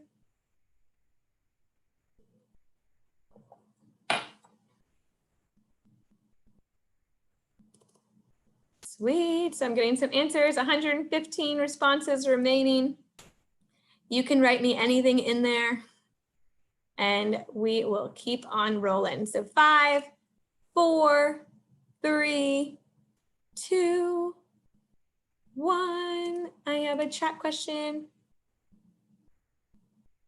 Yes, so you can make these slide decks within ClassFlow itself, or you can import them directly from your PowerPoint, or if you have a PDF, you can import as a PDF as well. And if we get to that, I can show you guys where you would get that from the ClassFlow interface itself. So I'm gonna stop this. As of 2014, how many flavors are there? Perfect, we got this one. So that one's too big. The correct answer is 50. So if you said 50, you are the correct answer. There are 50 flavors as of 2014. So that's an example of a number poll. I could come in here and I could say 1500. I could say poll from here. I'm gonna send you guys a creative poll again. We're gonna pray it works for once. And you can make me an equation on your side that equals 1500. So now I'm sending all of my students the creative poll. So on your end, you guys have that toolbar popping up again. And it will ask you for your answer of an equation for 1500.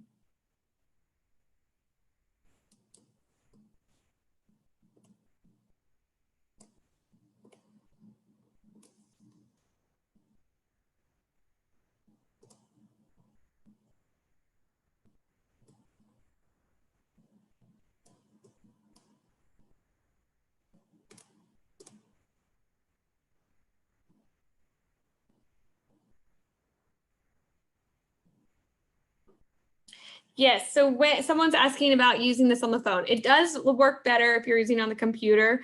If I was doing this with and allowing the phones to connect, I'd probably just test out the font, because if you do use larger fonts, when it comes into the phone device, it will be cut off a little bit. So just thinking of the different ways.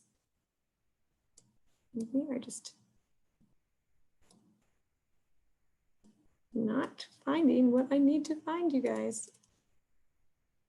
Okay, keep on moving. So I closed the poll, different equations were entered in, and just keep on going to the text poll. So text poll, this is a tricky question. Cheerios and Circus Peanuts were created to inspire this cereal. So think of Cheerios with Circus Peanuts, which cereal? And this is a text poll. So sending it to you as a text. So only enter the text for me and try to guess which cereal is a combination of Cheerios and Circus Peanuts. Oh, Cheerios. I'm not sure. It's okay.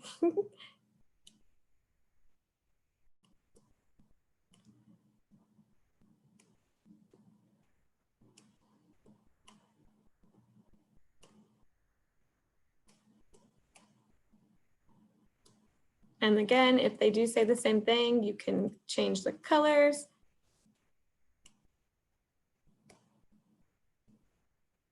Lucky Charms, Pops, love Pops. See, it's lunchtime. I'm getting hungry.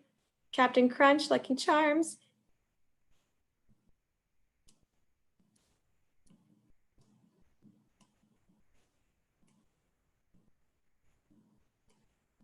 All right, 3, 2. We have a lot of different answers. You guys know a lot about cereal. The correct answer, oh, I love Fruity Pebbles, is Lucky Charms. So again, interacting with all of your guys' devices.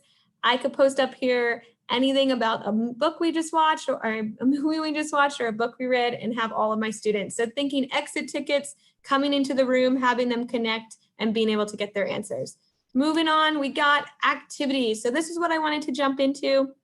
I know I'm talking a little bit fast, but I'm still here to help you and you will get this lesson when we are finished. So activities. So in ClassFlow, you have the option of creating all of these different kinds. So categorizing, crossword, flashcards, label diagram, matching, memory, sequencing, timeline, Venn diagram, and word search. So I'm going to give you guys one to do because of time, and then I'm just going to show you how you create it and then how to grab that link that you would then use in Schoology. So just an example of an activity, here is a word search. So I could be doing this on my board with my students and have everyone come up and do this full group, but I want you guys each to do this on your device. So I could deliver it right now and send you guys the activity, but so I'm just gonna send it your way, and I also could send it as a creative. So then you can submit your answers. So I'm sending you guys a word search. On your end, it's going to have a play button. So you click play, and then you're just gonna be looking for the different types of candy. And then feel free to click submit whenever you'd like to, because this will take a little bit of time, and then submit your answers for me. But this is an example of one of the different activities you can do. And then if you want to just deliver it to students, you don't need to get their feedback of how they did it.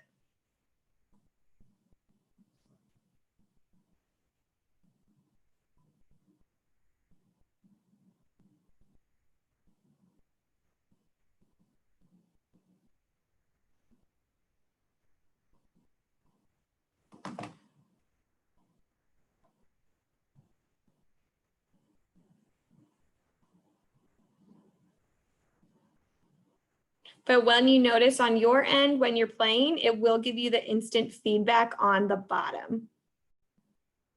So when the students get one wrong, it will go to the negative side. If they get it right, it will go to the positive side. And I'm just going to stop it. Sorry if you're still trying. So that is a word search.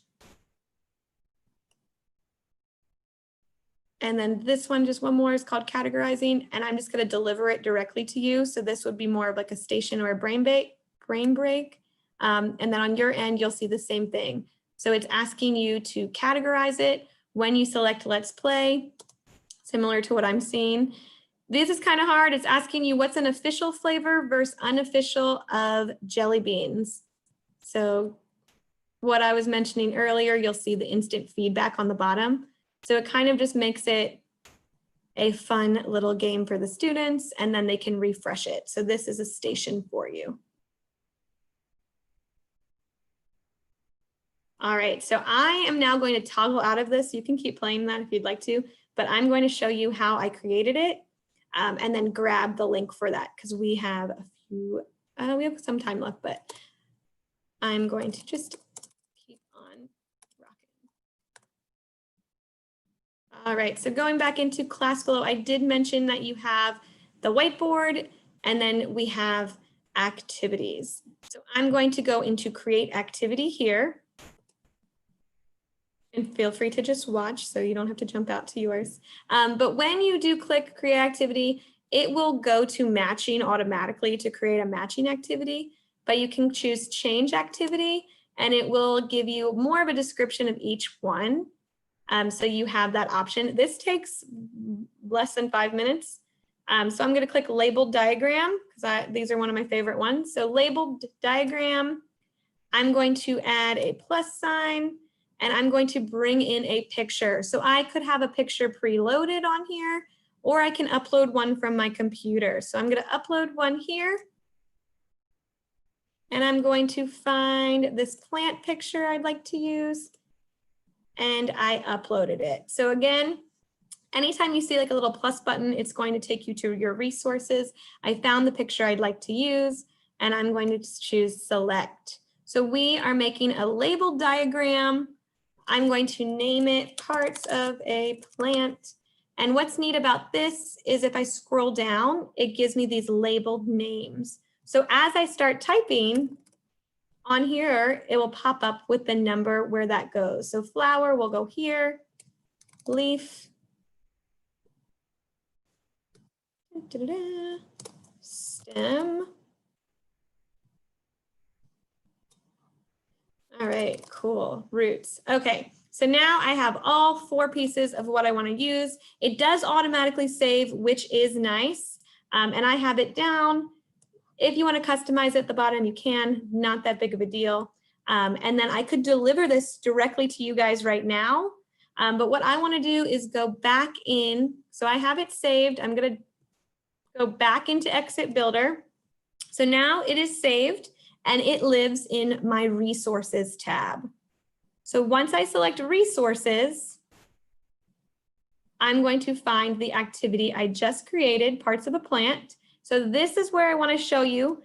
I could deliver it right now to you guys, or I want to grab this play button. So I'm going to click play. And the reason I want to grab this play button is because that's the URL link I would like to use when sharing it on Schoology or creating QR codes. So I'm going to grab play. And you'll notice here in the browser, it says standalone player. So that allows me to grab this URL, and I'll just show you if I open a new incognito window. So it's showing me that I don't need to be in ClassFlow to play it. And I'm going to paste that link. And now I have my activity ready to go. So thinking of brain breaks, thinking of stations, I could take this link and make it into a QR code and have it ready for the students. And of course, it's going to load for forever for me. But so now I can put this in Schoology. I can put it in Google Classroom. I can go do this activity. So that is how you grab the link after you build your activity. So you build your activity, it lives in your resources, and then you grab the link from the play button. That is how you will grab the resources. I did have a question of, did I build my lesson or import on PowerPoint? So again, within resources, this is how you could bring in any of your PowerPoints or pre-made resources by selecting new, and then you go to file upload. So I go to file upload, and then I could find a PowerPoint and pop it in here. When you do upload the PowerPoint, it will ask you if you'd like it to be a ClassFlow lesson or to keep it as a PowerPoint lesson. And one thing to know within that is you would like it to be a ClassFlow lesson. So each of your PowerPoint slides would be a different ClassFlow card like I'm showing you up here. If you keep it as a PowerPoint lesson, it will just be a viewer on one page that they'll just go through and keep changing. So that's some quick little tips. All right, here's another different thing that you can do on ClassFlow. You'll notice on your side, you're seeing something different than I. So if you've disconnected already, I'll show you. My friends, on here is my teacher's card. So I'm up here projecting, watch the video on your card and be prepared to answer the following questions. Where is the scene taking place? What is the problem that Lucy and Ethel are facing? My student's card, if you're still connected, you guys now have a video on your end of the I Love Lucy show. And so you would watch it and then the teacher would be having you look for the questions. You can import any YouTube links, and what's nice about ClassFlow is it will cut off all of the ads. So that is great if you want to just share links. If you're making any Google Forms, you can also embed them onto your ClassFlow card and send those out to your students as well. I know I have given you guys a plethora of information. I hope you find that the polling is cool. And also, if you'd like this presentation, here is the bit.ly for you. So you guys can save this and practice the candy lesson all you'd like to. Here's also a QR code if you'd like to save it. It will ask you to log in to save it to your resources. And I can also have my SciFair friends share it out with you moving forward. But that's all I really have for you guys today. I am doing the next session on ActivInspire, but I'm still available for you guys to ask any questions, and my friends can ask me them as well. So thank you guys so much for joining. And then again, to receive your credit, here is the link that you will need. Anna, this was wonderful. Thank you so much. We appreciate you taking the time to be with us and sharing some great ways that we can interact with students, even when they're not right in front of us too. I mean, I think it was great to be able to experience that as a student remotely, so that we can all see how that will work for any of our students that are at home, possibly learning this coming fall. So we appreciate that. Thank you, guys. Okay, so for those of you that have joined us today, this is the attendance verification link that you will need. Please make sure that you complete that for your professional development credit, and you will need to do that here within the next 10-15 minutes. So make sure to do that quickly. And if you have any questions, there is an email address on the commercials. So if you're joining us for our 1 o'clock session, that will be Anna again, and she'll be teaching and presenting on ActivInspire. So have a wonderful break. We'll see you soon.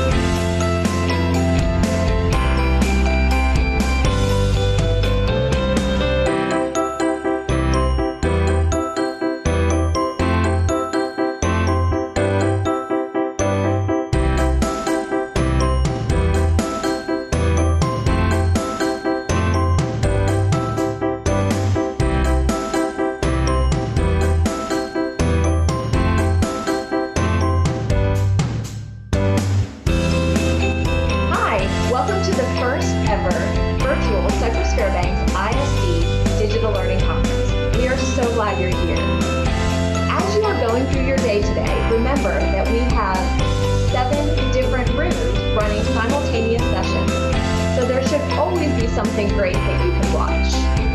In order to earn professional development credit for attending these live sessions, you must complete an attendance verification form during each session.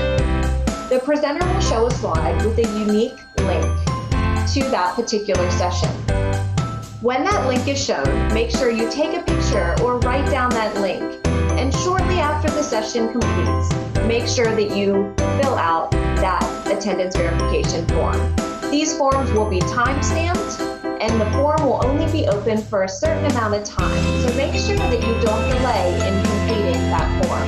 We will only be able to issue professional development credit for those that fill out the form during the allotted time. We are so glad that you have decided to spend your day with us today.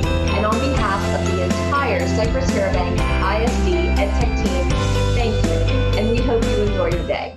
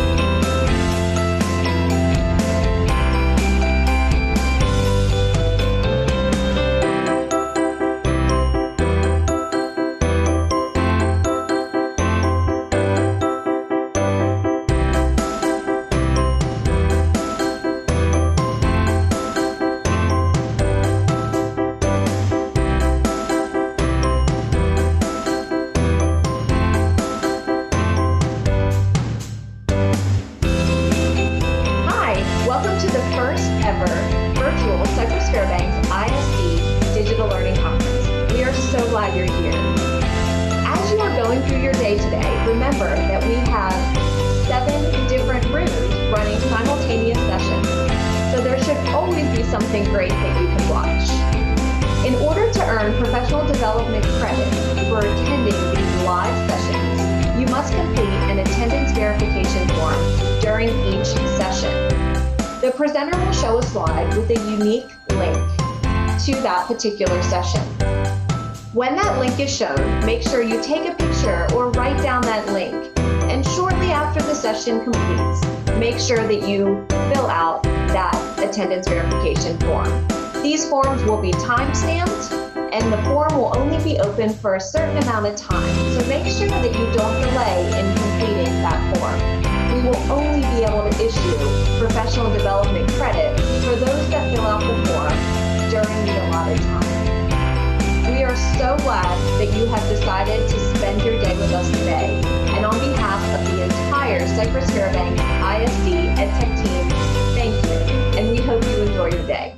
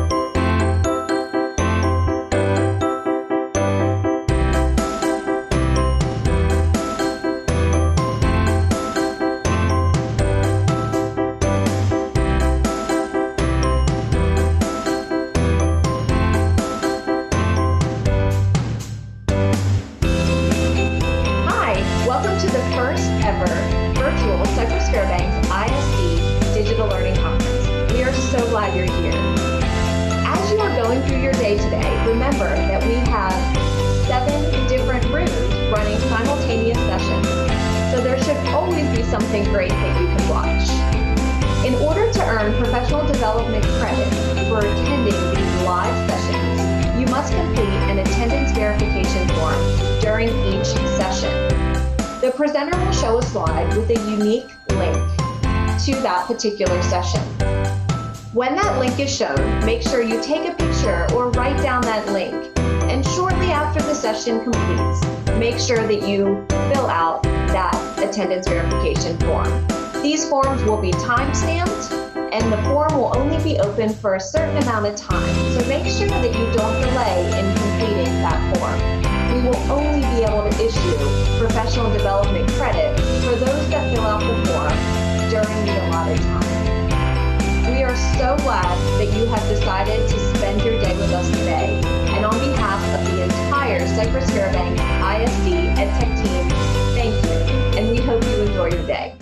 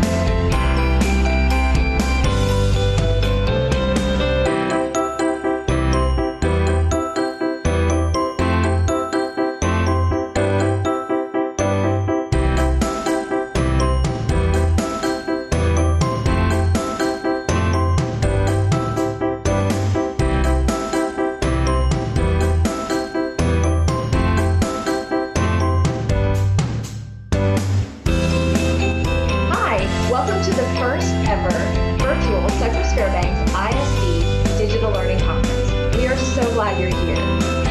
As you are going through your day today, remember that we have 7 different rooms running simultaneous sessions, so there should always be something great that you can watch. In order to earn professional development credit for attending these live sessions, you must complete an attendance verification form during each session. The presenter will show a slide with a unique link to that particular session. When that link is shown, make sure you take a picture or write down that link. And shortly after the session completes, make sure that you fill out that attendance verification form. These forms will be time-stamped, and the form will only be open for a certain amount of time. So make sure that you don't delay in completing that form. We will only be able to issue professional development credit for those that fill out the form during the allotted time. We are so glad that you have decided to spend your day with us today. And on behalf of the entire Cypress Fairbanks ISD EdTech team, thank you, and we hope you enjoy your day.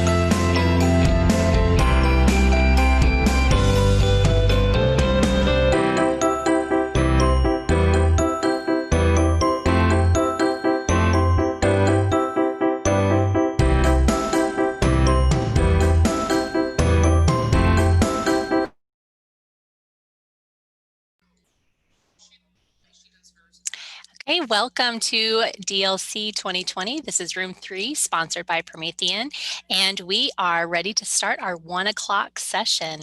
We are excited to have Anna Tressler here with Promethean, and she will be presenting ActivInspire. Hi, good morning, everybody. Hi, Anna. Thank you for being here. Are you ready? Yes, ma'am. Go. You've got it.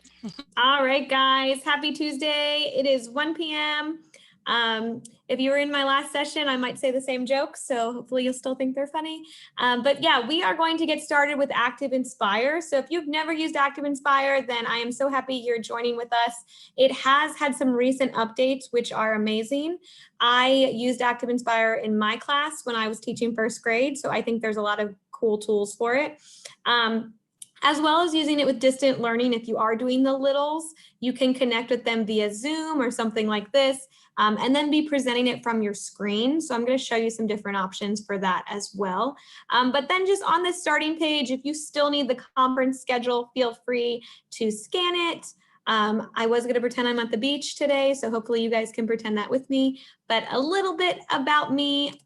I am coming to you from Dallas, Texas. So I am a Texas girl as well. I will be working with you guys within the state of Texas. So anytime you have a question, feel free to email me. My email is right here. And so let me get this thing out of here. So feel free to email me, anna.tressler@prometheanworld.com. I am here to help you. I moved here from Maryland 8 years ago, and then I taught first grade in Carrollton Farmers Branch for 5 years.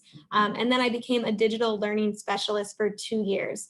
So I am here to help. I enjoy traveling, soccer, and I am childless, so I like to nap whenever I can. Currently, I'm watching Unsolved Mysteries and Upload. And then here, this is just me presenting from ActivInspire itself.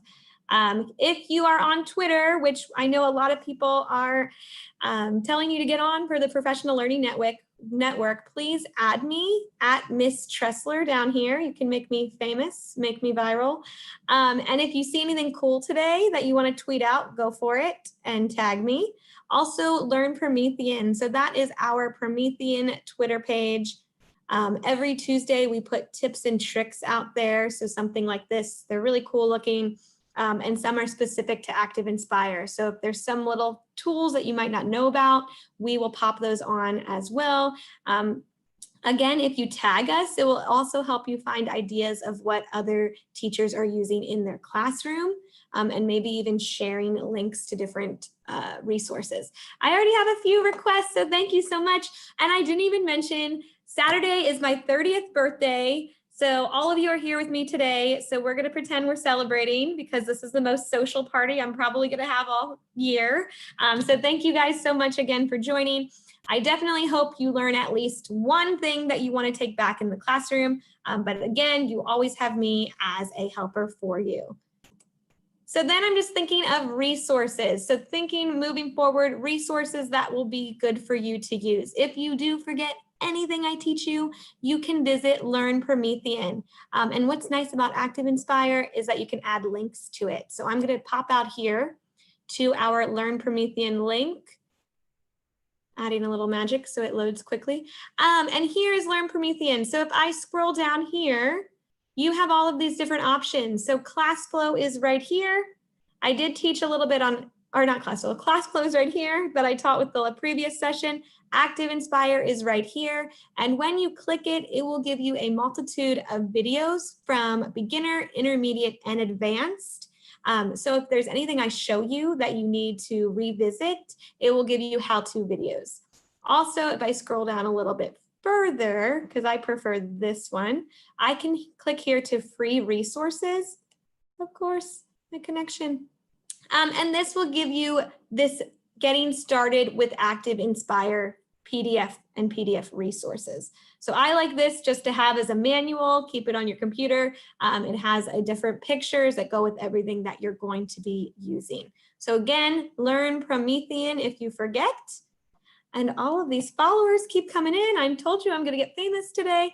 And then coming soon, we have Promethean Academy. So I'm going to jump out of there real fast for you. It's probably going to make me log in, but Promethean Academy is our learning management system that has all of these different courses available to you. So we do have some ActivInspire tips and tricks, part 2, part 1, importing media. So all of these different courses, when you jump into the course, it will take you through different modules. Again, this is completely free to register for, to make you guys feel a little bit more confident. And then at the end of the course, it will give you like a 10-question quiz, and you'll get a little certificate that says you completed it. So moving forward, if you'd like to jump on that, that is Promethean Academy, and it is coming soon for you. Also, as your district moves forward, if you get different panels or other different Promethean software, you'll be able to go to both of these resources to help you. All right, so jumping into our show today. Here I am presenting with ActivInspire. I know SciFair friends, you have it downloaded by your tech team.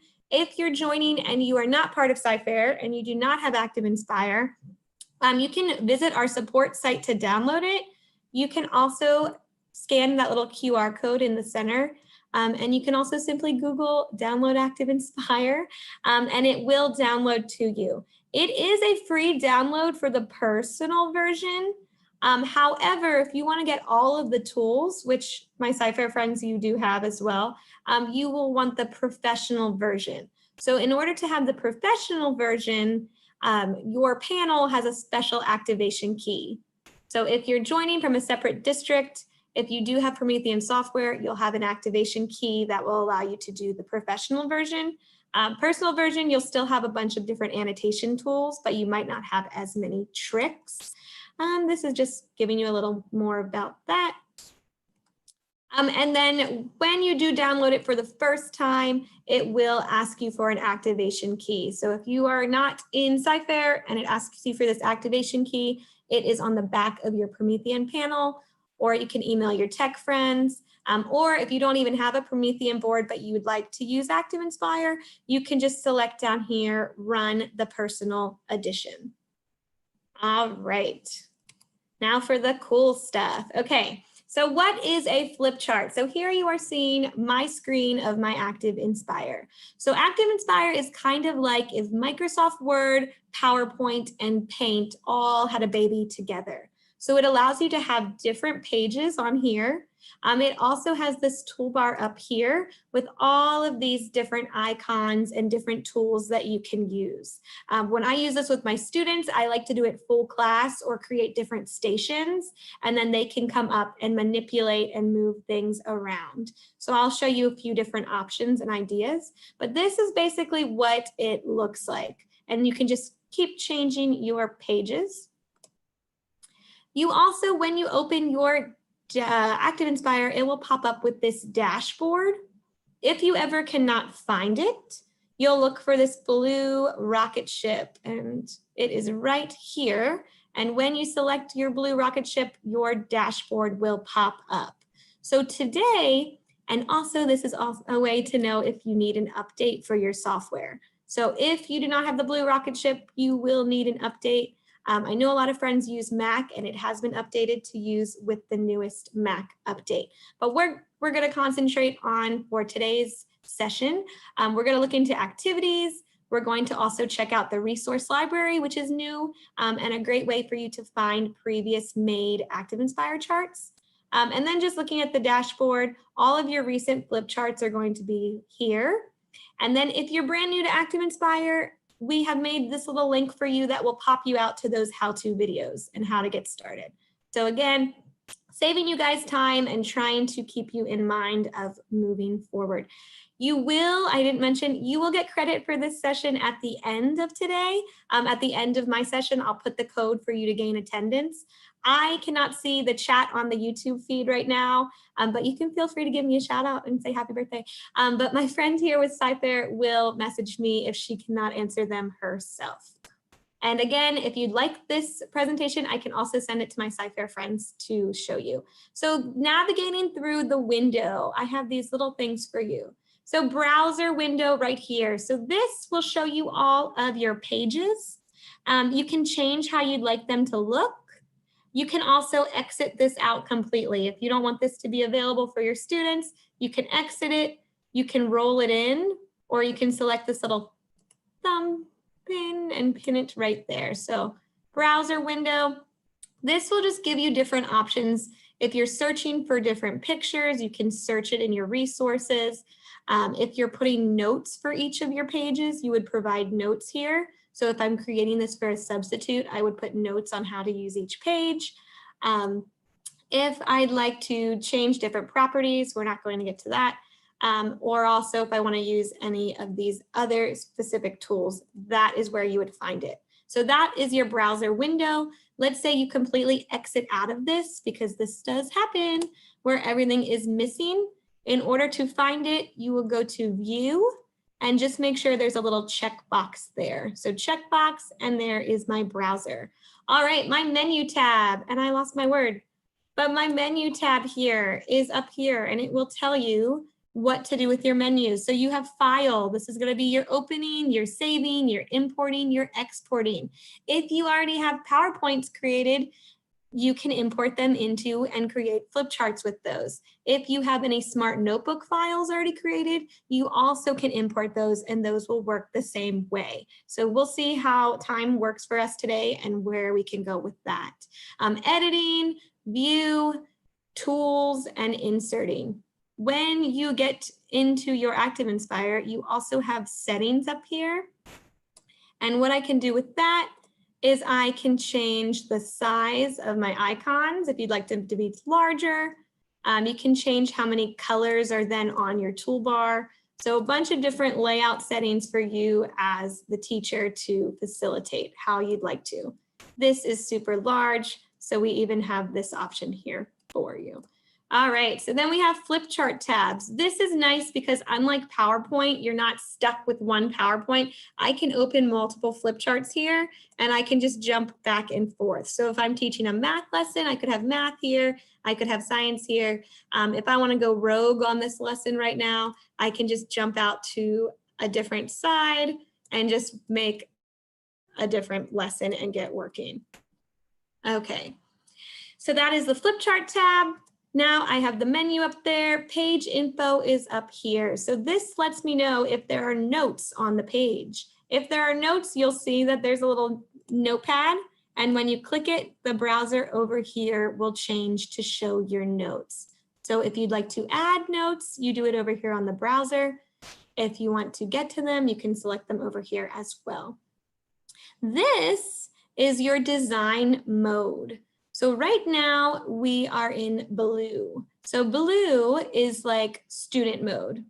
So blue is student mode, everything is frozen. So if I as the teacher have this image right here locked, the students cannot move it. So blue is student mode, locking it in. If I'd like to switch to design mode or teacher mode, you simply click it. And I like to say that the blue is frozen. So when I click it, I let it go. And now I'm in the teacher mode. So now I can manipulate different things and get it exactly how I'd like it to be before switching it over to the student mode. So everything is able to be manipulated. All right, so I'm going to freeze it. And that is your page information. Here is our main toolbox, which is going to be our best friend. You have the option up here, and I have a question in the chat. Will Google Slides or Draw work in ActivInspire? In order to import Google Slides directly in here, you will need to download it as a PDF and import the PDF. However, you do have a desktop annotate button right here. And so what that will allow us to do is it will pop us out of ActivInspire and you'll have your toolbar available on top of anything that you're going to use. So I could have a Google slide up and still have all of these tools. It just won't save it once you're done using it, but it gives you the option of being able to interact with other items. So main toolbox here, you can come up here and you can change the direction you'd like to have it. You can also pin it like I have it, or you can have it roll back in. So completely up to you guys of how you like to personalize it. And then it's nice because you can also have it tiny. And you can move it down here and put it down here if you do have littles. So you can dock it at the bottom or at the top. And then finally, we have this trash can right here, and that's nice. And we'll show you in a little bit, but I can pop anything in the trash can. Just another way of easily deleting. And if I don't want him here, I can exit him. And then remember, if everything gets X'd out somehow, you can go to view and just make sure it has a check next to it. So there's my browser. There is my trash can. All right. And then I just showed you all of these different things. Good question. ActivInspire is not currently on the Chromebooks. That is being worked on to see if that's available. The reason that's currently not on a Chromebook is because it is a pretty hefty software, which means you can like embed videos, you can embed multimedia. So currently it is only available on a PC or Mac download. You cannot use it on Chromebooks, iPad, or iPhone. But great question. They are looking into seeing if it's possible to move forward with that, or if there's even a way to just have an app available on the Promethean panel so that you don't necessarily have to connect your computer. If you are using this in your classroom, you would have your computer connected, or you can be using screen share if you're using one of the newer Promethean panels. All right. And also, if you're using your computer, you don't necessarily have to be using it with Promethean panels to use the software. All right, so here's our main toolbar. All of these have been changed so that they're like 4K, and they've all been created by an artist, but they're supposed to be pretty easy to use. If you ever don't know what it is, you can simply hover over it and it will tell you what the tool does. Also, before, when I showed you the setting of how to change things, you can change which tools you would like to be on the toolbar. And even a little more advanced, you can change the profile of the toolbar. So you can change the user. If I'm only teaching math, I could change these tools to be specific to math. Or if I'm teaching really little kids, I could maybe only put like 4 of these tools on my toolbar so they don't have to go through all of these. Okay, I told you about the page browser. Yay, now we're gonna jump into the fun stuff and we will get started. So we're gonna look at basic tools on the toolbar as our first thing. So our basic tools, we have the select icon and the select tool. So everything you do, even if I write right here, I'm going to go to the select tool and now I can just select it. So select is just easy for how you can manipulate things around. When you do select things, you get these marquee handles. And those again will tell you exactly what they do when you click them. And they're pretty neat. So feel free to go ahead and give these a try whenever we're finished. I have a lot of information for you. So feel free to just keep watching as well. But different tools for each of the different marquee handles. And then again, I can pop it to my trash can. So there is the select tool. And then we have our annotation tools. So we have width, if you want to change the width of your writing. We have a pen, eraser, and a highlighter. So all of those, when I select them, can be changed to be different thicknesses. Your highlighter is nice because it will highlight over top of your pen. And then your eraser, you can change the thickness for that as well. And so all of those can be changed. These are going to be your most used tools. And what's nice about those is that you can keep them here. I'm also going to show you a trick. So I'm going to pop out to mine over here. So I'm going to go a little bit rogue for you. But if I was going to be teaching and I want my students to easily use these tools, they're not very large on this toolbar. I can go out here to this little, kind of looks like a spinner or a top, and this is my action browser. So I'm going to select action browser. And what I'm doing for you is just going to make these tools a little easier to access. So I'm going to grab this pen tool. And when you're in your ActivInspire, it might just pop up with this tab first. So I'm going to go to drag and drop, and I'm going to bring in my pen tool here. And if you go like this, you can make it larger. So now I can place this tool down here at the bottom for my students. I also want to bring in an eraser for them. And again, I'm going to maximize it. And what's nice about this, because I've done this with my first graders, I don't need them to keep coming up here to the toolbar to change what they're doing. Now, if you'll notice, there's a little play button up here. So I've brought in these 2 tools. I want them to write for me what I want them to do. So maybe I'll just have them write the word bat or something. B-A-T. And then I want someone else to come erase it. So notice it's a pen here. When I'm on top of here and click play, it switches to an eraser. So just thinking, saving time. I could even have this minimized so they're not even looking at this, but now I have the option of switching between different tools. And you have all of these tools here. So even a ruler is brought in here, and I as the teacher can come in and change the size of my ruler. And anytime I select my ruler, now I have it up here to get to work with. Okay, so just thinking, whenever you guys jump into ActivInspire, if you'd like to add some different tools on here, then it makes it a little easier when working with the younger ones or when creating stations on the board. All right, so popping back in here and looking at the annotation tools. You also, which is nice, you have a shape tool. So down here you have shape tools. And when you pop this open, it gives you 2 different color options. So we have a fill color and we have an outline color, and it does kind of look a little bit crazy. So you'll see the outline color and the fill color. And as you change your thickness, it will change the lines as well. So you can have a empty one or you can have a filled one. So that's just incorporating different shapes. You can also add text on top of the shapes. I can come in here and do what I just did. and then you still have this fill bucket. So fill bucket, and I'm gonna do it like this, and I can fill the whole background. Let me go back and show you a different item. If you're really thinking, you could have different text up here and they could come fill different words. So I could look for nouns on the page and have the students come in and fill the different colors. So I have seen that as a station as well.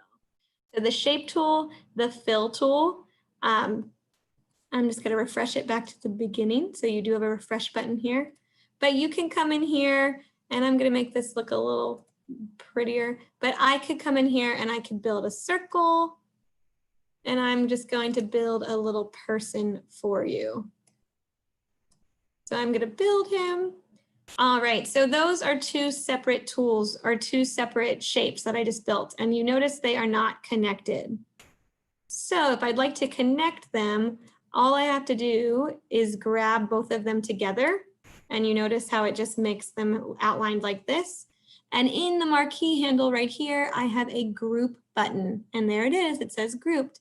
So when I select this, now it is highlighted and now these are grouped together. Another nice feature for that is that you can come and use the text tool. And I'm going to add text to this guy. And now I can group the text as well with the circle. Let me get him again. Group it. And so now it all pops together. So thinking of when you're making different shapes, you can add different text to it, and you'll be able to manipulate it around the room and give them some help with that. All right, so shape tool, fill tool, and we will keep working. So text. This is awesome because our other whiteboard app does not have a text feature. So I love this one because I can come in here on the fly in the morning and I can just write any word problem for my students. Also, while using the text up here, and let's see if I can move this for you guys. While using the text up here, you have options to change the type of text. You have options to change the size, bold lettering, all of this stuff for you. You even have an equation editor and changing and adding different bullets, points, and things like that. So I'm going to change it to Century Gothic, and I'm just going to write, hey, welcome today, yada, yada, yada. So I'm adding this for you. So you have the option to come up here, write anything you'd like to on your lesson. I could also go out to any of my other files maybe and copy and paste text directly in here with text. Another neat feature, and a little advanced, but I'm going to show you. While I was in the text, it all depends on what size text you have it sent as. So I have Arial 26. I have up here in tools, this handwriting recognition tool.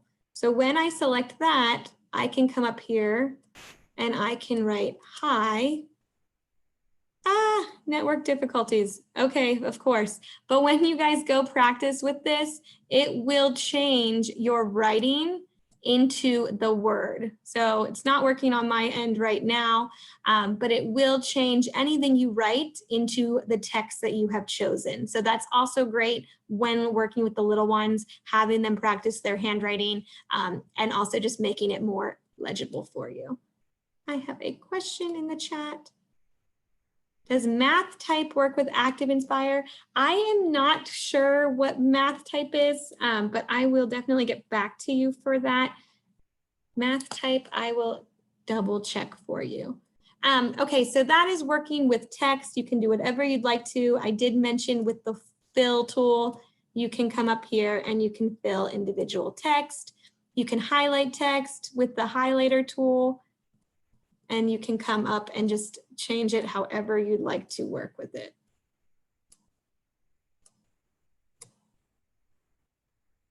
Okay, I am not quite sure about the equation piece, but I will double check for you and let you know. Next, we have deleting objects. So you have a lot of different ways to delete objects on this page. The easiest way is just selecting something and simply clicking delete. If you want to get it back, you can always do undo. You can also take it and throw it into our trash can and then again, undo. There's also a refresh button to get it back to the beginning. There's this little spray bottle here for you. So when you select him, you can clear annotations, you can clear objects, or you can clear the entire page. So we're just gonna go like this. Oh my gosh, it's clear. And then remember, you just undo it. One thing to note is if you are using this with your students, so I have this lesson made for you guys. I'm just gonna pretend that I'm kids and I'm moving this around. As long as you don't save it, so if I save it, the page will stay like this. If I don't want to save it and I'm going to use this with my next class, then I'll just come down here and use reset. So when thinking of building out lessons or building out story problems for them, I have my first class do it, and then I come here to reset, and then it's back to the way I want it. So again, how to get rid of things. You have your basic eraser, you have your spray bottle. Again, when you're making stations, like I showed you earlier, if you'd like to come out here to the action button, you can still bring out the spray bottle as well as one of the additional tools to help you clear. Okay, a lot of information, and we're just gonna keep going because this isn't the best part yet. All right, showed you the clear tool, clearing everything out of here. So now I'm going to work with objects, and this is one of my favorites because you can do a lot of different things with objects you bring in. So I brought in this picture of a quarter, and what's nice is I can simply go out to the internet and you can copy and paste things in, or let's see if my internet's pulled up perfect. I can look for a picture, image of a turtle.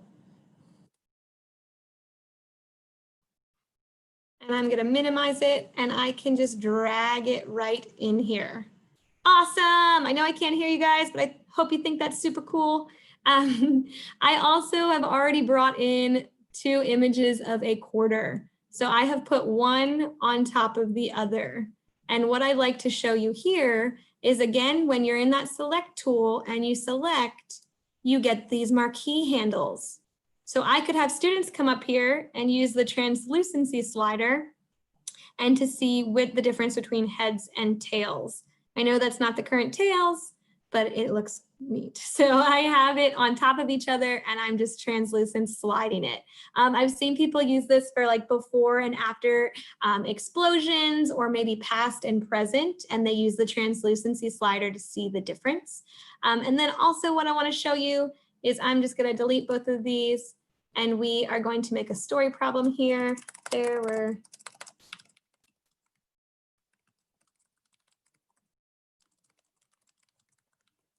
all right, so I'm just going to make you guys a really awesome story problem. And we're going to make that larger. So there were 3 turtles, 2 of them jumped off the rock. How many were left? So I want to build this out for my students, or I want them to make the story problem happen. So I brought in my picture of my turtle.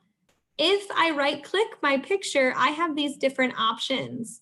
So you can lock it down. So remember, when you're in the teacher mode, you can lock things so the students can't move them. But I want to do drag a copy. So when I select drag a copy, now you guys see that plus button right there. I can drag it out. So I'm going to pop in a new one. So I use this with my students whenever we have to create new things, or if we're using connecting cubes, or if I want to add anything. So they just dragged a copy. There were 3, 2 jumped off. How many were left? So I have 1 left. They could write the equation. Remember, you can just keep going back, and I could also reset it back to that quarter page I had. So again, that is called drag a copy. And I just have some other examples to show you what I created. So here I made a coin addition page. I used the text tool, the shape tool, and then I inserted these images. And for each of these guys, I have drag a copy created. So then as the teacher, I could say build out $1.25, and my students could just come up here and they could show me different ways to make $1.25. And even with my students, I probably would be practicing skip counting. So I would have them label the different ones on top. So that is drag a copy. It is awesome. And then again, I'm going back to my second class. So I want to reset the page. So I brought in different images and I created them into the drag a copy. To do a coin page, another example I've created was a calendar. So pretend that the date is not November 2019. But what I did for this is I went out to the internet, just found a blank calendar page and copied and pasted it onto my ActivInspire flip chart.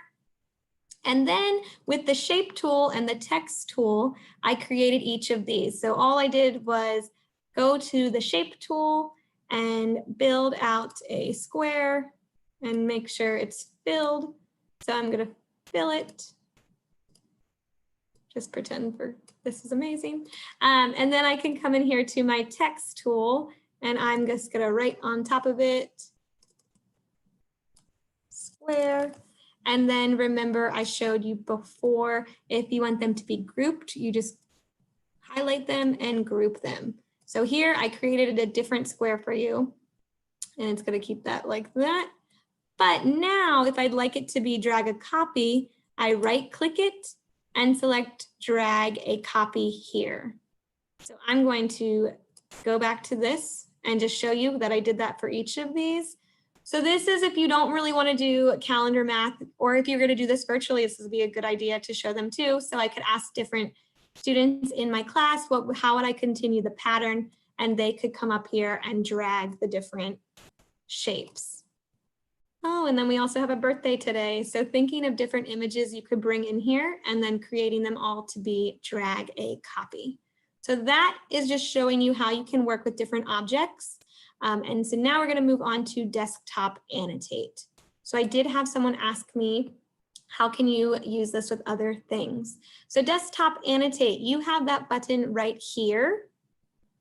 Also, it lives in your dashboard, so it is right here. So what happens there, and this might freak you out, is it pops me out of ActivInspire. So I'm just going to click it, and now I have been popped out of ActivInspire. I still have my page browser here, and I still have my toolbar here. And if I want to go back to ActivInspire, I simply select it again. So what I want to show you now is I'm going to go back out of ActivInspire. I don't really want to see this guy, so I'm going to hide him. But now I can go into anything on the internet. So I brought up this worksheet. So thinking on the fly, I don't really want to build in my ActivInspire, but I want my students to come up here and use this as a station. And I don't know the answers to this, but you can have them just create and just work directly off of the internet. You still have the option for the text, so they could come and use text directly on here and be using all of these different things. So you still have all of the toolbar to use. You can go into anything and be able to write on top of, and then jumping from here, I can still use that clear bottle and clear my annotations. I can go back and I can erase. So if you have like a PowerPoint up, or basically anything on your computer, even your document camera, you have the option of opening ActivInspire and then selecting desktop annotate, and it will allow you to annotate over top of anything. I could even annotate over top of the YouTube video that's happening with my students. So you're able to jump out of ActivInspire and be able to use desktop annotate. So that is pretty cool. And I think you'll definitely want to check that one out because I did use that a lot when I was a teacher. So it can write on your computer live and interact with different applications. All right, so now we're going to do importing PDF files or smartboard files. So I showed earlier, if I go to File, I can go to Import. So File, Import. So thinking if I already have something created, I want to bring it in and I want to use it. So not trying to remake the wheel here. So I can import PowerPoint as images or as objects. The one thing to remember here is if you import it as images, it will come in basically like a PDF. You won't be able to move anything. It will just be like a picture. So each slide from your PowerPoint will be a picture. But if you do it as objects, if you do have anything in your PowerPoint that you'd like to move around, or maybe I want to adjust the text on certain PowerPoint slides, I would import it as objects. Here we have PDF, and then Smart Notebook files. So I'm just going to give you an example of a Smart Notebook file because I know people are used to using those. I have one I downloaded here.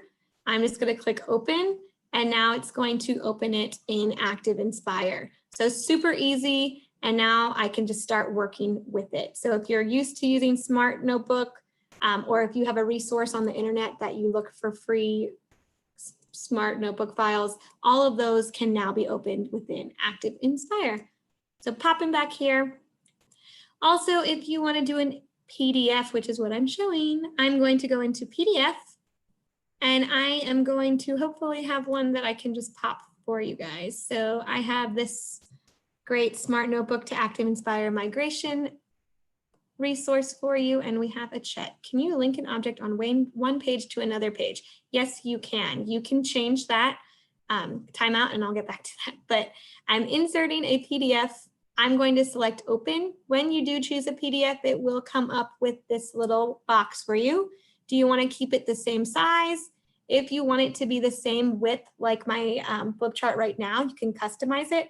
And then here's my favorite part, because that PDF is 11 pages long, and you guys probably have PDFs like that, but you can customize which pages you'd like to bring in. So I only want to bring in page 7, and I can customize it. You also can decide, do I want it to be a new flip chart, or do I want it to be in the current flip chart?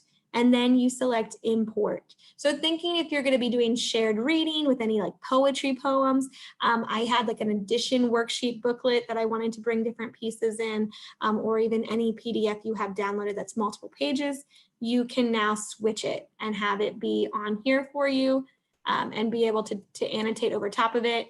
And when you save it, all of your annotations will be saved. So again, thinking how this could be maybe a station for your students, you could bring in pre-made PDF worksheets and have this up on the panel for you, or up on your board for them to get working. So thinking of how to work with PDF files. We have been asked if you can change to go to another page. So I'm just going to take this pumpkin here, and I can go to Action Browser, and I can change current selection. So this is a little more advanced, but if I have an object and I want to go back, so I could write home maybe right here with text, and then whenever the kids select home, you can go down here and it will change it to a different page. So duplicate your page, so maybe first page, and it will go back to my home screen. So all of these different options on this side, it is a little bit more advanced, but it's what you can make objects do on your page. So this pumpkin here, I could have a website linked to him. So when I click the website, I will go to him. I can also have him go to a different page. I could have him turn into a ruler. So there's all these different options for you. Like I said, this is a really robust software. So there's a lot of different options when changing, but you can change it to go to a different page, similar to if you're doing like Google Slides or PowerPoint, that you can change to different pages. All right, so importing a PDF. So now we're going to do desktop tools. So these I think are amazing, and will definitely help you guys. So desktop tools are on your toolbar, and they look like this right here. So what's neat about this, it's going to kind of freak you out again because it's going to pop me out of ActivInspire. So I will show you, it will pop me out, and then it appears as this little circle right here. So this little circle right here, I'm just going to go back to my images. I hope you guys can all see this, but it gives me these different things that I can do. If you ever want to go back into ActivInspire and you forget or you don't remember, you just select it and go back to where it has the flip chart image, and it will pop me back in. So I'm going to go back to my desktop tools, and I'm going to show you 2 different quick things you can use. So you have a camera option. So you can grab any snippet or crop, so similar to your snipping tool. And I'm just going to grab a picture of this turtle. And every time you change it, it's going to readjust. And then I can go to my current page, a new page, copy it, or I can even save it to my resources in ActivInspire so that I'll always have this turtle page. But I'm just going to copy it to my current page. And there he is, yay. So thinking of how you can grab things and just insert it or import it into your thing. So that's just how you can use your area camera. So that's one of my favorites, but my new favorite is screen recorder. So I'm going to go, so I can do it like this if I'd like to record something on my computer. So I'm gonna come out here and record this article, and I have the option of doing an area screen record or my whole screen. So I'm gonna do full screen recorder, and here we go. So it's gonna pop up. And what's nice about this, when I select record, it's going to ask me where to save it. And it will save as an MP4 file. So here's my video. We're just gonna put it as practice screen record. And this is great for the distance learning you guys will have if you'd like to record your notes ahead of time. So I can come in here and click save, and you'll notice I've already started recording. Welcome class, please read this article. After you're done reading this article, we are going to pop into ActivInspire, and I'd like you to write different things. So pretend that was awesome. But now it is saved, and when I select play, you can get an option of, I don't know if you can hear it.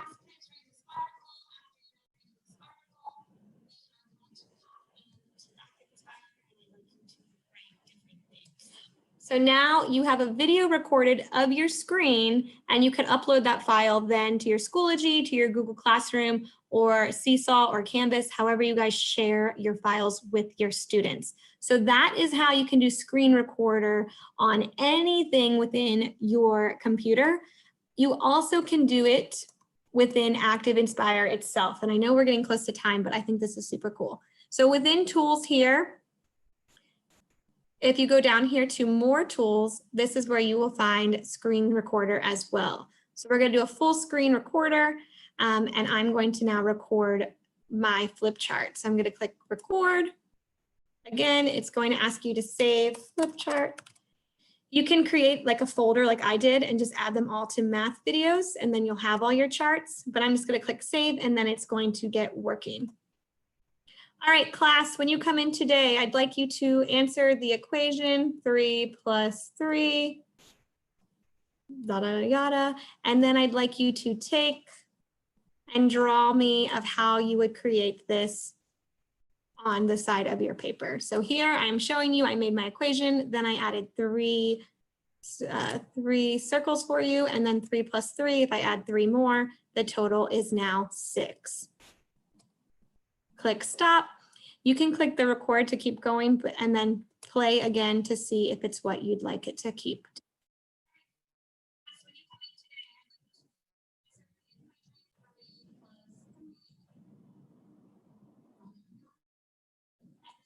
And it's now saved on your computer. This is awesome, in my opinion. If I wasn't going to be there for the day, I could have my substitute, because sometimes we do have not the best subs in our classroom, but I could have them play the video, and then my students would know what they were doing. I also have the option on tools to go down here, and I can do sound recorder. So let's just say I'm going to jump to this. I know I'm getting a little ahead of us. Here I showed you guys the action browser with drag and drop. So I dragged in a cursor tool, a pen tool, a protractor tool, and I dragged in a website. So here I am. This is a little station for my students to use the protractor and to find the distance within Washington, but that's not what I'm showing you. I wanted to show you that I can go here to tools, more tools, and I can do sound recorder. So I can come up here as the teacher and make the directions ready to go. Hi guys, please look at the story problem above and use the different math tools to find out which of the cities are not within 20 miles. And notice right here, here it is. Excuse me. And then when the students come up here, they can play it. I don't know how well it's playing through this, but you have the different math problems. Get out of here. And so you can have your directions pre-put on your chart. All right, so that's just a way of putting your directions on your chart. Again, trying to make it into a station. I think that's an awesome tool, and I would definitely be using that. All right, what I'm going to keep going with is we're going to jump into activities. And if you were in the ClassFlow lesson, it's the same exact activities, but you can build them now in ActivInspire. So to get to activities, you go here to dashboard and you will see activities right here. If you have ones that are saved, you'll find them over here in your saved activities. And so you can add them to any page and just start working. But here are all the different types. And then when you select it, it will show you what you need to do to build it out. And you will just build each of the activities and you can play them or save them. So I'm just going to give you an example of an activity I have here is this shark diagram. And so now full group with my students, I can have them come up and they can get working on the activity. So again, thinking of a brain break, thinking of a station in my classroom. Also on your dashboard, which is cool, is you have a timer. So I can bring in my timer from ActivInspire. If it will come. And what that does, here it is, yay. It floats for you, so you can move it around. My computer's being a little slow, but you can change it into a stopwatch, you can change it into a timer, or you can change it into a clock. So let's see if my timer will work. All right, so now, and you can have multiple. So now I have a timer in here, or I have a stopwatch. We have these little presets for you. So now they can be playing the activity while my timer is floating. And now I have a station built out for them. So activities and timer both are found on your dashboard. And you can have multiple timers and get working with those. It does go off on its own. And when you're finished, you can just exit out. You'll also notice down here in the activity, it will show you how many they've gotten right versus wrong, as well as how long it takes them. Let's say it's time to change stations. You'll just teach the kids to click the refresh button and it is good to go. So these are really cool. They're really fun. And you can make a plethora of different kinds. All right, keep on moving. I know I've shown you a lot. What else I want to show you is the resource library. So the resource library, this is new. It came out in January. So again, through the dashboard, I can go to resource library and you can jump into it. So it's going to pop me out and probably make me sign in. It does connect to your cloud. So you'll either sign in for Microsoft or you'll sign into Google. And what it allows you to do with that, and let's see if this will work for me to sign in quickly. It allows you to save, yeah, we're not going to do that right now, but it's going to allow you to save any flip charts you found into your own collection. So what that shows you here is my collection. So anything that you guys save, get out of here, will be considered under my collection. So this means that I could be at home and I could be searching. So here's the search. I can search through all of these different types of flip charts. And I can also search through grade level and I can find one that I like. Let's just pretend this food and drink one is what I like. I have the option of saving it. So that's what I meant by collections. You can save it. Or if you're already ready to use, you can open it right up in ActivInspire. So once you click open in ActivInspire, it will pop you right into the software and you can get to work. It also gives you this little thumbnail if you want to preview it real fast before you open it up, or if you'd like to share it. So if I'm teaching all of my first grade math lessons and I find a good one, I have the option of sharing. So that is our resource library and it's found within your dashboard. So you can go ahead and check that out. We used to have Promethean Planet and all of our flip charts from there were then thrown into our ClassFlow marketplace. So our resource library is brand new and it's only things that have been vetted by our company. However, our ClassFlow marketplace is the one we've been having for a long time and it will give you a lot more so far because it allows teachers that have used ActivInspire to add their own flip charts to it. So there's a lot of different flip charts. I'm popping into it real fast to show you guys, but when you go into ClassFlow through Marketplace, you can then search your grade level. and search for flip charts. So CF means it's only a ClassFlow lesson.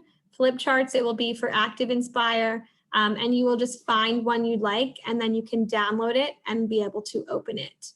Popping back in here to ActivInspire real fast. If you have something you really like on here, you can export it, and you can change it to be an image or a PDF. I like to send it via email. You also can upload the file into like a shared Google Drive folder. So if you've created a bunch of different flip charts and you want to share them all, you can put them in a Google Drive folder, and then you'll easily be able to access them and share them with other teachers, and then they can open it as well from their device. So that's basically all I have to wrap you up with. I know I gave you guys a bunch of information. I hope you found something that is definitely going to help you within your class this upcoming year. But then again, just check out Learn Promethean if you have any questions, or if you want to dive a little deeper into ActivInspire. And then here is for you guys to leave and get your credit for today. Your link is bit.ly/2CTJBP. And that's basically all I have for you guys today. And thank you so much for joining me. I know it's in the middle of your day, but I'm so happy to have you guys here. We had so many people watching today, so a lot of great questions, and people are really excited to get into ActivInspire and use the program. So you shared so many wonderful ways of integrating it with our students. So thank you so much. You're welcome. Thank you, guys. We did have a lot of people asking for the presentation. Okay. If you are open to sharing that. So can you, I guess, maybe email that, or I don't know if you have a link right now. Do you have someone I can email it to directly, or you can Yeah, send? do you want to email it to Danielle Yes. Hames, and then we'll post it on our website. All right, perfect. Yeah, I'm glad you guys like it. So, okay, wonderful. Well, happy birthday. Thank you. Thanks again. Take care, Anna. Bye. Bye.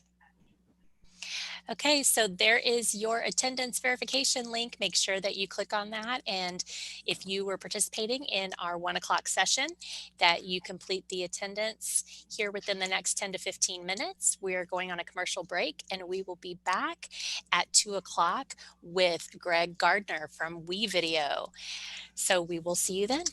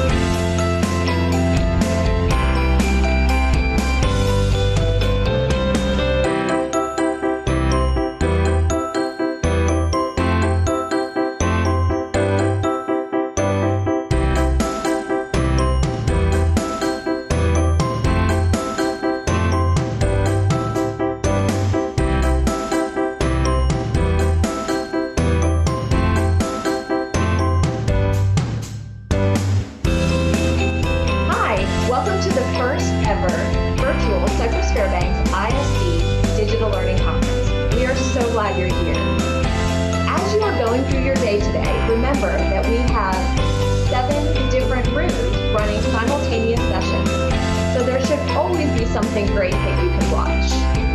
In order to earn professional development credit for attending these live sessions, you must complete an attendance verification form during each session. The presenter will show a slide with a unique link to that particular session. When that link is shown, make sure you take a picture or write down that link. And shortly after the session completes, make sure that you fill out that attendance verification form.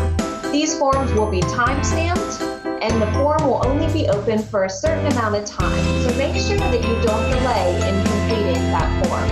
We will only be able to issue professional development credit for those that fill out the form during the allotted time. We are so glad that you have decided to spend your day with us today, and on behalf of the entire Cypress Fairbanks ISD EdTech team, thank you, and we hope you enjoy your day.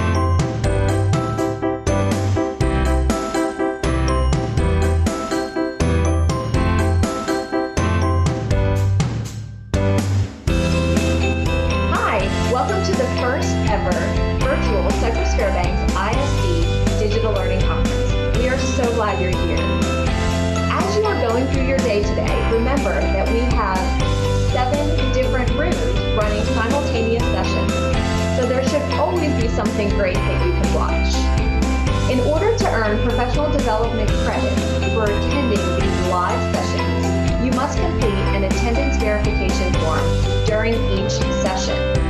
The presenter will show a slide with a unique link to that particular session. When that link is shown, make sure you take a picture or write down that link, and shortly after the session completes, make sure that you fill out that attendance verification form. These forms will be time-stamped, and the form will only be open for a certain amount of time, so make sure that you don't delay in completing that form. We will only be able to issue professional development credit for those that fill out the form during the allotted time. We are so glad that you have decided to spend your day. Welcome to 2020 DLC. We are in room 3, sponsored by Promethean, and we're so excited because we have Greg Garner here with us this afternoon to present for the 2 o'clock session, WeVideo, and I just love the name of his presentation, which I know all of you have clicked on, but Be Dangerous. Assign a digital project and get out of the way. So Greg, we're so thankful that you're here with us today, and we look forward to learning with you. Awesome. Thank you very much. Thanks for having me. I was looking forward to going on a plane and coming down to Texas, but everything's virtual. So that's okay. I know. They just don't have good barbecue here in California. So let me get a chance to share my screen here. Perfect. And so got that, desktop 1, got that. Oh, okay, should be there. Okay, got that. Oh, here we go. Got to give some kind of preference. Hold on. Doggone. That's funny. I've used this before and all of a sudden never had to offer that. So share. Okay. Let me get out of that. Cancel that. Zoom. Okay. Hope this doesn't kick me out.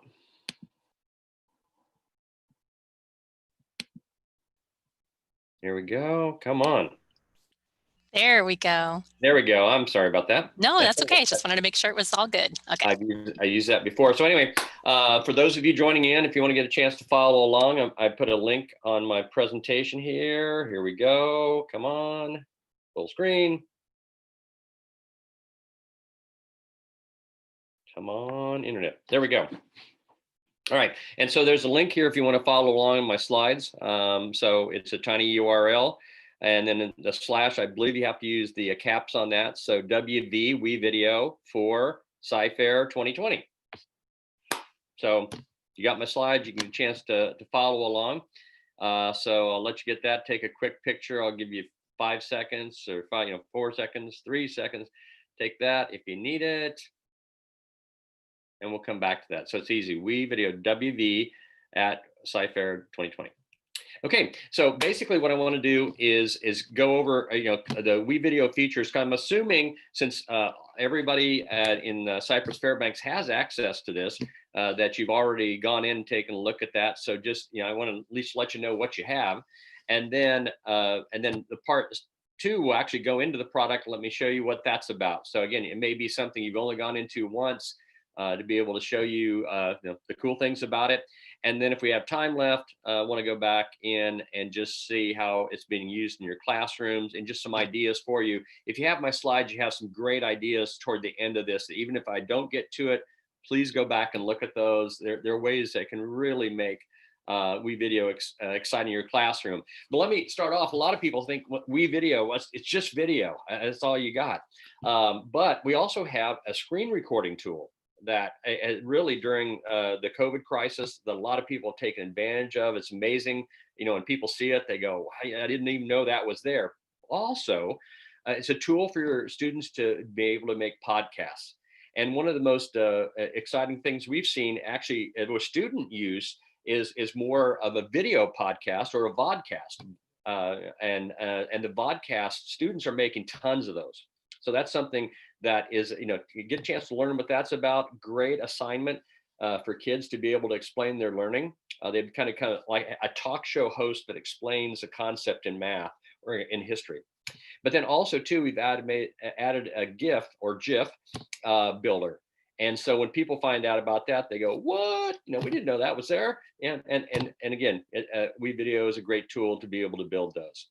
Okay, and so I put down here, if you need access, you should be able to go to wevideo.com and click on Google icon to be able to go into your account. And you can email support@wevideo.com if that doesn't work. And be sure to include your SciFair district email address. If you're not from SciFair, if you're outside, if they've let you in, please email me. I'm Greg at wevideo.com. I'd love to get WeVideo started at your school and show you what you're going to see right now. So here's a quick overview. So one of the things is, if you say, I've had WeVideo, I really don't know about it. Here's my 4-step plan. It's on the slide. I'm not going to read everything about it. But if you follow this 4-step plan, you'll be able to build your first video in, I would say, half-hour max. And you don't need to add anything. We've got all the media, which we're going to talk about, coming in. And you not only will you be successful, but then you'll have ideas also from our idea hub to be able to tie this into your classroom. All right, so WeVideo, you say, but hey, I'm joining this, but I'm a 3rd grade teacher, I'm a 4th grade teacher, my kids really can't do it. Not true. So if you look at the chart here, that basically 1/3 of our students that use WeVideo worldwide are in the K-5 classroom. And so you can go in and look at that. So elementary, middle school, high school, you see it's a broad section across. Sometimes I talk to people and they say, wow, how can video be used in math classroom? Tons of ways. Science classroom, tons. But history is a no-brainer. World language, and just so many things you can do. I've even been in a kindergarten classroom where the teacher used WeVideo to just do a sequencing project. So anyway, it's really cool. But anyway, and you can see 4 million students, 6,500 districts worldwide. So WeVideo, I'm not going to go into this deep, but it just, I want to bring out the features that you as a user would benefit from. And I'm not going to go into management and all that stuff.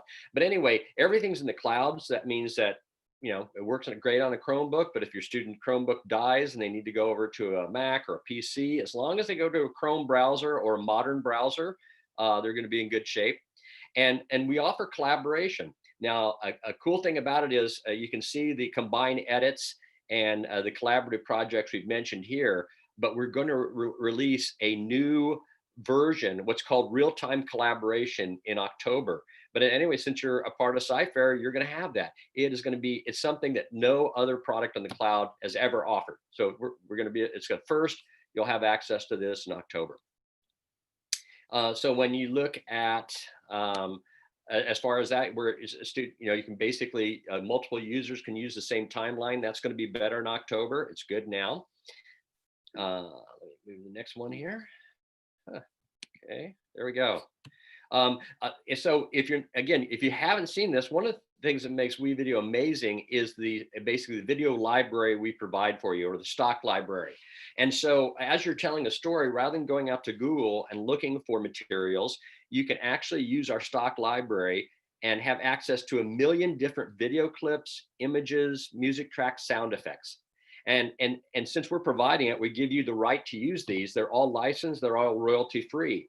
So for example, if a student uses our media and goes out to YouTube and puts that on, or you see something you want to share with your community, you have the right to do that. And it's amazing. So we used to give you, in the old days, we used to give you 100 songs to pick from, like background songs that you could use.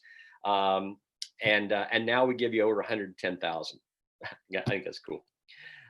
So the Jumpstart technology, if you do plan to add your own media, the cool thing is that as you're adding it, it used to be in the old days, you had to wait for the media to load before you could use it. Now, as soon as we see it, as soon as we start uploading it and see that in the cloud, you're instantly able to take that clip, drag it into your timeline, and start editing. And so it's an amazing feature. It's a technology we developed. So when you're doing that screen capture I talked about, you can even attach a webcam, or you could attach your Promethean board. I heard Promethean. You could record and basically record what you're doing on the Promethean board and turn that into a lesson plan. Of course, we love Google, sync to Google Suites. And actually what we've done is worked with Google, and we have the ability on a WeVideo project, when, I'll talk more about that, how to launch a project, is you can even attach a script or a rubric or whatever directly to the project, and be able to help students have all the materials in the same place, which speeds up things. Anyway. Something else, I've already forgot what that was. So as far as bringing a media in, your IT group basically, it chooses where you can import media from and where you can export your videos to. And so there's a lot of different options. Like, for example, if your school likes to use Dropbox and the district hasn't turned that on, you could talk with them and they could turn it on for just your school. So editing in a browser, so it's what you see, WYSIWYG, what you see is what you get. And there's no server-side rendering. I mean, that's a thing where, again, if you've ever done video, a lot of times you had to wait to be able to see that. But actually, since we're in the cloud, we just speed up the process of you creating the video. There's a timeline feature, but there's also, if for those younger students, maybe K1, 2, there's a storyboard feature. Let me give you some insight on that. If you are an elementary teacher, I found if a student has older siblings, in grades 2 and 3, they already know how to do video. They're going to be your rock stars. And use those students to be able to contribute to your classroom. You can assign a video project. They can do it. And so there's also themes you can pick from if you want just a standard look. When you titling, the different titles, we used to have very simple titles, but what we've done now is added these motion titles. And again, I'll show you that as we go along. Pretty exciting. And also transitions, I always call it the ESPN effect. When they move from one scene to another, they do like that. And you can add those transitions to make your videos pretty cool. And then, going deep, you can pan and zoom, different sound effects, different adjustments. I'll show you some of these, but there's a ton of things. Color correction. We also do fast slow-mo and reversing. Tons of features built in. Also, when you find out the way that I would do a video most of the time is in the horizontal mode, but what do your students want? Your students want the ability to use their smartphone, and so they want the video to go vertically, and we give that as well as a square format. And so you're able to change those aspects and basically convert your video to the form that you want to use it in. And then again, templates. these templates we provided, you say, well, again, I'd like to know some of the cool things you can do with WeVideo. Start by looking at a template and see what we've done and giving you some ideas. These ideas came from our ambassador group to be able to just give you ideas on how to be a better producer. What you can do from these templates is actually either modify a template we've given you and use it, push that out to your classroom, or even be able to create your own template from scratch. And so you can use that to be able to guide your students in learning. As far as, again, the templates speed up flow, different things, green screen. Let me flip over to that. And I know I'm going fast. I'm sorry, I'm trying to get in a lot, and in 50 minutes, I'll do pretty well. But anyway, when it comes down to a Chromebook and green screen, we're the only solution in the market to be able to do that. And we give you some green screen clips. You say, well, I don't know how to do that, and I'll show you a little bit about that today. But what we even give you is some clips that you can practice on and get a chance to see how easy our green screen tool is. Okay, and then when it comes to sharing, the district has 720 output. That's a normal output. The reason we don't go to a 1080 in large installs is because it can affect the network. 720 is pretty network friendly.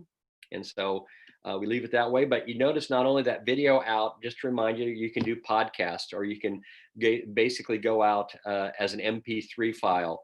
And podcasts are cool. I mean, when I was cool, I wanted to go into radio. And so a podcast, it would have been amazing to have my own podcast channel. Galleries, there's different ways for you to be able to share within WeVideo, many different ways to be able to share those. Can you download a finished video? Absolutely. I'm not going to spend a whole lot of time in the features here, other than, we support Google Classroom integration. So once you hand out a project, students can hand back through Google Classroom. But then when it comes down to Schoology or Canvas, it's even easier. And I heard a rumor or something about Schoology, but I'm not going to say anything. And so when it comes down to mobile, the cool thing is, once your students have an account or your account, what you can do is download our app either on iOS or Android device, and then basically start using, and basically connect your phone to your web account. So you can start gathering media with your phone. You can actually do storyboarding. When you connect your account, your Google account to our app, and we see you got an account, you've been assigned an account, then your phone has access to that 1 million asset library. How cool is that? I mean, to be able to bring 1 million assets right to your phone and let you use it and edit right on your phone, it's pretty cool. But again, the phone is limited in what it can do. We can't do the same features as you can on the web. You could either finish your project on the phone, or at least start it on your phone and then do some editing. And then again, the stock library, got all those different things, rendering, cloud, that's about it.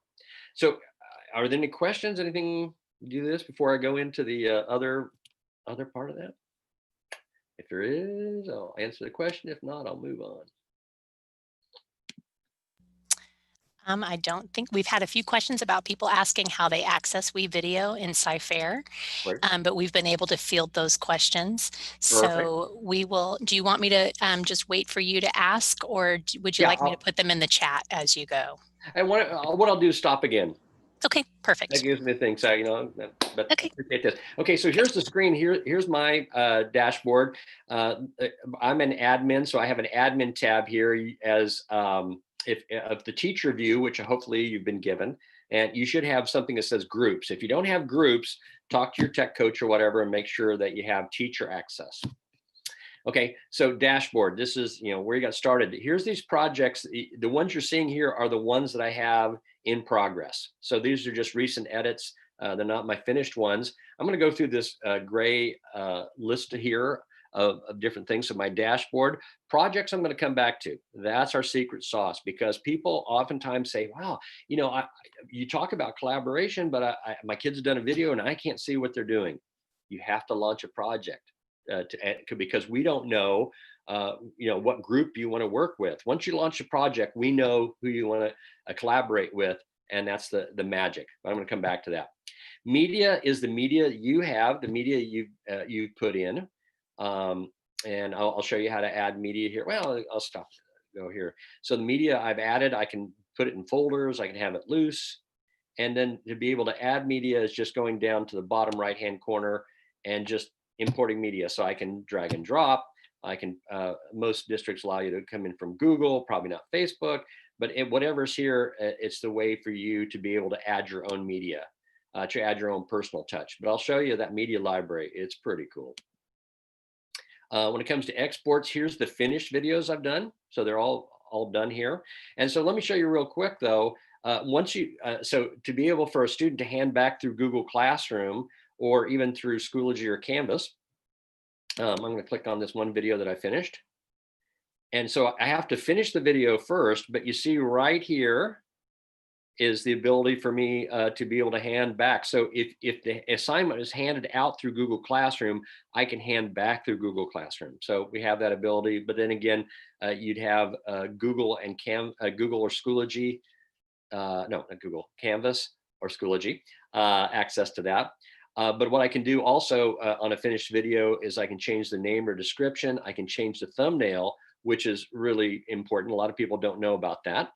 I can lock the video if I don't want someone to see it, or if it is locked, I can unlock it from here. I can add it to a gallery to be able to share it. I can download it and put it in my Google Drive like that. Or if I don't want it anymore, I can delete it. And remember I talked about those templates? Here they are. And so the template's super popular. So the one that's during the morning meeting one has been huge, and read aloud is one of our top ones as far as motion. We've added this meme to be able to help you build memes, and that's fun, and students have really caught on to that.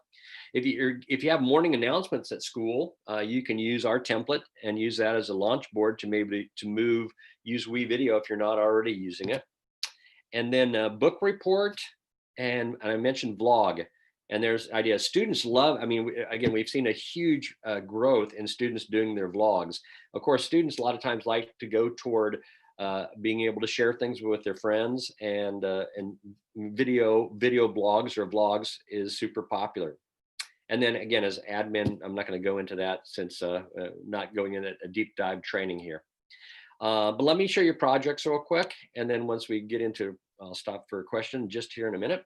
So here's projects. Let's say I've launched a project. I have students out there. If you notice that, say here's 4 edits, there's 13 edits. I can double click. Once I've sent a project out to the students, I can look at this and be able to see the students who are involved in the project. I can go over here and be able to see how many projects have been started. I can see who started them. I can even attach resource material to that project. Like for example, if there's certain elements I want the students to use in the project, so I can attach that. So just by double clicking on any of these, I can go in and look at what the student's doing. I can comment on what they're doing. They can comment back to me. If you start off with a collaborative project, which we'll talk about here in a second, then the students can actually chat with each other.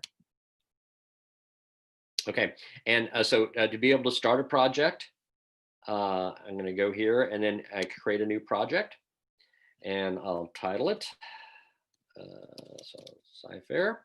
And you don't have to really put a description here, because if you're using Google Classroom or some other LMS, that you can add the description in easier ways. Okay, so there's 3 different types of projects you can have. A personal project is one you're not going to be involved with. Let's say a student uses something, you want a quick feedback from them. You want them to do something that would be like a 30-second or a minute project, and just something they're going to do quick and easy. That's what personal is all about. Here's collaborative, if you want students to work together, and here's students working individually.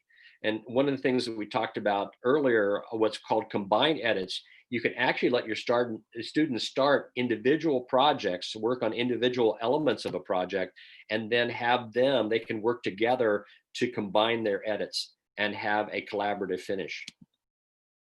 And so you want to start with a link.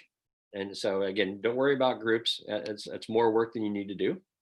Here's where you can add the media elements I talked about. So if it's something you want to add to a project, a certain music, certain picture, you can do that. And then, so here's the link that you cut and paste and put into Google Classroom if that's what you're using. But if you have Schoology or Canvas, you're going to have little icons that are going to show up right there. And so you don't have to do any cut and paste. It'll boom, put it instantly into Canvas, into Schoology, and you're in business. Any questions so far?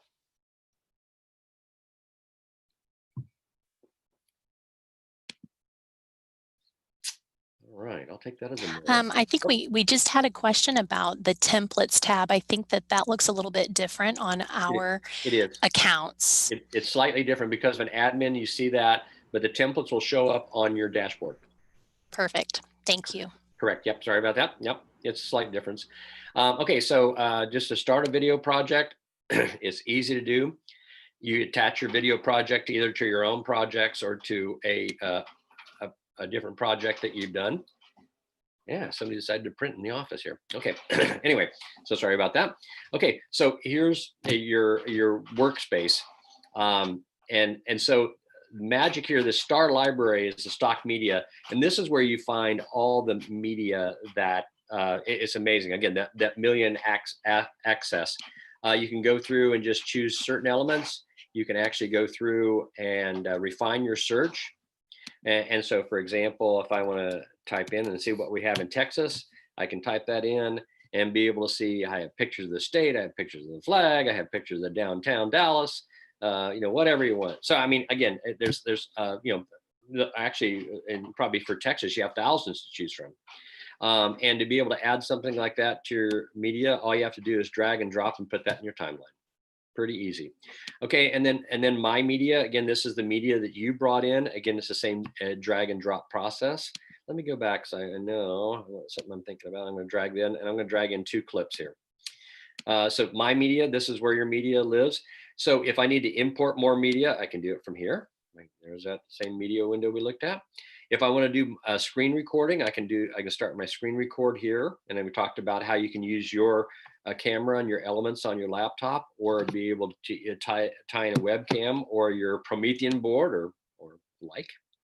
And if I want to add narration or voiceover, all I have to do is click on that and be able to add a voiceover line that will show up in your audio tracks.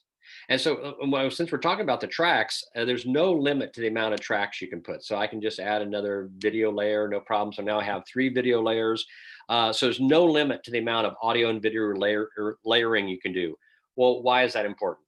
Well, so when I show you green screen, you have to have a second layer for green screen. But rather than jam everything on the video 1 layer and put your titling and like that, why not use video 3 for adding a title. If I want to add sound effects, I can have like, for example, if I have an audio track here in the bottom, I may have a background music, kind of like what we had before we started this session, but I can go in here and add a second audio track, and I can have that second audio track just for a voiceover, or I can add sound effects, which we give you, hundreds of those to be able to do. So you have the crying baby, you have the pouring rain, you have those different things, you have people laughing. So if you want your students to think, hey, these are funny jokes, you can add laughter. Okay, so when it comes down to text, here's the motion titles I was talking about, and it's really easy. So I'm going to use another layer for the motion titles. I'm going to use layer 3. So let me get there, and I'm just going to grab one of these titles and drop that in. And then as soon as what I can do is preview instantly what that looks like. And of course, so if you're not familiar with that, say, well, that's not what I want to say. Maybe it's not the color I want to use. No problem. So to be able to change anything in an element of WeVideo, all you do is double click on the layer. So I'm going to go to the banner title I just added. I'm double click on it. And here gives the ability for me to be able to change the message. And so I'm going to change that message, and I can change the color palettes here, and I can even change the duration. I can change different elements of that. So it's really easy to do. And that's done. I can go back and look at that and see where we're at. Okay. So I got that. Also too, a little thing right here are these in-season titles. So especially in the elementary, sometimes middle school, where students can go through and do. So if you need that little project, say, hey, it's St. Patrick's Day, it's Christmas, it's New Year's, it's Thanksgiving, it's Halloween. You can use some of these things, and students can put together greetings for a teacher or a parent. So kind of fun, and it's right here in the motion titles area.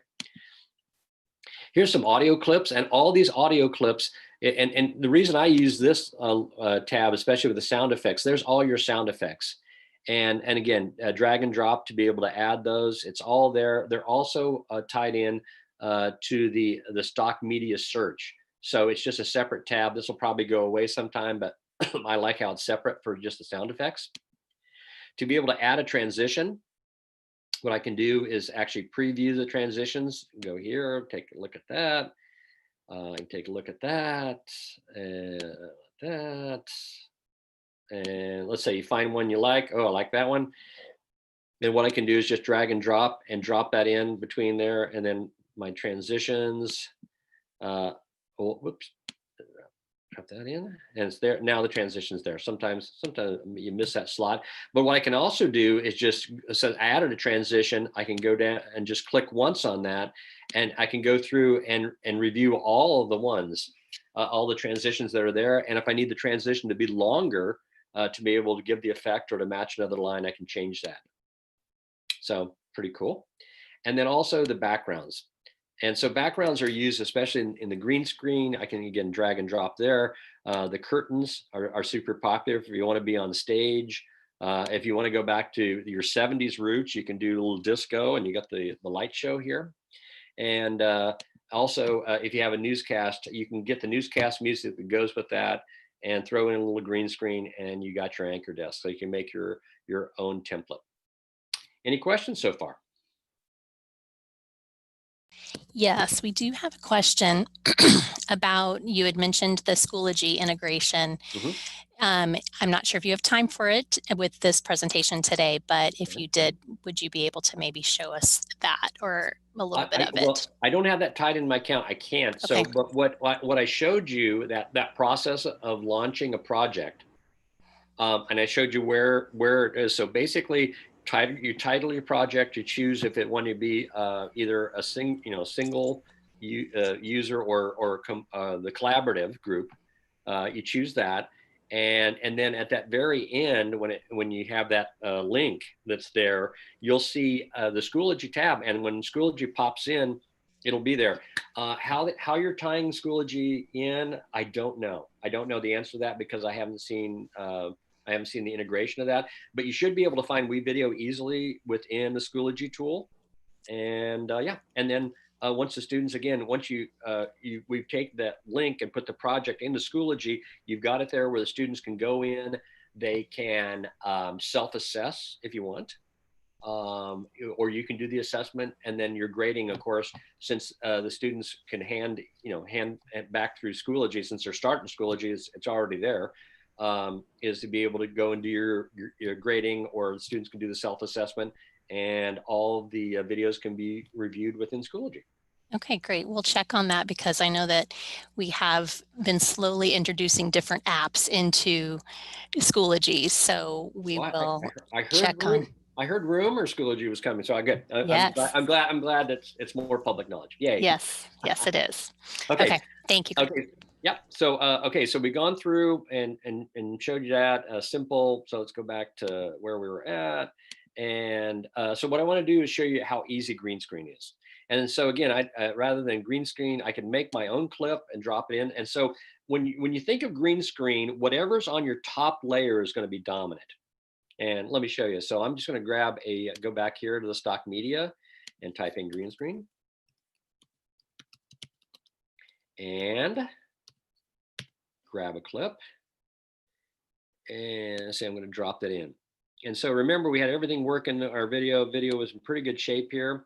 Now, by adding that green screen clip in, it's going to be dominant. The only thing, since I've added the title, the motion title on top, again, it's on top. It's going to be there transparently. I can change there. You have that. But now you see rather than the road scene that we had before. All I see is the person with the green screen. So two things I want to do here. The lumberjack, let's call him a lumberjack. The lumberjack is taking up too much real estate on my screen, so I want to shrink him down. And then also what I want to do is get rid of the green screen. So again, to change an element in WeVideo, all I have to do is double click. So I'm going to go to layer where the green screen is. I'm going to double click. Okay, so the first tool I come to is a transform tool. So for example, what I can do if I wanted to is I can put him upside down, right side up, do different things. I can flip him so he's on one, flip him upside down like that, so I can make different changes.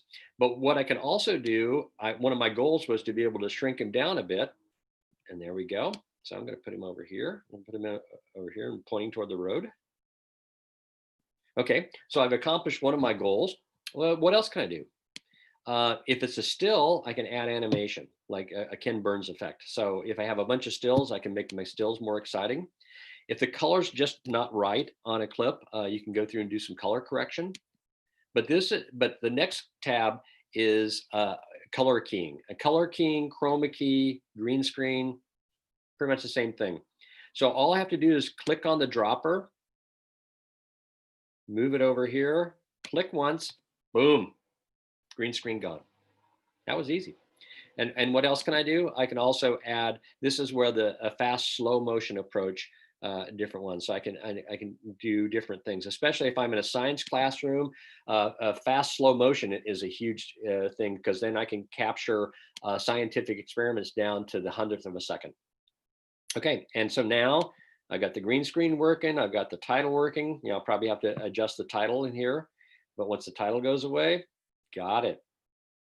Okay, so added different elements and got a little bit more time here.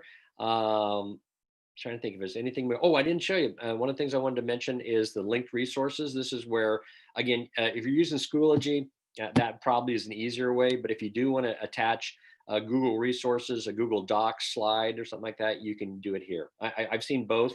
Even people who use Schoology like this feature, but it's something that we talked with Google and kind of we're a beta test of using this type of tool, attaching Google Docs to our projects. Okay, and so to finish a project, got everything here. All I have to do is go over here and click on finish. And then it gives me a title of this, and I'll put lumberjack, since that's what we're calling him. And then when I finish the project, I can choose a thumbnail. And this is something where these are just rough thumbnails. When you're finished, you can go through, as I talked about, and be able to choose a better thumbnail.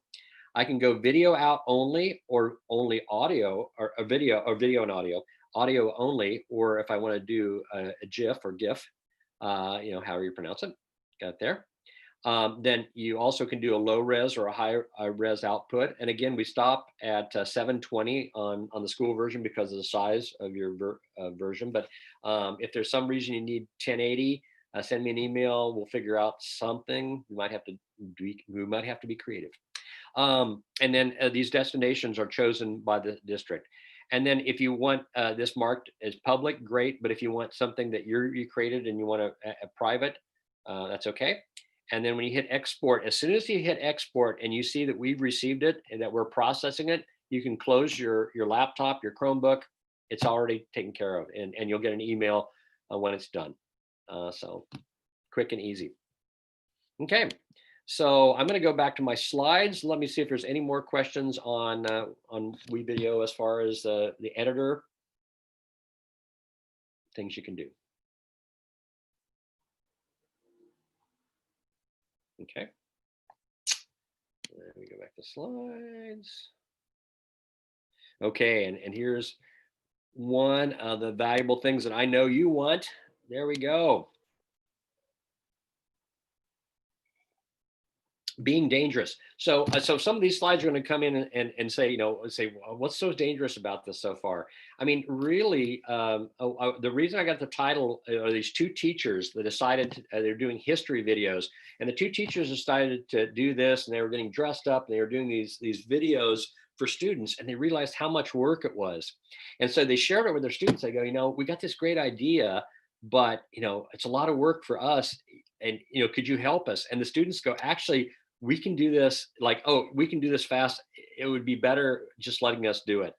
And so what the teacher, basically the article is be creative and, well, let me get this out of the way. Oops, I got to shut that off. I can't get to that thing.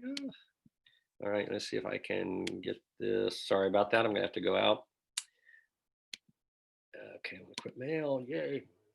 Go away. There we go. Sorry about that. So anyway, but what the teachers, basically the end of the story is let your students be creative and get out of the way. So that's where I got the title from. Anyway, and so I'm going to move on. And here's the extra resources I was talking about. So I back in the pre-COVID days, I used to go to STEM conferences. I used to go to project-based learning conferences.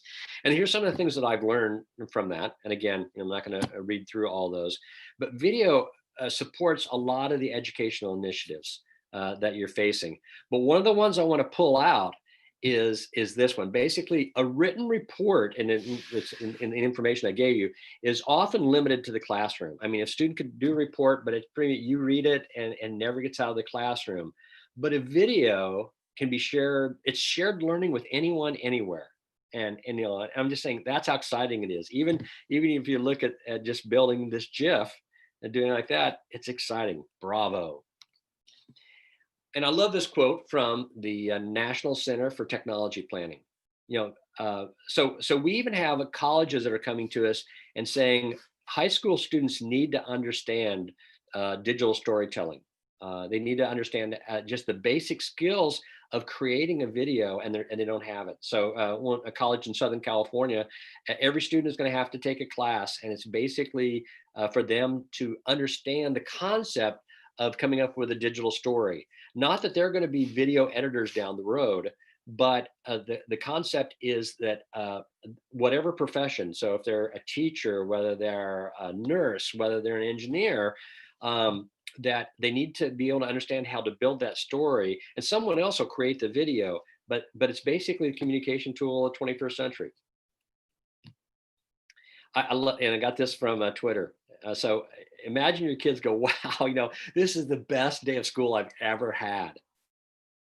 That's what video does. It's exciting, it's engaging. Okay, so here's some ideas as far as the benefits of that. And I gave a link for you if you go back to learn more about it. I love the no death by slideshow. Of course, you know, common one. How I hate that. I'd rather see a video. There's so much more emotion. And a digital storytelling process. And again, some links there for you to learn more about that and be able to tie this into your classroom. For those of you who haven't come up with weekly school announcements, the school shared their workflow with me, so you can get a chance to look at that. If you wanted to go back and help other teachers at your school understand WeVideo, basically something I would hand out if I was in the classroom personally would be my quick reference guide, my QRG, and use that. Also, and this getting started. So I visited a teacher of the year in California that she's in a 5th grade classroom, and the only way the students hand in projects are like this. They're all video. And I said, wow, how did you get going? This must be crazy. Like, how did you structure your classroom? And she said, well, at first it was chaos because the kids go, I don't know what you want. And so what she came up with is 3 concepts. One of them is called the I Am poem. One is called 1,000-word story, which she came up with. And the link I gave you to will help you understand more about that. But the students, whether it's history, whether it's math, no matter what the subject area is, they look at the 3 models that she gave them, and the kids go, oh, and pick the best one that works with that subject area, and that's how they use it. And so, really, video it's easy. Your students will love it. I mean, in comparison to writing a paper, and that. But you're saying, well, wait a minute, writing's important. It is important, but to do a great video, you have to write a script. So you're going to have the writing in there. You're going to have, I believe, a deeper learning experience with your students. And different resources. So a back to school video, there's a link on how to do that. I mean, it's a great one because what you do is a really simple assignment, and the students basically talk about themselves, which they're experts, and it's short. And what you do is identify on the first week of school, well, you learn more about your kids, they learn about each other, but also what you do is identify who your video rock stars are, your video tech coaches in your class. And then you can assign a video project at all. And if somebody comes into a snag, you don't have to be the expert. You can basically say, hey, you know, Joe or Jane, whoever, like that, is say, let them help you. And of course, kids love working with Joe. I mean, they get a chance to feel like they're the teacher. More information on WeVideo. Since you got that, you probably don't need that. Why put the one in audio? Audio is probably the curse of most videos. I just saw a great video from Alaska, the school that visited a cool museum, but they didn't have a mic or a way to record the sound close to the speaker. So it was you know, a weakness of there. So I mean, there's different ways to do it, and I just there's a neat article about that. We have a summit going on. So actually you're a part of your training. I don't want to bother your training days, but day 3 of our summit is available to you. And it's basically it's a cool a summit, and we're recording it. So if you want to scan through some of the sessions, you can do that. There's also networking sessions where you can meet teachers. We had teachers log in today from Sri Lanka, from India. It's cool to be able to see the interest we've got. And I forget how many, I think we reached over 1,000 participants. So it's just a way to, you know, ideas, you know, people who are rocking the house can share ideas with you. So at least go back and you might grab some ideas there. But what we created during the COVID crisis was this remote blended learning page. Tons of resources on there, on-demand video training, just tons of resources for you. So please visit that page. Again, you have the link if you have my slides. The slides are tinyurl.com, and then it's capital W, capital V for WeVideo. So WV 4, the numeral 4, CFISD 2020. And if you have the slides, it's on the number 1 slide. And there's, again, for the credit here. And let's see, do I have anything else? I think that's my last one. Are there any questions? Actually, I figured there'd be more questions. So, you know, so we've had not a lot of questions, more comments, in the sense that people are very excited because they feel empowered to try and use WeVideo with their students. So even some of our participants who consider themselves low tech savvy said that you are making them feel as if I can just go and do this right now. So very exciting. That 4-step idea is amazing. I've tested that. It's worked out. Matter of fact, I'm looking for one more thing I wanted to share with you on that. But if the 4-step process that I gave you on one of the slides is there. Actually, this slide also maybe end up with this. There you go. Is basically one of a guy, you know, directed learning. I got, you know, of course, we love the quote, but it's interesting. I mean, so there's a lot of change going on in the world. And basically video is connecting to the world they're trying to change. And that's WeVideo. It's easy. We're not trying to be like, if you come back, if you've used Premiere, if you use the high-end tools, you're going to find about 85% of the tools you like to use are going to be in WeVideo. So not 100%. But that's not what we're going for. What we want to do is basically take anyone who hasn't done a video and try to make it as easy as possible for that video to occur. And like I said, what I talked about in October with the collaborative tool we have is going to be cool. If you're a tech coach, you could actually get a group together, a small group together, and work on a video together, and you could actually see what each other is doing and comment on that. And so we think it's going to be great for tech coaches, great for blended learning. So I think we're making life better for you.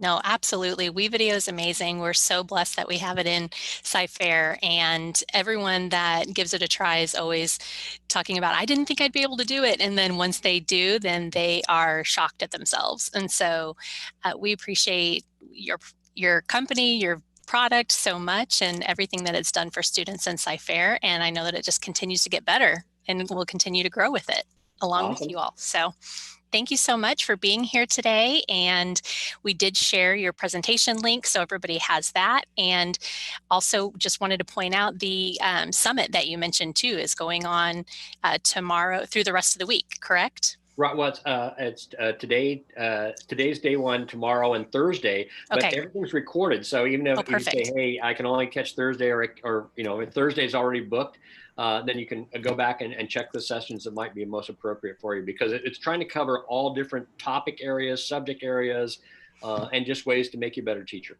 Oh, that's great. All right. Well, thank you so much, Greg. We appreciate you again. Thanks a lot, and everybody. You have a good day. All right. Have a great week. All right. You too. Okay, so those of you that joined us for this session, make sure that you have completed your attendance verification, and do be sure that you click through next on those screens until you get to the submit button. So if you don't click the submit button at the end, then we are not going to receive your attendance verification form. So make sure that you go through and click through that entire form as you are completing it. And make sure to do that here within the next 10-15 minutes or so. And our next session will begin at 3 o'clock. We will be joined by Laura Dyer. And if those of you that are staying around with us, stick around. Others, if you're going to another session, head on over there. Thanks so much.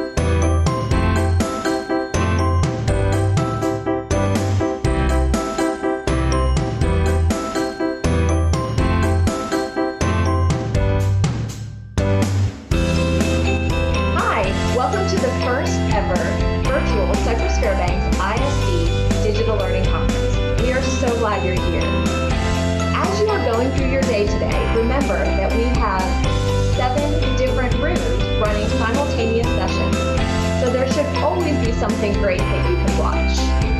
In order to earn professional development credit for attending these live sessions, you must complete an attendance verification form during each session. The presenter will show a slide with a unique link to that particular session. When that link is shown, make sure you take a picture or write down that link. And shortly after the session completes, make sure that you fill out that attendance verification form. These forms will be time-stamped, and the form will only be open for a certain amount of time. So make sure that you don't delay in completing that form.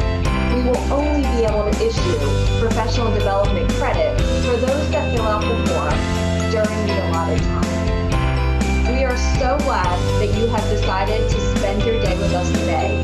And on behalf of the entire Cypress Fairbanks ISD EdTech team, thank you, and we hope you enjoy your day.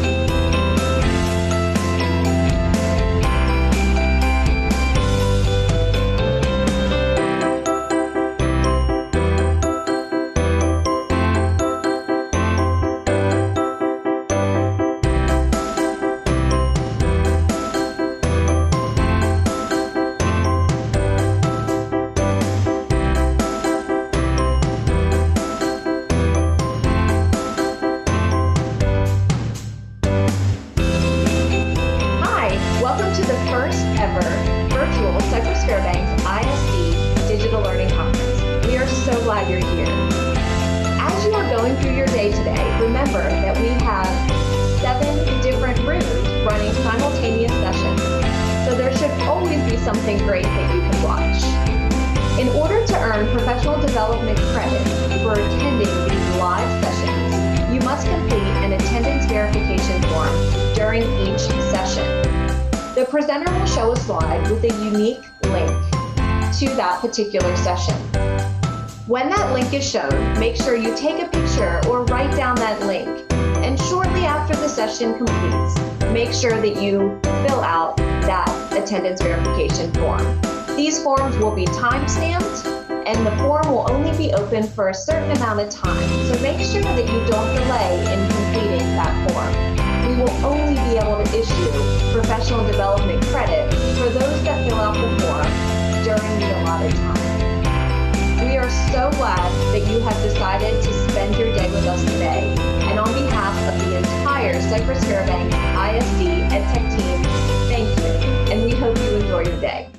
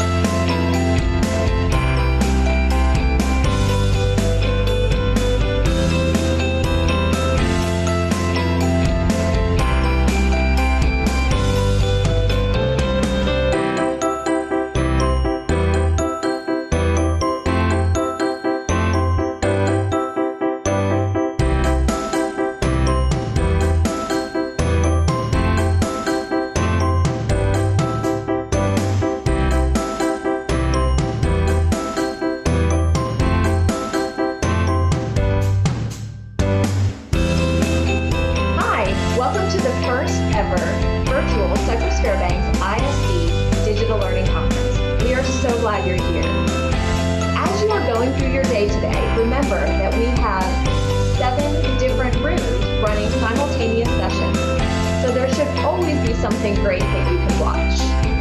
In order to earn professional development credit for attending these live sessions, you must complete an attendance verification form during each session. The presenter will show a slide with a unique link to that particular session. When that link is shown, make sure you take a picture or write down that link. And shortly after the session completes, make sure that you fill out that attendance verification form. These forms will be time-stamped, and the form will only be open for a certain amount of time. So make sure that you don't delay in completing that form. We will only be able to issue professional development credit for those that fill out the form during the allotted time. We are so glad that you have decided to spend your day with us today. And on behalf of the entire Cypress Fairbanks ISD EdTech team, thank you, and we hope you enjoy your day.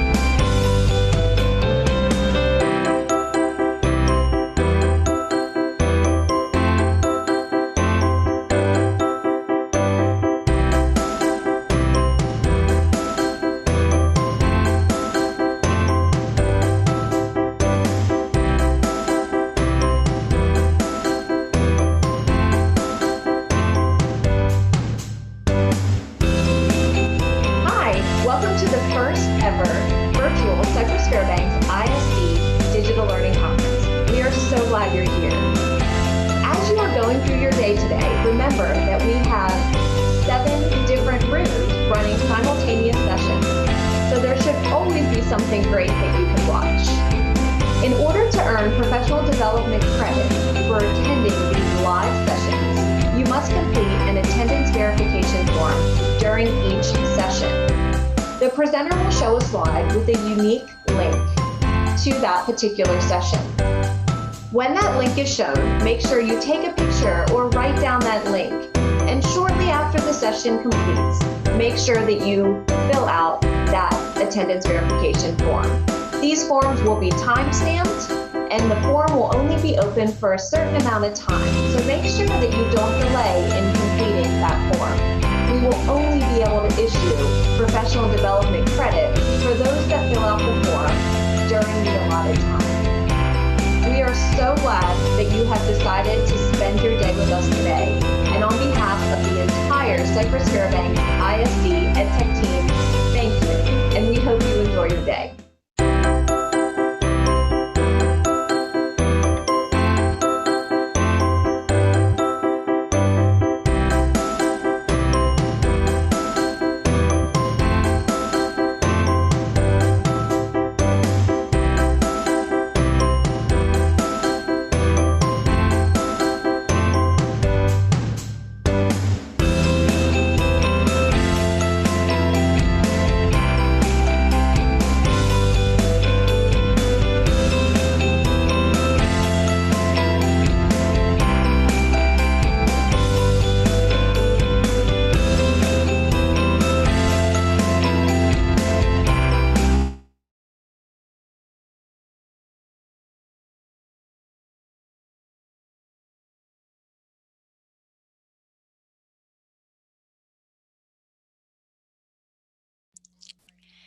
Good afternoon and welcome to our 3 o'clock session in room 3 of DLC, sponsored by Promethean. And we're so thankful that we get to welcome back one of our friends of Sci-Fair, Laura Dyer, and she is going to be presenting to us today on both ActivInspire and ClassFlow. And I just love the title of her presentation, Be Inspired by the Flow of Personalized Learning. So Laura, we appreciate you being here. And as Laura is presenting today, she will be sharing the attendance verification link at some point throughout her presentation, probably towards the end. So make sure that you stick around and you get that attendance verification link so that you can submit it and get your professional development credit for attending this session. When you do get that, make sure that you click through next, all the way to the end of the form and are sure to click the submit button, because if you don't click that submit button, then we won't receive your attendance verification. So just a couple tips, and we again appreciate Laura being here. So Laura, go ahead. Hey, it's finally 3 o'clock. Oh my gosh, I've been waiting. I hope you guys have been having a great day, learning so much. I've been trying to bounce into all the different rooms. There's just so much to learn. I cannot wait to go back and watch them. So let me go ahead and share my screen. Oh, did I pick the wrong screen? You guys getting to see my cute little grandbabies there. All right, let's try this screen. That's what I wanted. They're still there. You can still see them. So as she said in my introduction, I am not new to some of you. I was your Sci-Fair Promethean trainer for about 3 years, and I loved that job. Loved hanging out with you guys. Learned so much from y'all. But now I'm just next door over in Klein. So there's just a little bit about me. I've got my grandbabies who I've been hanging out with all summer, having a blast, playing golf, love going to escape rooms. So if you know any good ones in Houston, let me know. And then there's me just being silly on my Zoom with my students, having a blast. So I'm enjoying this new journey we're taking with online learning, but man, it is a journey. There is so much to learn. So I hope I can share something with you today. It's going to kind of be a buffet of stuff. As she said in my intro, a little bit of ActivInspire, a little bit of ClassFlow, and a little bit of personalized learning. So trying to fit all those things together. I hope you'll connect with me either through email, through Twitter. And then if you go to this bit.ly, I did make a Google folder for all my resources today. I did go ahead and take the presentation out because it has the form in it. And so I'll just put that back in as soon as we're done. So if you want to save that bit.ly, everything will be in there when we're done. All right. So if you have done any type of this virtual online learning, you know, it's a little awkward. You're sitting in a room by yourself, talking to yourself. So I thought, let's use ClassFlow to kind of connect a little. So if you want to grab your phone or open a new tab in Google, whatever's easier for you. And if this is not easy for you, if you are just like, oh my gosh, I'm so overwhelmed right now, all I can do is sit and listen, then please just do that. But if you want to interact a little, if you want to share, you can go to this 100% free website. So I'm going to have you go to the student version. So make sure you hit /student, and then you're going to put this code in, and then you can put any name you want. I mean, we're all adults, so if you want to put something silly, go for it. Obviously, with my students, we have some rules on what we're allowed to put. So I think I want to go over here and share my ClassFlow screen now. Can you just give me a heads up on, can you still see me? Can you see my ClassFlow screen? Yes, we can see you and your ClassFlow screen. Okay, perfect. And we added your link and your code in the chat so that people can awesome. Get to that for joining your ClassFlow. Cool, cool. Okay, let's see if that will refresh. ClassFlow gets mad at me when I don't go full screen with it. Let's hope that refreshes. Perfect. All right, so we've already got a few people connected.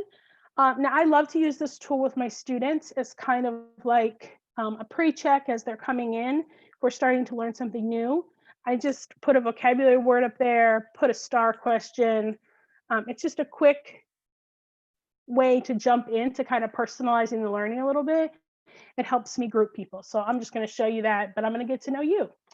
So I'm going to send this out as a text because there should only be one answer to this. Now we've got 31 people already joined into our class. So I am going to stop the poll once I get a handful of answers because I don't want to overwhelm ClassFlow. Normally you don't have thousands of people in a classroom.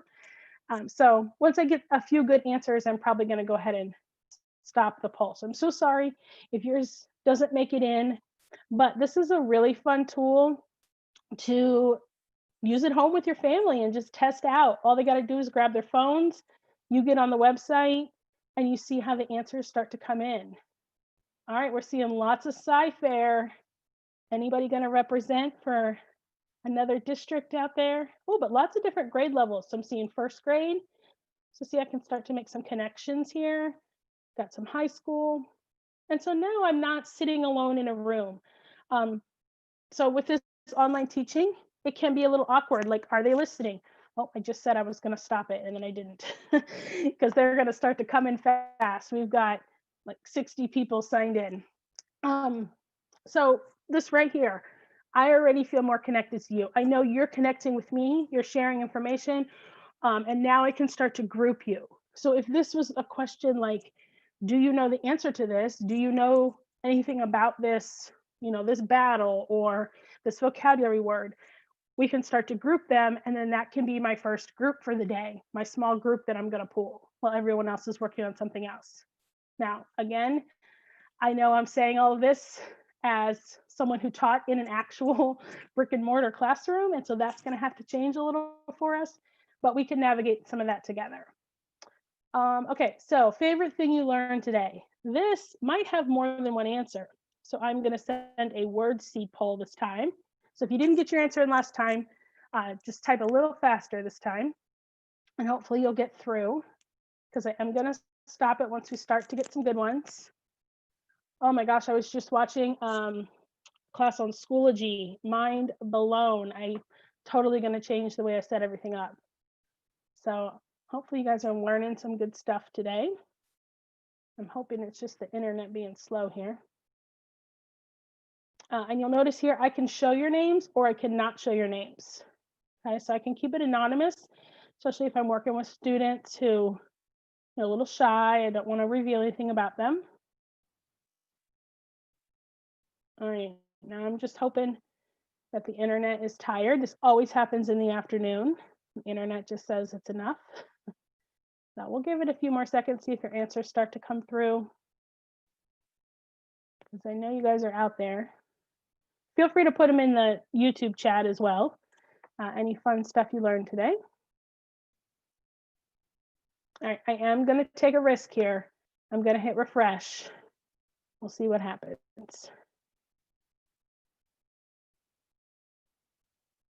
Ah, there they are. Okay, always good. Refresh is your friend. That's what I always used to tell you guys while I was training you.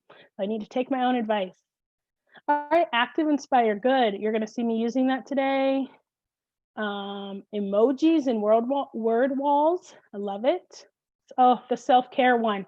I actually like started to doze off. I had to stand up and listen to it because I was getting so relaxed and all my stress was going away. Schoology. So, oh, this resource. Yeah, awesome. Okay. So right now, look at all this great feedback I'm getting. I'm connecting with my audience, connecting with my students. I don't know about y'all, but I hate standing in front of a group of kids and talking at them. I feel very uncomfortable. I prefer to work in a small group and have a collaborative conversation. So this helps me at the beginning of class when it needs to be whole group, when I need to get some information from them. I work with middle schoolers and sometimes they want to talk, but not about the right thing. And sometimes they're very shy and they don't want to share. So they're on their computers, they're on their phones, they're on whatever device you want, and look at this interaction and feedback. And so now we have something to talk about. We even have right here, this little 2 means that 2 people agreed with that. So right there, I can start to group kids into ideas and thoughts and things they want to work on. Maybe what project do you want to work on? And then there you go. And if I just hit show names, because this isn't very personal information, you guys can see who typed those in, and then I could call on those kids. And I could say, Brittany, tell us more. What did you learn about blended learning? And it really just gets a conversation going instead of me talking at you. All right, we got one more. This time I'm going to do our scale. And I can do like a generic 1 to 5. I can do how confident are you, and I can do agree, disagree. So this I'm definitely going to utilize in my actual real classroom. We used to like go to different sides of the room, do you agree or disagree, and then battle it back and forth. Well, here now I can do it digitally with ClassFlow. But I'm going to do confidence. And let's hope this one goes through. I just want to know how confident are you with personalized learning. Not going to, let's turn it off. Not going to show names on this one. We'll keep it private. But I can still see it on the teacher end. I don't need to display this screen to students.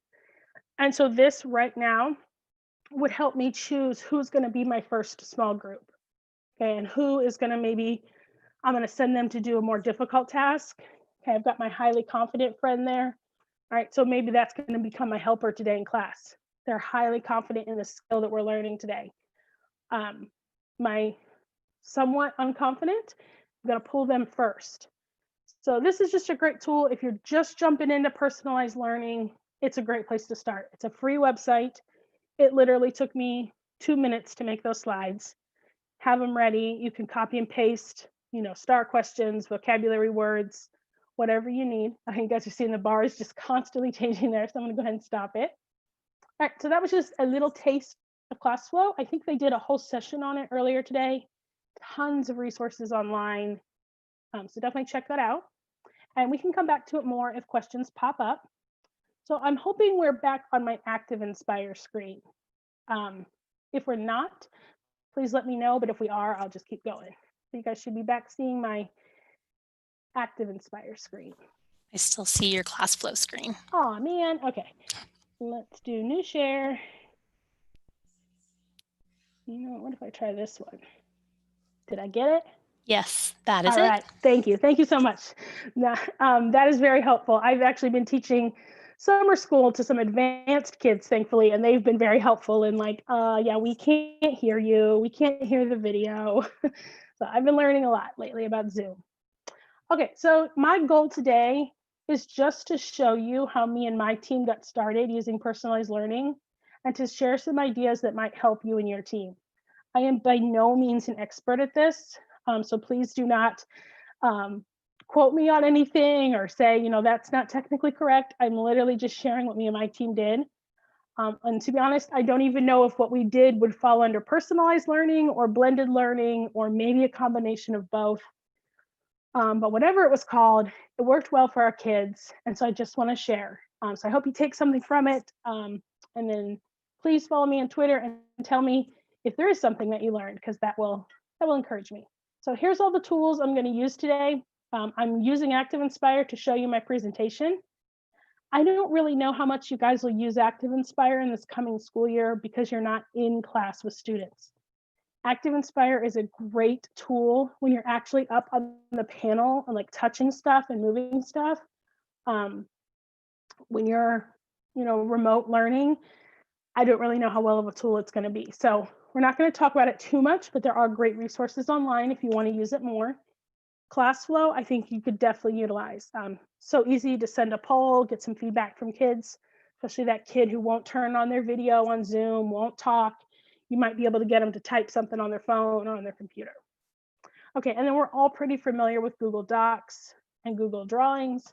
But if you're not, I'm going to just show you some ways I used it. Okay, so why I like personalized learning. I like it because students can work at their own pace. There's more opportunity for small group instruction. Like I said, I do not enjoy standing up in front of a room of 30 kids and them all staring at me. I find it very uncomfortable. So this worked well for me and for them. And then I liked that my instruction could be tailored to those kids' needs. I, as a learner, cannot stand sitting in a room having to listen to someone teach something that I already know how to do. It's very, very hard for me. So I've had to learn strategies of how to help those around me, or, you know, try to work on it on my own so I don't get bored. But I know that that's hard for kids when the instruction is not meeting their need. So I put this picture here. Hopefully you guys know what game that is. That's Chutes and Ladders. If you did not play this as a kid, you should definitely go get it and play it. So that is what the classroom in my head, that is a perfect visualization. Oh, that's a big word. There are kids who are going to get to step 3 and realize they can shoot all the way up here to step 46. They've got it. They're ready to go. There are going to be kids who need to do every single step with you, and then they're going to think they've got it, and then, uh-oh, we're sliding back. We did not have it. Kids who are going to take little jumps, kids who are going to take big jumps. This to me is the classroom. So I just put it on there as a little visual cue. All right, here is my awesome team. We got a few extras in there, but that's most of my team. So I taught 6th grade math this year, and we did not start this day 1 of school. Okay, we had to do some team building, some getting to know each other, some, you know, just laying some foundation as a team, because there were 2 of us who were new, and then 3 who were veterans on that campus and with that content and all of that.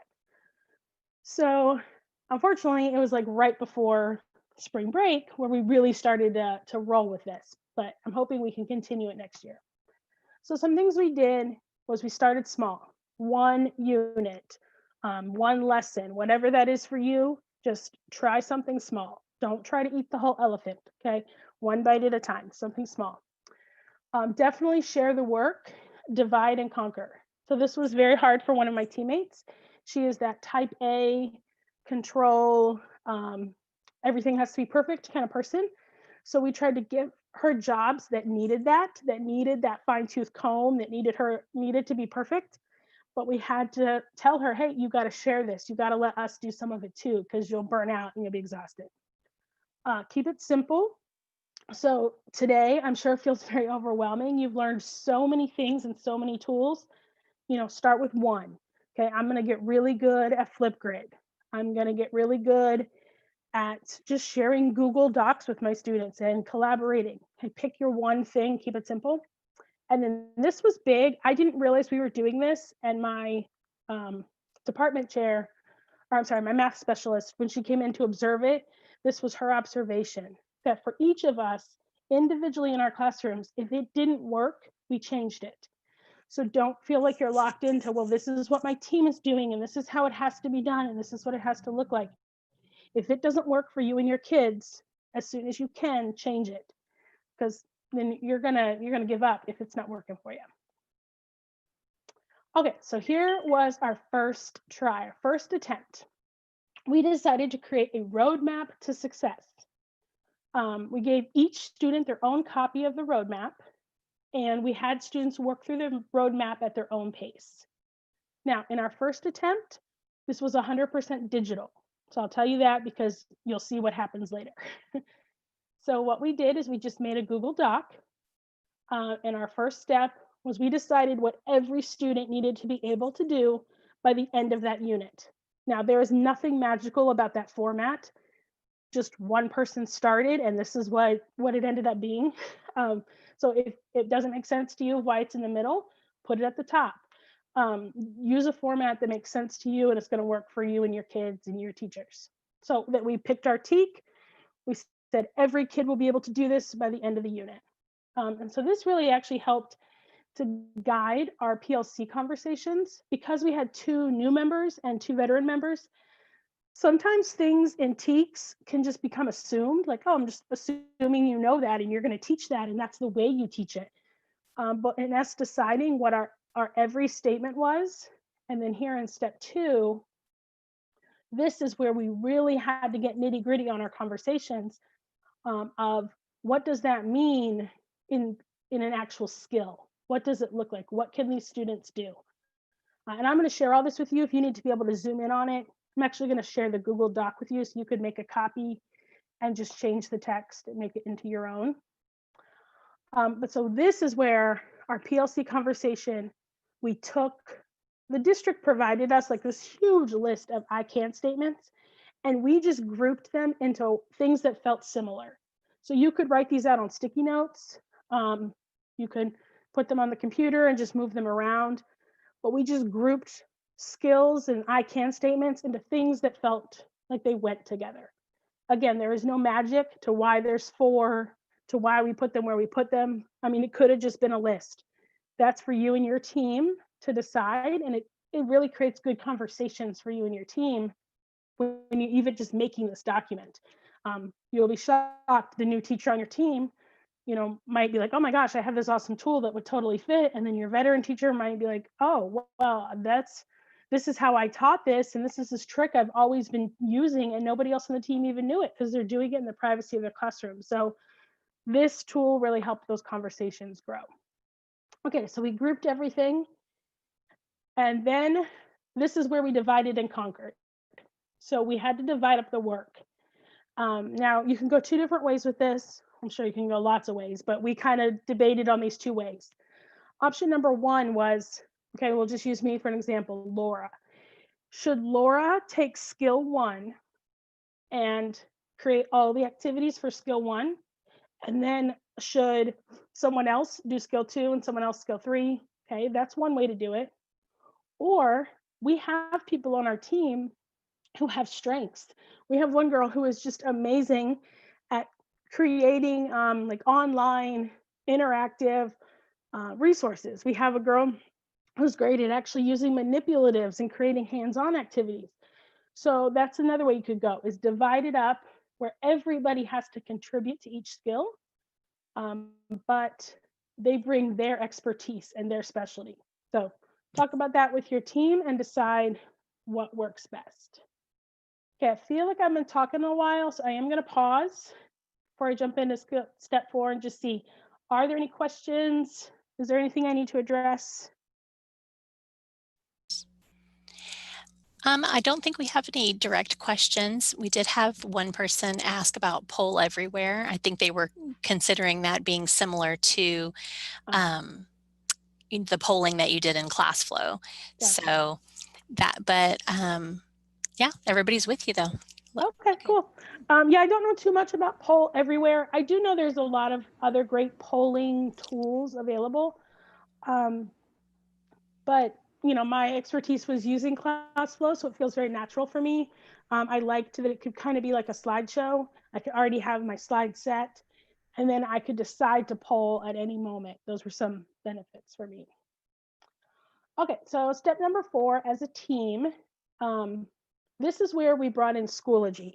So when I was preparing this presentation, I didn't know that Sci-Fair was going with Schoology. I didn't know we were doing online learning. So this is actually probably maybe something I would have just talked about if I had known that was where we were going. Because this really made the difference, I felt. In Schoology, we created assessments for each of these skills, and we called them a detour. You know, since it's a roadmap, these were little detours or little pit stops, whatever you want to call them.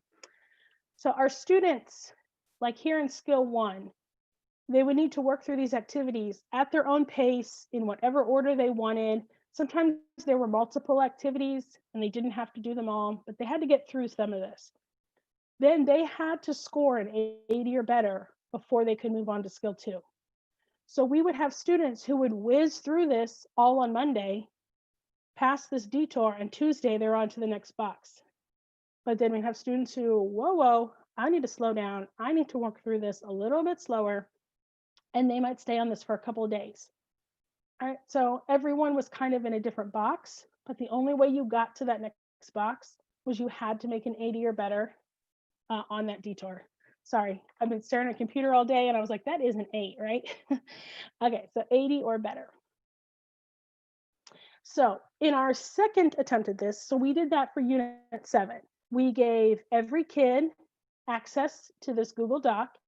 You can force it to make a copy so they don't get yours. Every kid got a copy of this. They worked through it. Everything was linked. We linked to the Schoology assessments.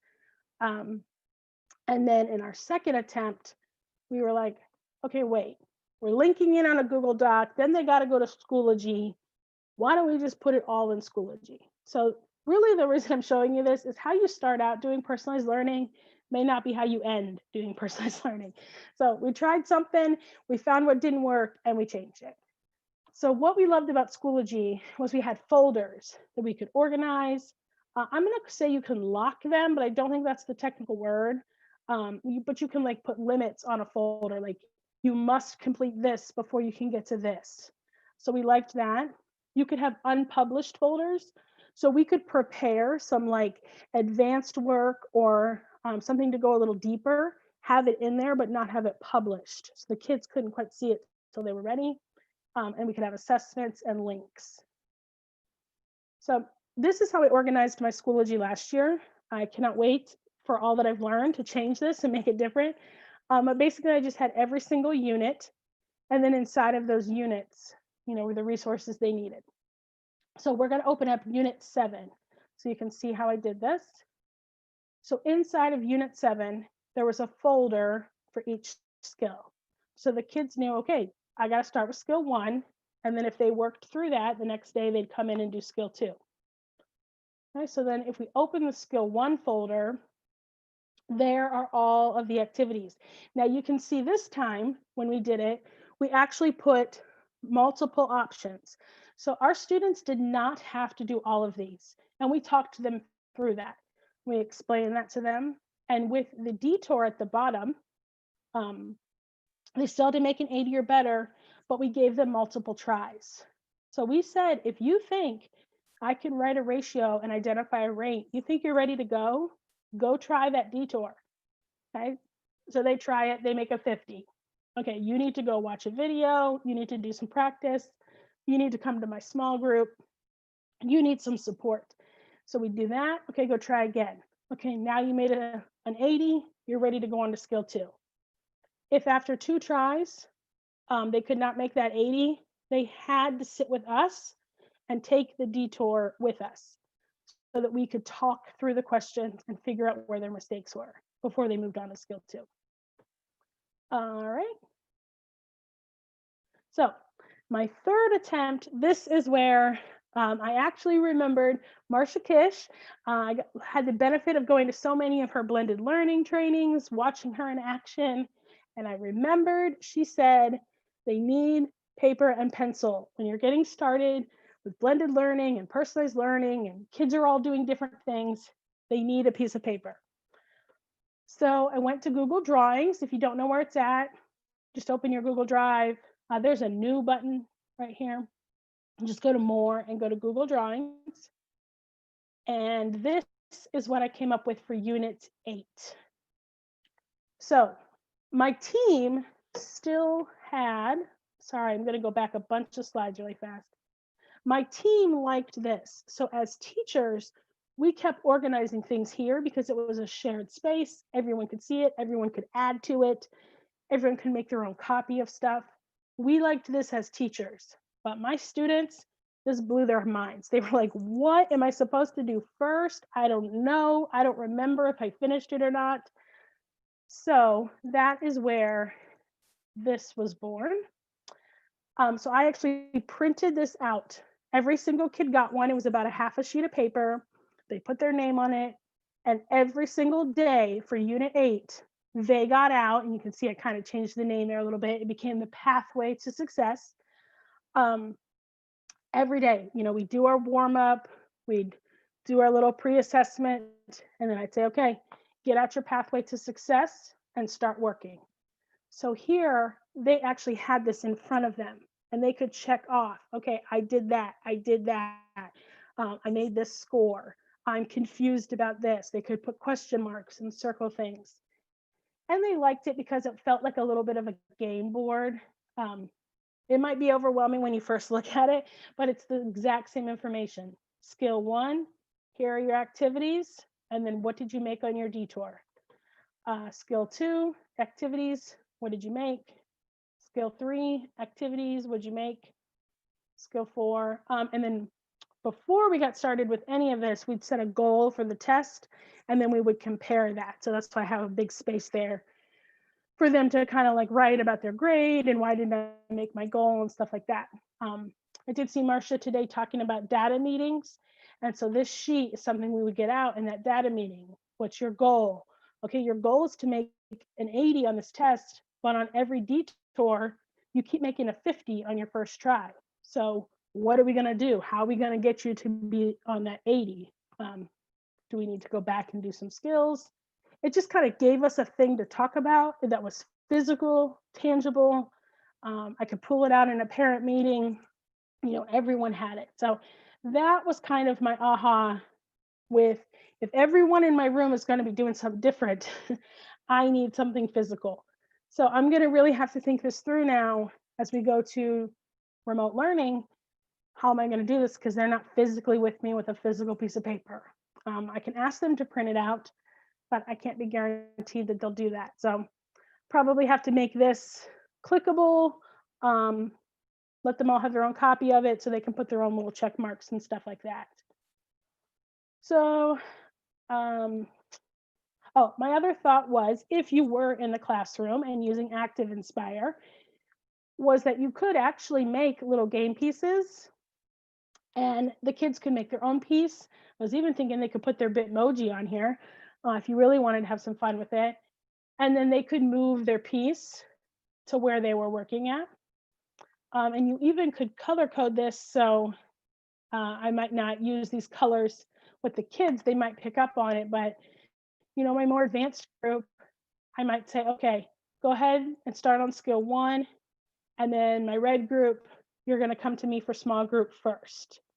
Okay, and then hopefully by the time I've gone through some of this with the red group, these guys have moved on, my red group can start, and now I can see, okay, yellow group, it's your turn. So to put this in ActivInspire, I literally just copy and paste. You can save things as JPEGs. You can do insert media and go get your pictures that way. So, and then I thought you could just color code it for each class period. All right, so I'm gonna stop and see if there's any questions. Of course, that went way faster than I thought it would.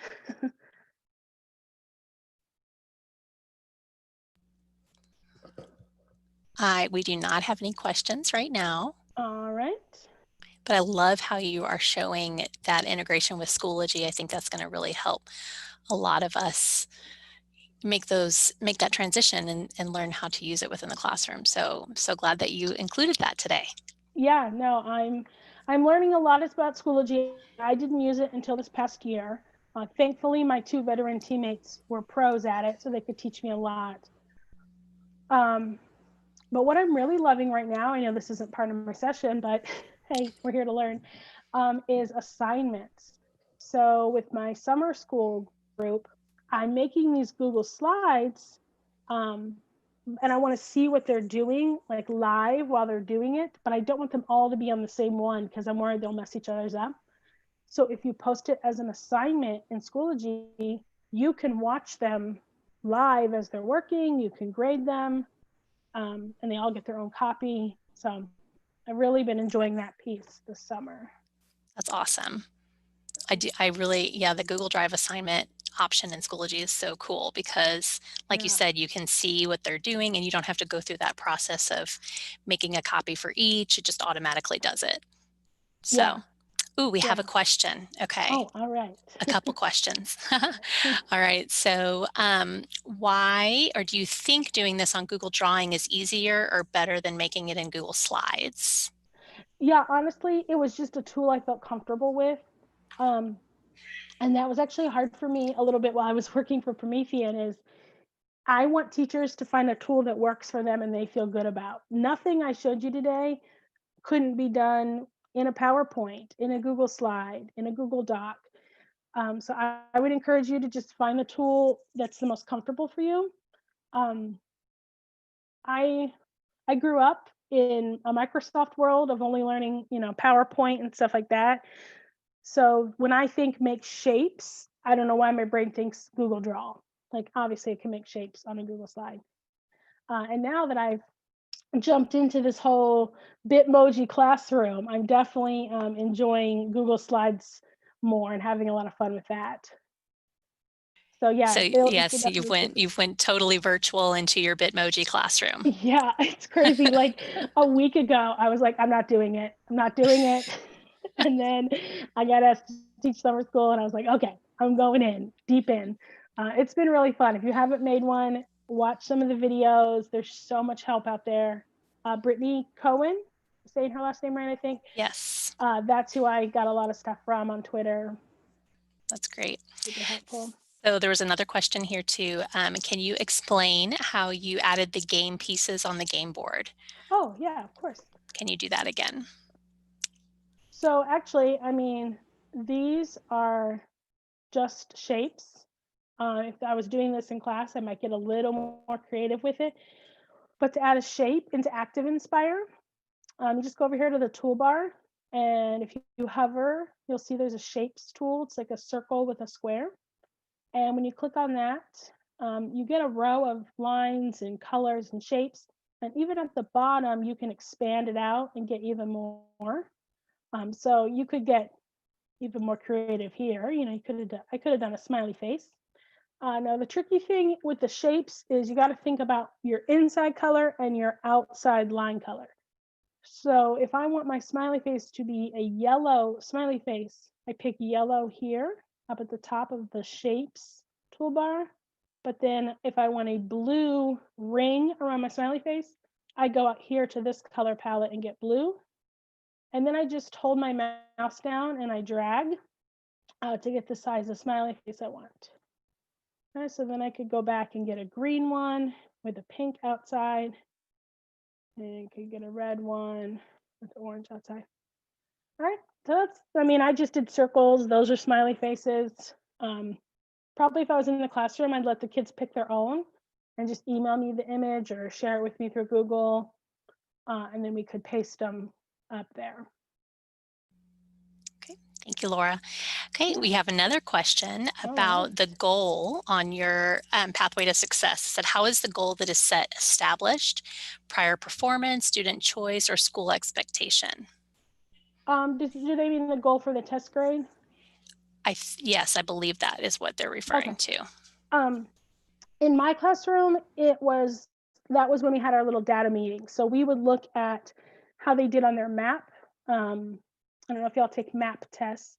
We would look at their map data, we'd look at their star data, we'd look at how they'd done on previous tests. So they kind of had a chart where they were keeping all of that. And so we would look at that and set our goal based on that. What I had a hard time with was my students inevitably every single time, what's your goal? 100, 100. I'm like, awesome. I love your excitement. I love your positivity. You're going to make a 100. And so I would use the phrase, you know, shoot for the moon, land among the stars. Like, let's hope for that 100, but just in case, like, let's look at your past test. I mean, you know, you've been making 50s, 60s.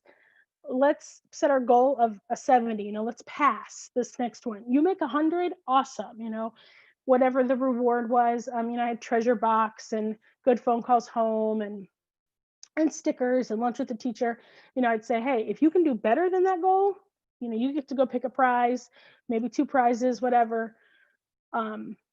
But yeah, it was kind of based on what their previous data was and that conversation between me and the student of what we thought was a reasonable goal. Excellent, thank you. Mm-hmm. Okay, next question. Can I get clarification on if this is done in groups or done individually? So what I ended up doing by the time I got to, I'm trying to figure out a visual I want for this. When I got to this, what I started to realize was kids would be on the same thing. And so I would kind of break my room up into, okay, if you're in skill 1, I want you to go to this back corner. Now I had an advantage. I had 2 teachers. I had me and my amazing co-teacher in the room. So I know that cannot work for everybody. So I would say, hey, today, you know, you're going to help all the kids who are still stuck on skill 1, skill 2 and 3. We've got our 2 groups. And then, you know, I'm going to walk around and check on everybody or pull a small group, whoever's struggling. So once we got here to actually having the paper and they knew, oh, I'm a skill 1, I'm a skill 2, you know, I'm doing, and then we'd also have a space that was meant for you're doing the detour. So I knew you're supposed to be working alone, and that was usually like along the wall so I could see their screens. You should have headphones on. You're not talking to anyone because you're taking a quiz essentially, and I want you to do that. That's why it says on your own, because we struggled with that a little bit.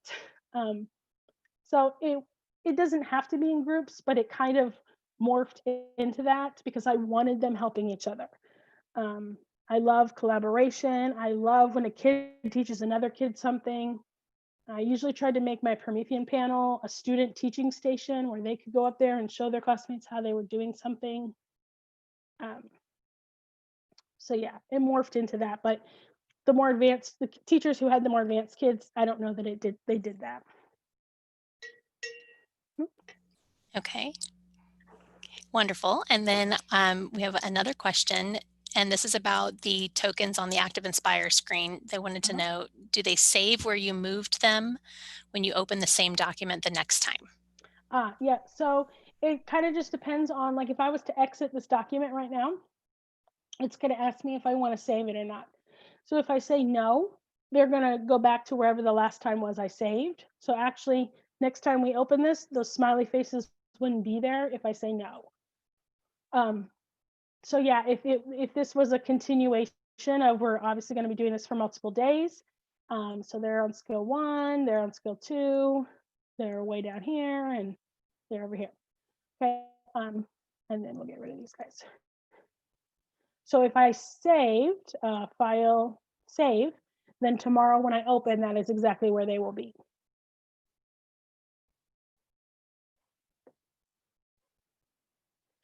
Perfect. And then, well, we did have a question too, like if, we kind of answered it somewhat in the chat, but maybe you could talk a little bit about how you see, or have you thought about how it would look to share this with students remotely? So in Zoom, or where they have their pathway to success and you're kind of working on it remotely with them. Can you share, can you talk a little bit about that? I think you did already, but maybe go a little deeper. Yeah, and I'm actually like kind of still processing it. That's why I'm thankful to have this little summer school group. It's a smaller group of kids, but I'm getting to test some stuff out with them of what works and what doesn't. Like I saw this awesome tool. It's called Jamboard. It's a collaborative whiteboard space, but their Chromebooks wouldn't let them open it. So I got to do some research on the back end and figure that out. So probably right now, I would put this on a Google slide, or maybe even just share the Google Drawing or force a copy so they all have their own copy. Mostly just for the visual of it, and even for parents. I might not make it into the game board this coming year because we don't really need that part. It might be more of a list, more of a checklist of like these things need to get done each day, and this is your goal at the end of the week. And then what I'll do is in Schoology, try to make that match as much as possible. So the session I watched was about putting pictures in Schoology. So really trying to make Schoology look as much like whatever I would hand out in class or whatever tool we're using, so parents can like make the connection. And then in Schoology, utilizing that must complete feature. So you must get this done before you can go on is really going to be helpful with this, so that I can make sure they're actually mastering that skill before they move on. What's kind of interesting to me about all of this is we're being forced into personalized learning right now, whether you like it or not. I mean, these kids are at home. They're going to sit wherever they want, so that's taken care of. They're going to be comfortable. They're going to go kind of at their own pace. And that's been a little bit awkward of being in Zoom with them. And I'm like, hey, here's your work. And then I have to sit quietly while they work on it and just be there as they have questions. So probably a lot of next year is going to be trying to force collaboration between them and me just monitoring that a lot. So getting them all on the same Google Doc or the same Google Slides, working together on something. Because it's, you know, very easy for them to just work in isolation, get their work done, not talk, not share. That's where ClassFlow is going to come in handy. You know, and I can go look back at this later. So actually, we can go ahead and send out another question here. If anyone wants to go back to their ClassFlow, you might have to refresh your screen because it's been sitting for a little while. But if there's anything you want to share, anything you want to ask, I just sent you a word seed poll through ClassFlow.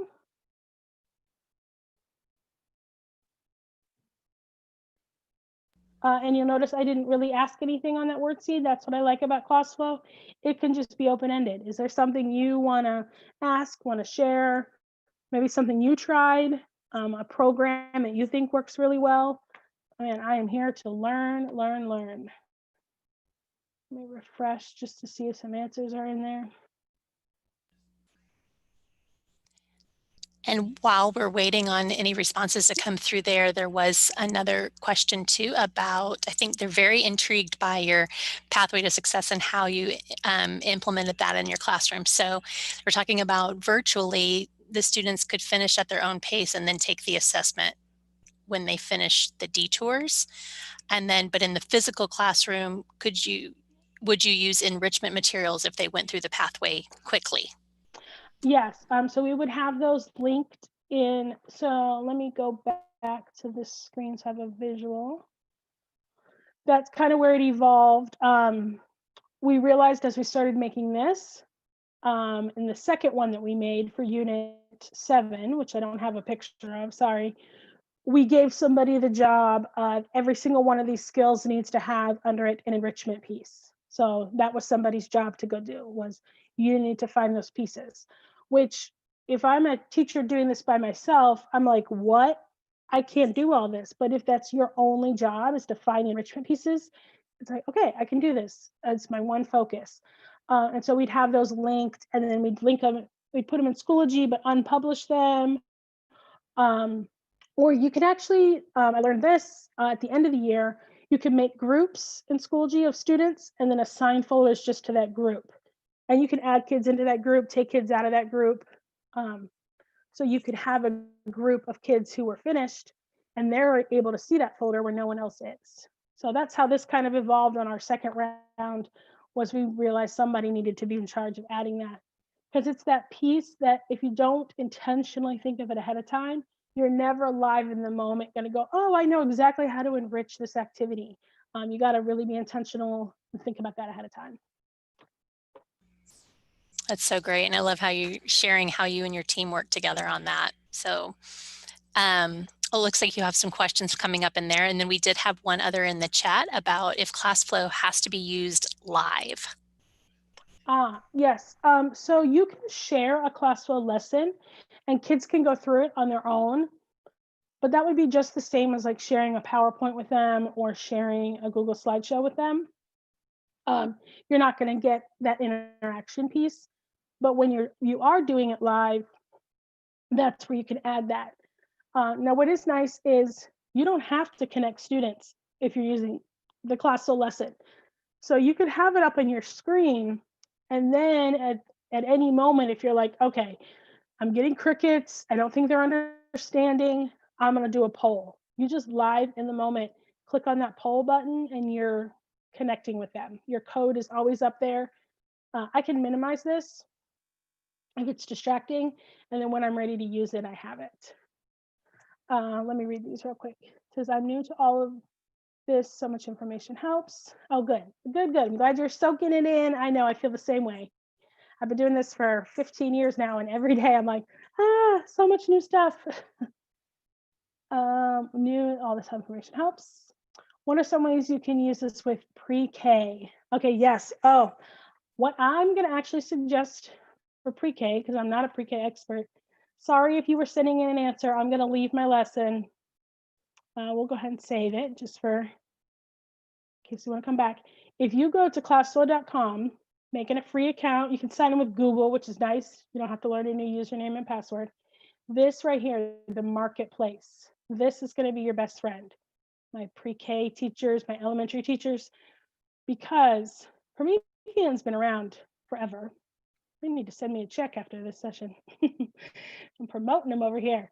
And they have been using, where are they flip charts forever. There are so many flip charts in here.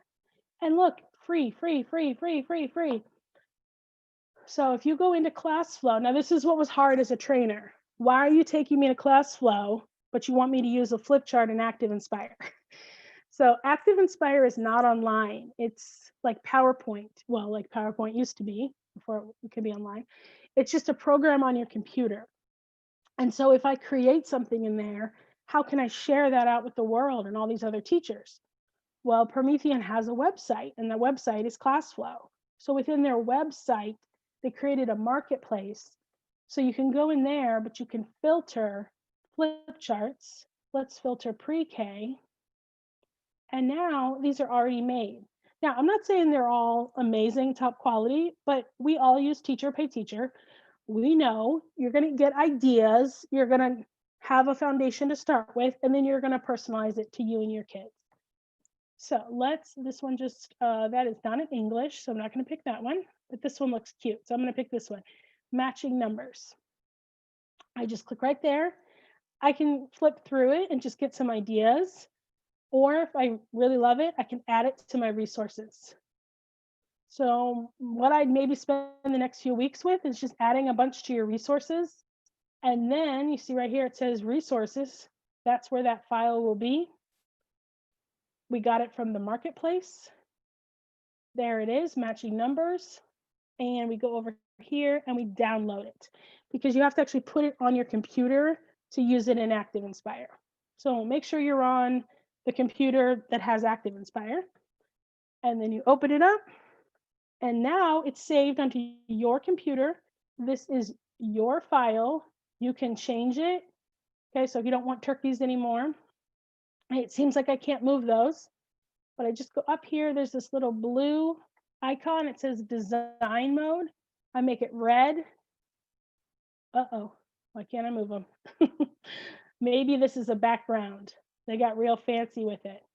They're not letting me move it. Let's see if they'll let me move this one. Oh man, okay, maybe Yeah, looks like they turned this into the background somehow. So these are not just images I can move. This one maybe? It looked like it wanted to let me. I could blame this on my computer. Maybe it's being slow.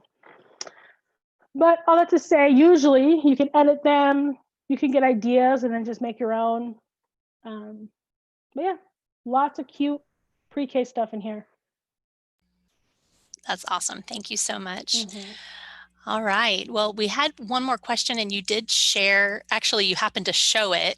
So I was just going to mention, the question was if ClassFlow, if the data saves from your live session. And so when you were exiting your live session a moment ago, it actually showed that. I'm not sure if the person that asked that noticed, but you could maybe show that real quick and then we'll share the attendance link and move on with the rest of our day. Sounds good. Yeah, this is the last session. It's almost over. Okay, so 2 ways. Because I chose save, I just did an instant whiteboard session with you guys. I didn't have anything pre-planned. But all of that data would be still saved. See these little graphs that show up over here? Those are your answers. So I could go back in and edit this lesson and I could see all of it that way. And then another way it saves, even if a teacher doesn't click save, because you know, we get in a hurry, we get distracted. Under the classes tab, every time I send a poll, that data gets saved here under the classes tab. So let's see if I hit the dots and I go to results viewer, there are those results. So those, I also love ClassFlow for an exit ticket, because then I can go look back at things later. Unfortunately, it doesn't always show their name. So I would have my students, you know, type their answer and then put a dash with their initials or a dash with their name. And it does include the time right here. So I would know which class period was which and go look back at that. All right, guys, I am just so honored and humbled that you even came to my session, and I hope you learned something and enjoyed yourselves. Please, please, please share with me what you're doing. I want to learn more. How are we going to do this online? I just cannot wait to learn. So I will get that slide up there that you're all waiting for with the link. And then I will also put up, there's my Twitter and where you can get today's lesson. I guess I should have put that on one slide, huh? Anyways, you get to watch me put it all together. Look at how quickly you're doing that. We are also sharing those links in the chat as well so that they can click directly on both your resource link as well as the attendance link. Nice. So Laura, this was awesome. The chat was just blowing up. Everybody was saying thank you and they were just enthralled and learning so much from you. So we appreciate having you being here with us today. And it was good to see you back in Sci-Fair for the day or for a little while. So yeah, my Klein friends got a little nervous. They were like, wait, what? Where are you going? Like, just one session, calm down. But all right. This is awesome. I've learned so much. So thank you guys for, I know it's been a long day for you. So thank you. Thank you. You take care and we will see you soon. All right, sounds good. Bye, everyone. All right, so those of you that were in that session with Laura, that was our last session in room 3, and the attendance link has been posted in the chat. Make sure that you complete that all the way through to the finish and click that submit. We hope that you have enjoyed your day with us today, and we appreciate you joining. If you have any questions, you can email us at edtech@cfisd.net. All right, take care.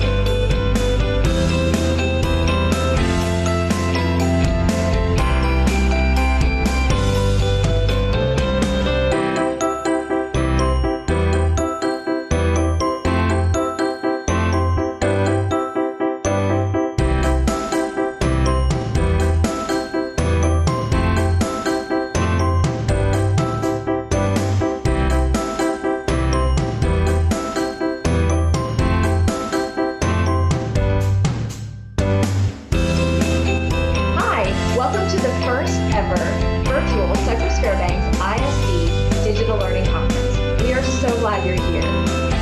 As you are going through your day today, remember that we have 7 different rooms running simultaneous sessions, so there should always be something great that you can watch.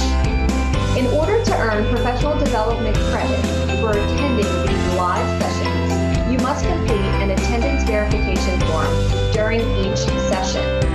The presenter will show a slide with a unique link to that particular session. When that link is shown, make sure you take a picture or write down that link. And shortly after the session completes, make sure that you fill out that attendance verification form. These forms will be time-stamped, and the form will only be open for a certain amount of time. So make sure that you don't delay in completing that form. We will only be able to issue professional development credit for those that fill out the form during the allotted time. We are so glad that you have decided to spend your day with us today. And on behalf of the entire Cypress Fairbanks ISD